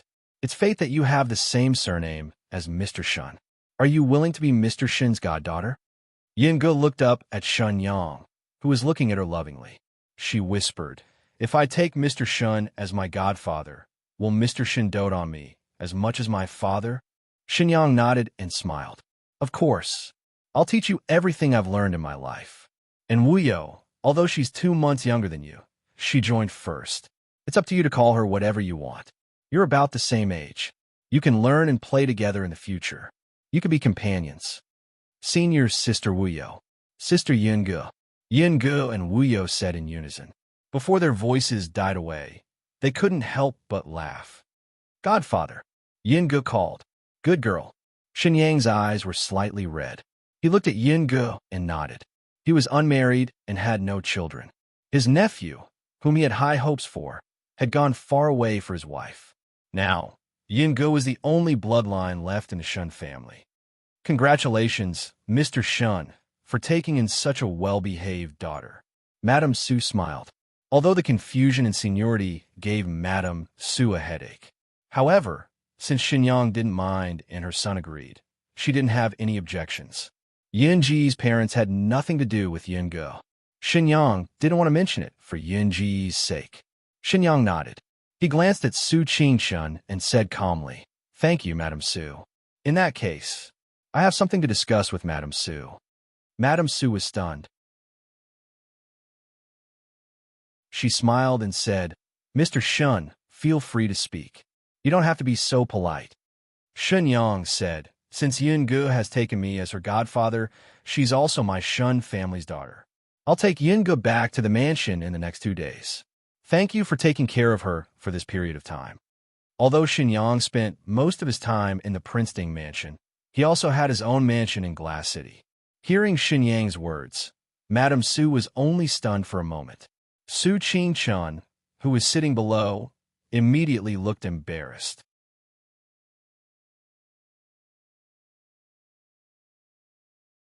Chapter 11:13. Xinyang suddenly proposed to take Yungu away. For a moment, everyone in the Su family couldn't accept it. Although Yungu hadn't been in the Su family for a long time, the Su family really liked this lively, simple, and lovely girl. Mrs. Su, who didn't have a daughter, treated Yungu better than her sons. On the other hand, Mrs. Su still secretly hoped that this little girl would become the daughter-in-law of the Su family. Now that Yungu suddenly wanted to leave, how could Mrs. Su not be sad? However, Shenyang was Yun Ji's blood relative. Even if he had become Yun Ji's adoptive father now, their relationship was much closer than that of the Su family. Shenyang said that he wanted to take Yungu away. Even the Su family couldn't find a reason to refuse. Suppressing the anxiety in her heart, Mrs. Su looked at her son sitting in the lower seat. She hoped that he could come up with a reasonable excuse to refuse Shenyang. Su Qingshun looked up at Shenyang. The expression on his face had returned to its usual gentleness. He smiled faintly and said, "Mr. Shun, you have been very busy these months. How can you have time to take care of Yungu? If Yungu lives in your mansion, isn't it the same as when she lived in the mountains? How could living in his mansion be the same as living in the mountains?" Shenyang was displeased and wanted to refute. Before he spoke, Su Qingshan continued, "What's more, even if you're not busy, there isn't even a woman in your mansion. If Yungu comes to your mansion, there will be no one to accompany or teach her." Mrs. Su's eyes lit up. She quickly smiled and said, "That's right, Mr. Shun. You know that Yungu used to live with her father, and there was no one to teach her many things that a girl should learn. If Mr. Shin's surname is better than mine, give Yungu to me. I promise that I will teach Yungu to be the most educated and well-behaved girl." Well, Shenyang frowned.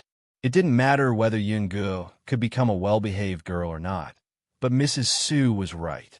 She had to learn the rules of many girls more or less. He couldn't take care of Yungu for a lifetime. She had to get married in the future.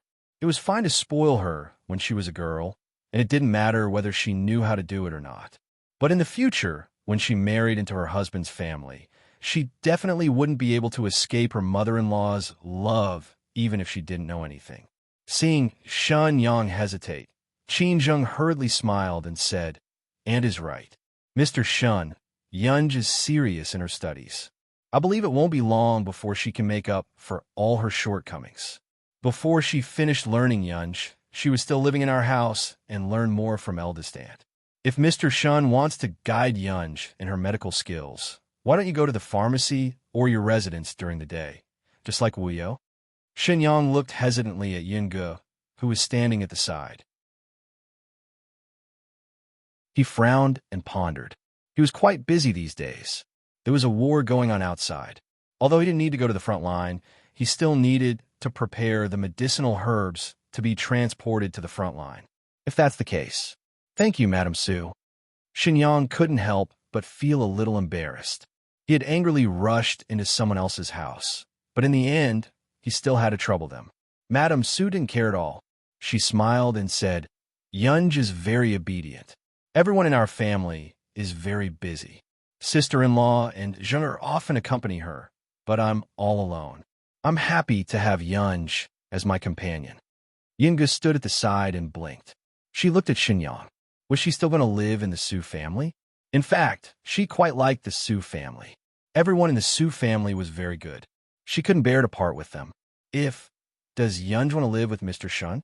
Young Master Qin Shun looked at Yungu with a faint smile and said softly, "When you pass your studies, you can go back with Mr. Shun. Before that, Yunj has to study hard and don't let Mr. Shun down." Yungu shrunk her neck. She only felt a cold wind blowing above her head. Her bright and beautiful eyes suddenly dimmed. Her face, which was originally full of smiles, looked like she had eaten coptis. Her small head shook vigorously and nodded. "Boo-hoo. Godfather, Su Qingshan is so scary." Unfortunately, Shenyang only treated her as his new goddaughter. His only blood relative in this world was indeed raised astray by her father and didn't like to study. He didn't receive Yunji's cry for help at all. After sending Shenyang off, Yungu once again ushered in a new learning climax. Every day, other than the half-day appointment with Shenyang to study medicine, Yungu spent most of her time going to the study and on the way to the study. Moreover, ever since Shenyang brought his goddaughter to Glass City, more and more talented young men and women came to Shenyang's clinic with various excuses or happened to bump into him on the way. It couldn't be helped. Shun Yang's two female disciples not only had good medical skills, but they were also as beautiful as flowers. Unfortunately, Mo Wuyo was already betrothed to the fourth young master of the Su family. There was no hope for this eldest disciple, but this youngest disciple and goddaughter could still be relied on. Thus, Yingu tragically found that she always had endless homework to do. Every time she felt that she had learned well and could be free, she would be ashamed to find that she was so stupid that she couldn't be seen in front of Su Qingshun the next day. She had to continue to study hard. Then, she would return to the study with more books and homework. Even eldest Madam Su couldn't stand young Master Qingshun's attitude of wanting to teach others. After Yingu rejected her suggestion to take her out for a walk for the fifth time with a face full of longing and refusal, eldest Madam Su finally couldn't help but talk to her son. Yingu is a girl. She doesn't need to take the imperial examination. Why are you pushing her so hard? Eldest Madam Su sighed when she saw her son's calm appearance. Young Master Qingshun said sternly, "Other girls don't need to take the imperial examination. Didn't they also learn from a young age? Yingu is more than 10 years late. Naturally, she has to be more attentive. I don't mind if my daughter-in-law isn't a talented girl." Eldest Madam Su couldn't help but say silently in her heart, "Mother, Yingu hasn't met any outsiders since she was young. But she's also very active. If she's deceived by others, how are you going to explain it to Mr. Shun? Didn't you hear Wuyo say that people have been looking for Yingu recently? There's no need to be afraid since Mr. Shun is in charge of the clinic. What if she runs out to play by herself? Is that so?" Eldest Madam Su was also a little nervous. Young Master Qingshun nodded and said, "Of course, that's why I'm doing this. When Yingu learns more and understands more, she'll naturally be more relaxed. Since Mr. Shun entrusted Yingu to us, we should enjoy ourselves to the fullest, right?" Eldest Madam Su frowned and nodded while thinking. She didn't notice that she had been led out of the study by Su Qingshun. After taking a few more steps forward, eldest Madam Su stopped. She turned back and said angrily, "Damn boy, Wuyo won't tell you this. Yingu is so obedient. How could she?" At the door, young Master Qingshun's figure had disappeared without a trace. Knowing that no one could change her son's mind, eldest Madam Su could only sigh and shake her head helplessly. She'd better go and see Yingu and stew some tonic for her. Poor child. But Yingu was also obedient. If she didn't want to learn, she could just beat Su Qingshun up. At least Su Qingshun couldn't beat her, right? Eldest Madam Su was a little absent-minded.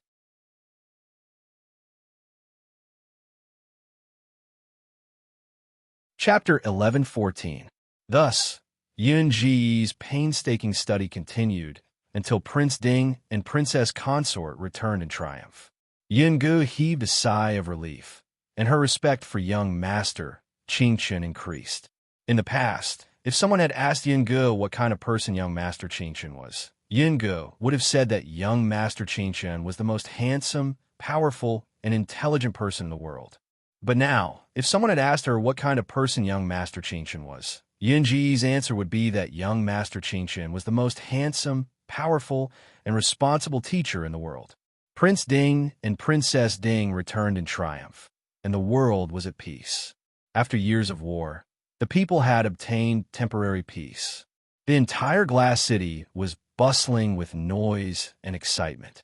A few days after the birthday banquet of the little heir and princess of the Prince Ding mansion, it was time for the wedding banquet of the third and fourth young masters of the Su family. The guests who came to Glass City for the birthday banquet had not left yet, so they naturally joined in the fun and attended the Su family's wedding banquet. At the wedding banquet, as the elder brother of the two grooms, no matter how otherworldly young Master Qingshun was, he could not avoid the fate of being dragged by the guests to drink. During this period, many people did not forget to participate in other activities. Why don't I see young Master Su's wife? A prince of a small country in the western region asked in a somewhat stiff Central Plains dialect. Su Qingshun, who was toasting, glanced at the princess of the western region, who was sitting below the prince and staring at him. His eyes darkened slightly as he smiled and said, I am not married yet. The prince of the western region's eyes lit up. That's great. What do you think of my younger sister, Prime Minister Sue? She is the most beautiful and virtuous lady in our country. The princess of the western region was open-minded, so there was nothing to be embarrassed about. She looked eagerly at the handsome man in front of her. Young Master Qingshun was startled. He smiled and shook his head to decline. I'm afraid I will have to disappoint you. The prince of the western region did not understand. What?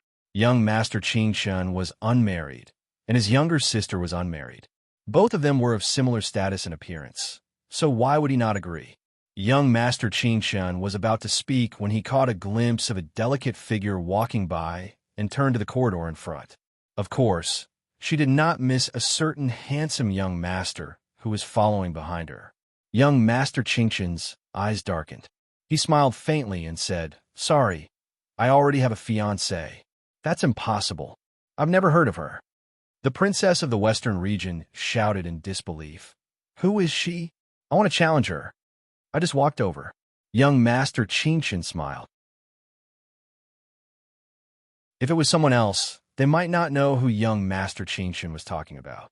However, the princess of the western region was sitting in the direction where Yungu had gone. What was more, she happened to know Yungu. The princess of the western region looked at young Master Qingshun in surprise. No, even if she's prettier than me, she's still a child. Why would you like her? She's not 13 yet. Young Master Qingshun was speechless. Yungu was almost 17 years old. However, the people of the western regions naturally thought that Yungu was still young. Moreover, Yungu was lively and loved to laugh. In the eyes of the western region's princess, she was still a child. I absolutely cannot lose to a child. I want to challenge her. The princess of the western regions did not attend the banquet. She immediately stood up and chased after Yungu. The prince of the western region was afraid that his sister would cause trouble, so he hurriedly got up and chased after her. Young Master Qingshun patted his shoulder and said, Prince, please take a seat. I'll go down and take a look. The prince of the western region thought for a while and nodded. All right, you're the one who caused this trouble. You should settle it yourself. He really did not force him to marry his sister. He was just casually asking. Young Master Qingshun smiled and nodded. He also slowly followed. The entire Su residence was bustling. The guests were also toasting and exchanging toasts. Not many people noticed that young Master Qingshun had quietly left. Miss Shun. Yungu glared at the person following behind her irritably. She decided to use her qinggong to leave this place. This person always followed her every time she met him. When she stopped to ask him what was going on, he would not tell her. Once she left, he would follow her. She planned to go to the bridal chamber to see Wu Yo and Sister Tianxiang. Why was this guy following her? Miss Shun, what are you trying to say? Yungu said unhappily. Su Qingshun said that she could not let people call her name all the time. That was not good. Su Qingshun said that there was a man she did not know who kept following her and calling her a bad person. She should just beat him up. However, this guy did not seem to be a bad person. A few days ago, she saw him helping an old man up after being knocked down. To beat or not to beat? Miss Shun, seeing the beautiful and charming girl under the moonlight, the handsome man could not help but blush. He was somewhat at a loss. Miss Shun, I have something to say to you. I know. You've been following me for a few days. Have you finally remembered what you want to say? Hurry up and say it. Don't call me again. Otherwise, I'll really beat you. Yungu nodded. The man was stunned. He laughed dryly and said, Miss Shun really likes to joke. Such a delicate girl. Even if she beat him, it would not hurt, right? In order to reassure the beauty, if Miss Shun wants to beat me, then do it. I won't hide. The man said righteously. This time, it was Yun Ji's turn to be dumbfounded. You'd better hurry up and say what you want to say. If you're done, I'll be leaving. I'm busy. The man hurriedly nodded and said happily, Miss Shun, I want to say, my surname is Mei Chanshi. I'm 18 this year. My father is a prefect of a state. That's not important. I'm studying at Lishan Academy. I just finished my military service last year. Although I can't be said to be proficient in both literature and martial arts, I'm definitely not a weak scholar. I will definitely be able to protect you. My family. Although she felt that it was impolite to interrupt him, Yunge could not help but say, what do you want to say? Did she need his protection? She could send him flying with a slap. Furthermore, she did not know him. The man was stunned. He finally realized that he had not gotten to the point after talking for so long. Gritting his teeth, the man said firmly, Miss Shun, what I want to say is, to you Yunge, what are you doing here? A clear voice sounded from not far away. Under the moonlight, a man in white walked over slowly. With a faint smile, his handsome face seemed to be covered with a layer of halo under the moonlight. People could not help but look away. But the man surnamed Mei, who was standing beside Yunge, suddenly felt a gust of cold wind and sneezed on the spot. What are you doing here? Walking to Yunji's side, young Master Qingshun smiled and raised his hand to stroke Yunji's hair that was blown to the front by the night wind. Yunge blinked. Where should I go if not to the bridal chamber? It's too dark. Be careful not to fall. Young Master Qingshun smiled faintly. Why was Su Qingshun so strange? How could she fall? Why did she feel so redundant? Young Master Mei thought gloomily. Young Master Qingshun, you and Miss Shun know each other? Yunge, I finally found you. I want to duel with you. If I win, young Master Qingshun will be mine. Not far away, the princess of the Western region saw the three people and her eyes lit up. She quickly rushed over.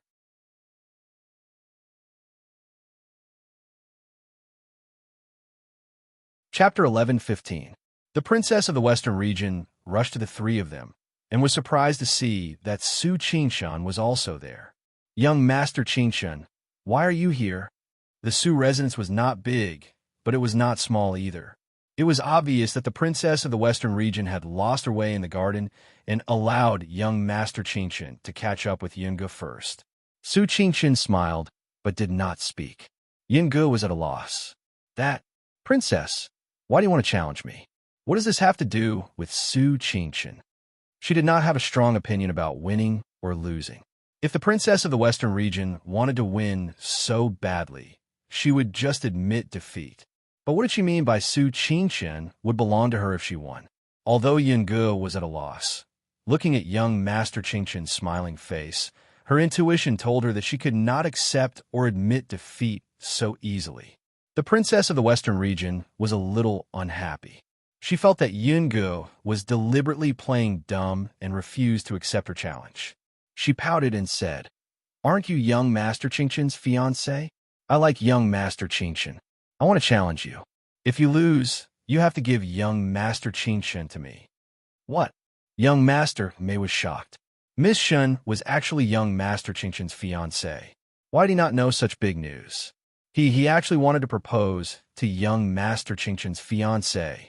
Looking at young Master Qingshun, who was smiling like a spring breeze, and then looking at himself, young Master Mei could not help but cry in his heart. What?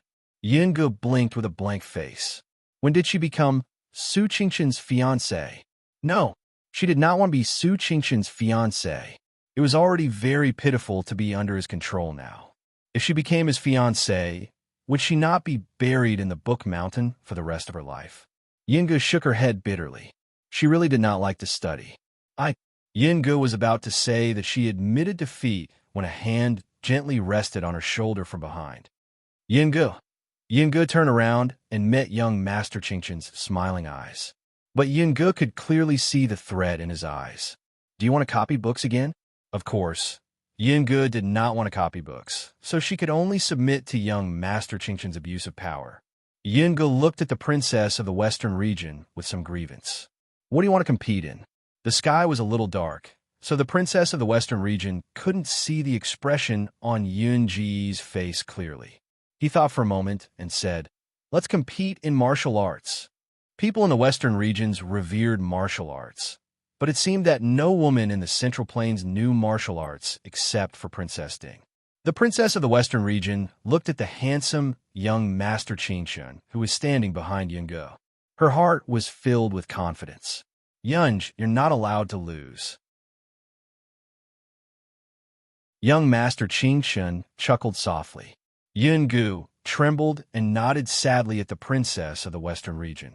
The princess of the Western region was naturally not Yunji's opponent. Although Yungu was young, her martial arts were among the top in the entire Glass City. However, she was beautiful and had a lively and cute personality. She was also taken care of by Shenyang and the Su family, so there was basically no chance for her to make a move. Therefore, even in Glass City, only a handful of people knew that she knew martial arts. Thus, under young Master Mei's shocked gaze, the princess of the Western region was sent flying by Yungu in just a few moves. Seeing Yun Ji's skills, young Master Mei's face was filled with shame. He had just boasted shamelessly that he would protect Miss Shan. The princess of the Western region was also a forthright woman. She admired Su Qingxin and directly challenged Yungu. She was not angry even when she lost. She stood up and patted the dust off her body. She waved at Yungu and left. She did not even look at young Master Qingxin. The garden quieted down again. Young Master Mei looked at Su Qingxin and Yungu, who were standing in front of him, without saying a word. He touched his nose awkwardly and quietly left. Yungu looked at Su Qingxin in a daze. She was not someone who was good at changing her mind. The sudden appearance of a fiancé made her feel awkward and helpless. Su Qingxin, I'm going to see Wuyo and Sister Tianxiang first. Also, don't talk nonsense. I'm not your fiancé. After she finished speaking, she did not care about Su Qingxin's reaction. She directly used her qinggong to sweep past the flowers and trees in the garden and hurried in the direction of Hua, Tianxiang's bridal chamber. She looked as if she was afraid that someone would chase after her. Young Master Qingxun looked helplessly at the figure that disappeared into the distance. He sighed softly. Just as he was about to turn and leave, a muffled laugh came from the roof behind him. Young Master Qingxun turned around and saw Prince Ding, who had disappeared not long after the banquet started. He was sitting lazily on the roof with Princess Ding in his arms and looking down with a smile.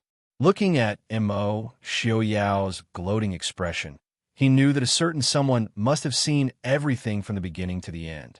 When did Prince Ding start to peek at other people's private matters? Su Qingxun said unhappily. Mo Xiaoyao laughed heartily. He held Yi Li's waist with one hand and floated down from the roof. He looked at young Master Qingxun with a smile and said, I have always liked to laugh at others. Didn't young Master Qingxun already know? Yi Li smiled apologetically at Su Qingxun and said softly, Big brother, did you scare Yungu? Yi Li had secretly tested Yungu several times. That little girl was raised by her father in the mountains and had little contact with others. As a result, her mind matured much later than the average girl. She could not think of love at all. At first, she thought that Su Qingxun was good-looking and wanted someone to accompany her, so she took the risk to save him. Later, she found that Su Qingxun was a good teacher and she was a stupid student.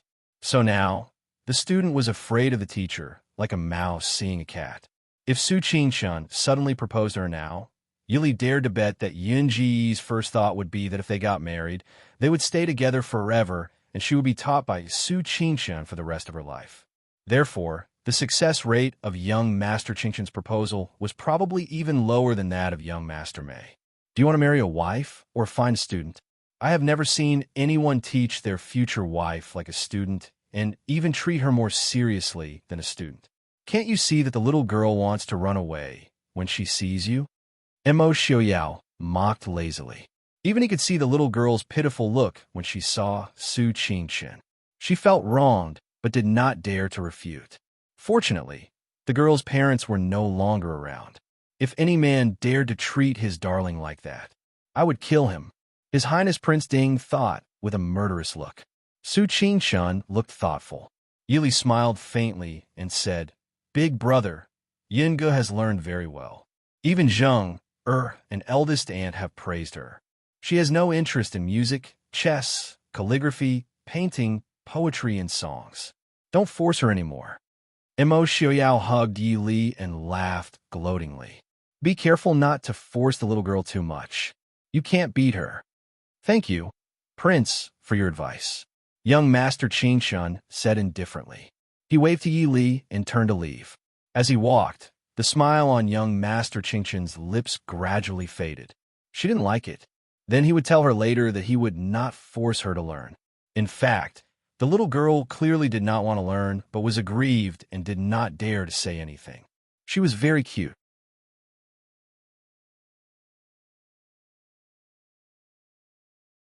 Chapter 11:16.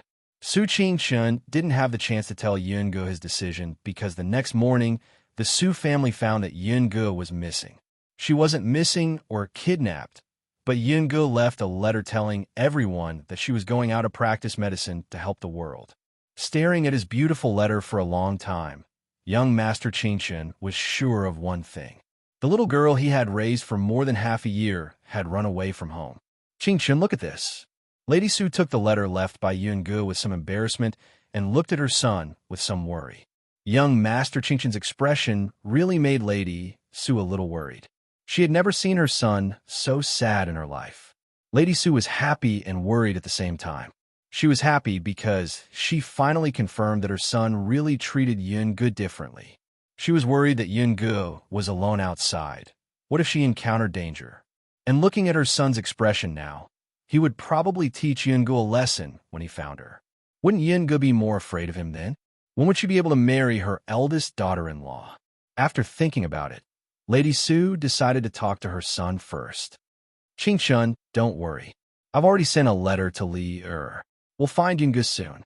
But when Yunge comes back, don't scare her anymore. She's a poor little girl. Young Master Qingshun was stunned. He looked at his mother and asked, Mother, you also think I'm not good to Yunge? Lady Su couldn't help rolling her eyes and lamenting. What sin have I committed? Why did I give birth to such a stupid son? She's a little girl in her teens. It's fine if you don't comfort and take care of her gently. But you arrange a lot of homework every day and criticize her all the time. Not to mention a little girl, even a man can't stand you. Don't you see that even Qingyan is afraid of you? Fortunately, Yunge has a good temper.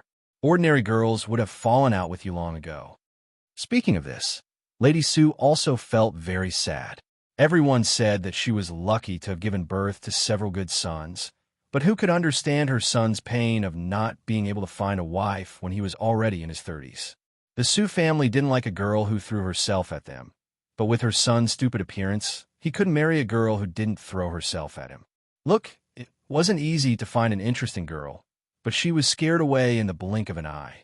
Naturally, young Master Qingshun did not know that his mother was despising him in every possible way. Sitting in a chair in the hall, he lowered his eyebrows and pondered. Eldest aunt, eldest brother, what happened? Outside the door, Yili rushed in, followed by a displeased Prince Ding and Mo Xiaoyao. Today was Su Qingfeng and Su Qingbai's wedding. Everyone stayed up late, so only eldest Madame Su and young Master Qingshun were in the Su mansion. Yili dragged Mo Xiaoyao over when she heard the news sent by Madame Su. His Highness Prince Ding's displeasure of being disturbed early in the morning with his beloved wife.